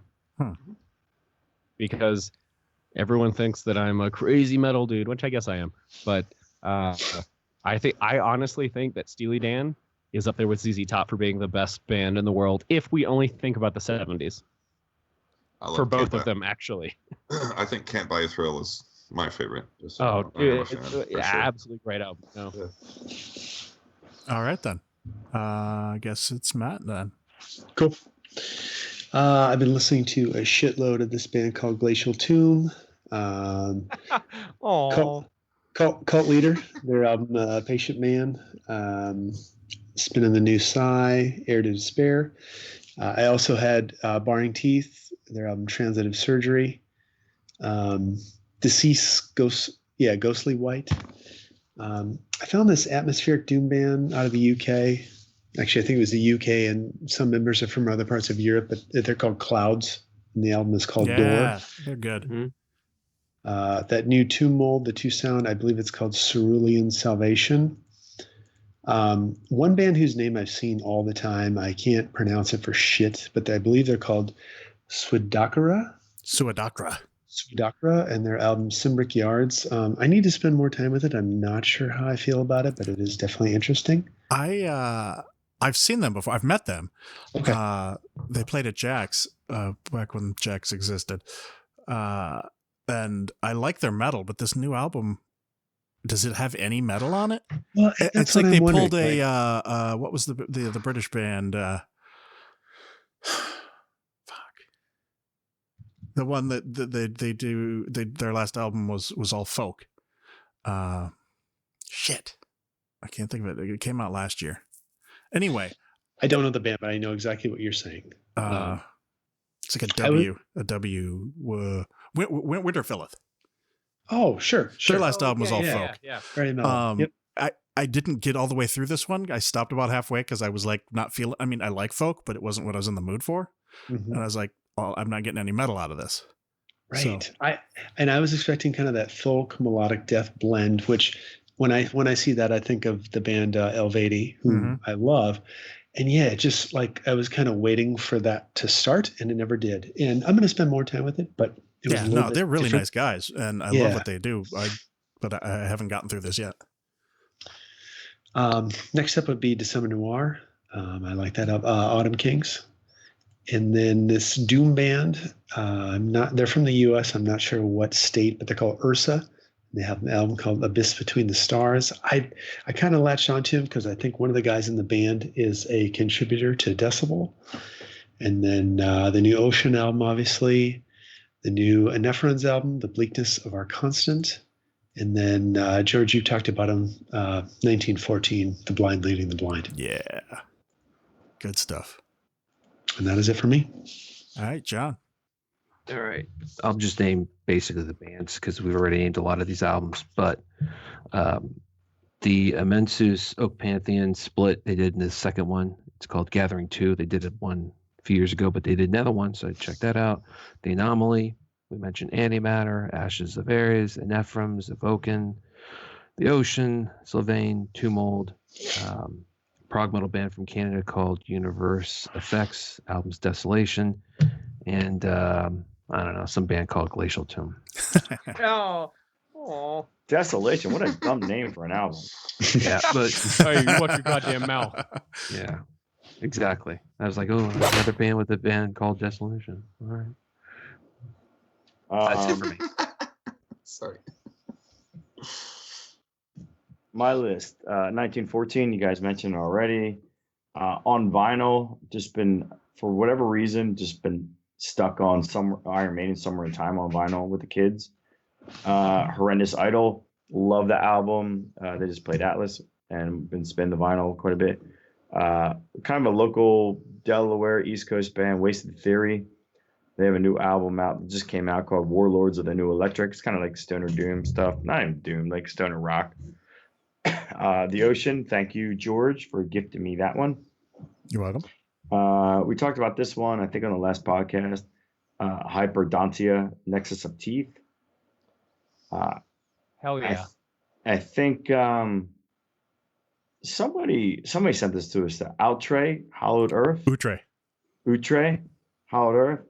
Kind of like in the vein of Infestus, Polish behemoth style blackish metal. Mm-hmm. And then this one surprised me. I didn't know it was coming out. Sick of It All, Wake of the Sleeping Dragon. I'm a huge Sick of It All fan. Way. I mean, I got Blood, Sweat, No Tears way back in 1987 or whatever it was when I was in high school. And then we talked about this a little bit. Wake, Misery Rites. And then Hate Eternal, Upon Desolate Sands. And like the other guy said, some band called Glacial Tom B.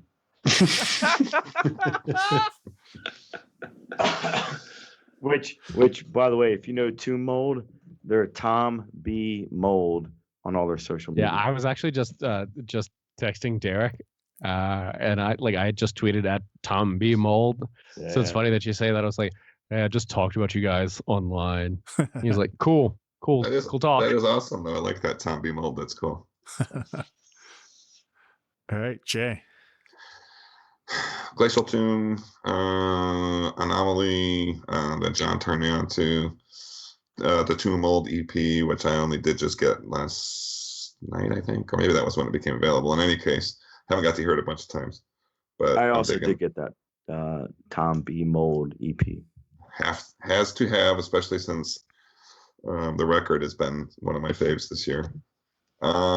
Still kind of, and then just still stuck on the High on Fire, Slate. Really, I'm kind of listening to a bunch of stuff to get this goddamn list hammered out for the end of the year, because this has been a brutal. It is going to be tough. Yeah, it's been a tough year. I mean, a good year, obviously, is what we're saying. Yes. Stuff. Also, by the way, I read somebody made a very positive comment about the new Warrel Dane record the other day. I put it on. I don't agree with them. It's kind of boring. I don't much care for it, which maybe is the lame thing to bring up in what you're listening to now, but I was kind of disappointed.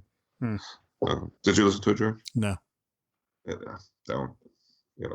Anyway, that and some total of and they're horrendous has kind of come back in vogue with me all of a sudden again. I'm listening to that a bunch, so cool. That wraps it up. All right. Well, you'll be glad to know I have about half as many as last time.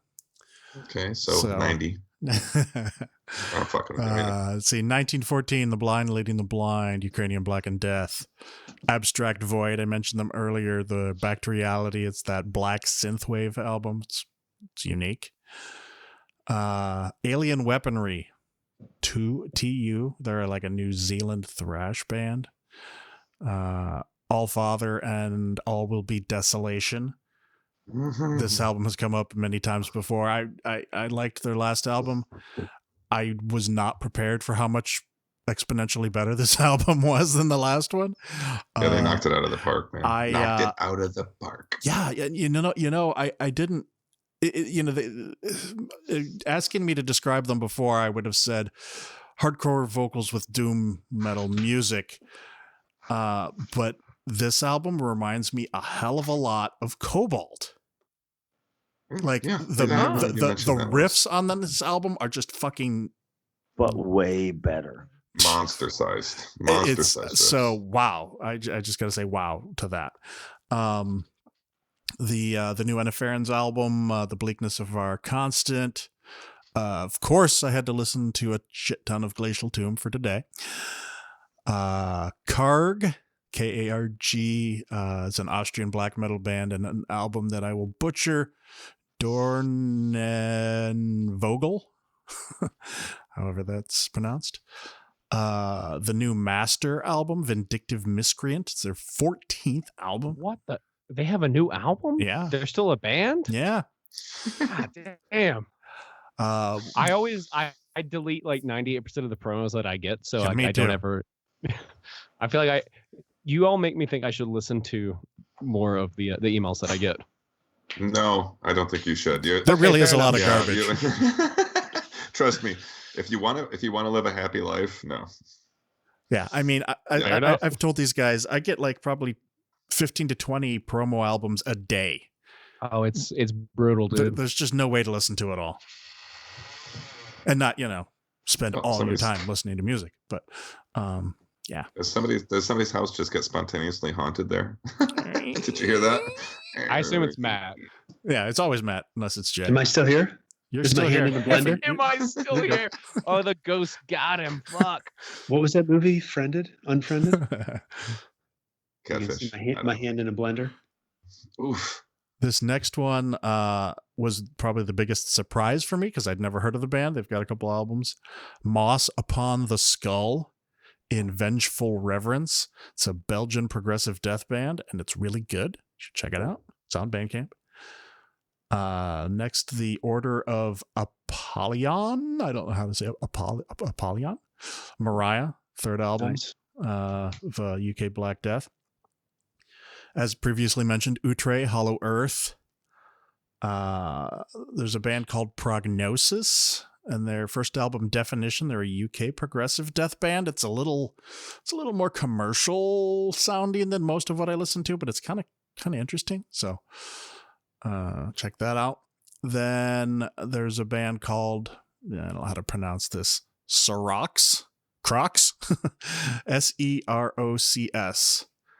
It's a Mexican death metal band. This is their fourth album called The Phobos Deimos Suite. The Suadakra album that Matt already mentioned. And then a band called Trollheim's Grot, aligned with The True Death. This is a third album of a Finnish black metal band. It's their first album. Their first two albums were like 20 years ago or something, and they finally put out a third album, and it crushes. And the final album I've been listening to, another callback to Ghostbusters, this is Zool with an X. What Lies Hidden, Canadian Black and Death. And that's it. Nice.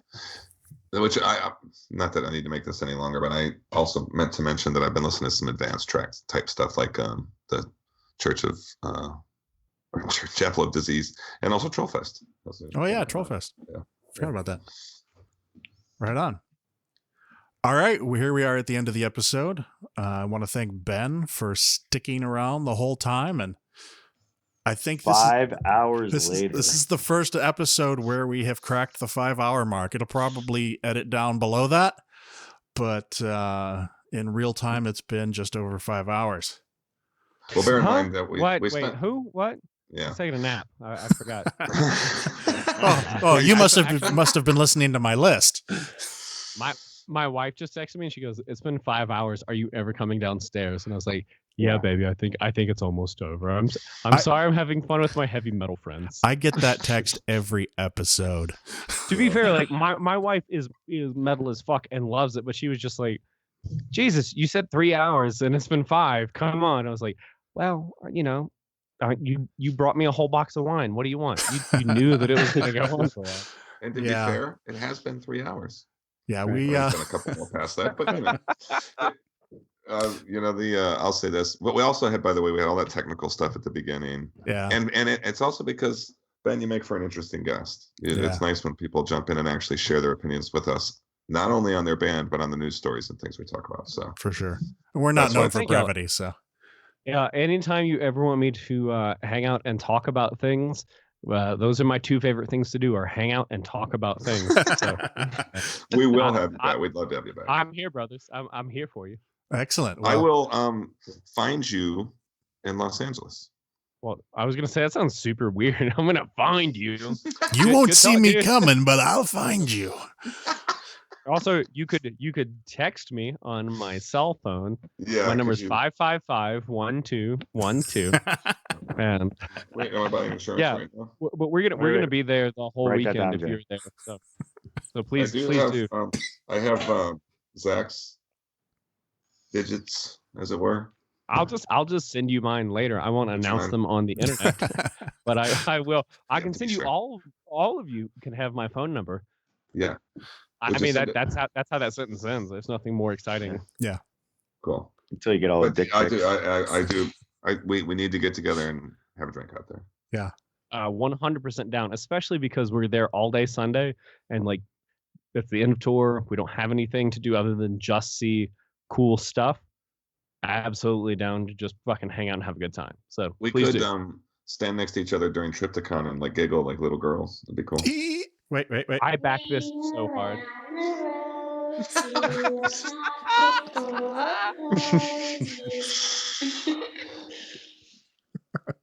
There you go. Sorry, I think I just killed that. Fully back. No, it needed to be done, George. All right. Well, thanks again for coming on. Everybody, make sure to go out and pick up that Glacial Tomb album. It is killer. And we will be back next month with our year-end lists that we are currently working very hard on.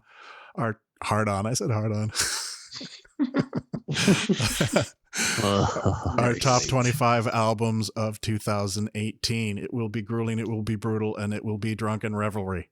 And we will be joined again by Marky-san from a couple episodes ago. So, all right. Cool. Until then, see you later. Peace. Peace. Bye.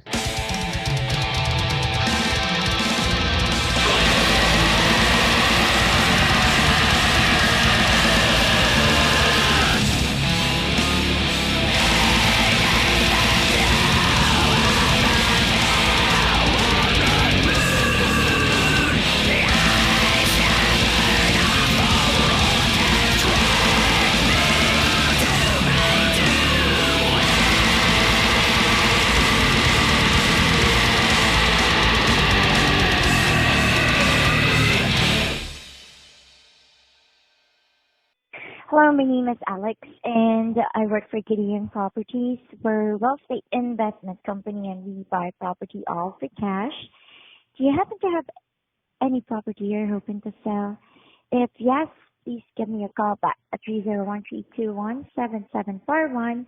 That's 301-321-7741. Kindly leave me your name, property address, and the best callback number that I can call you on to. And I will definitely give you a call as soon as I can. Thank you, and have a great day.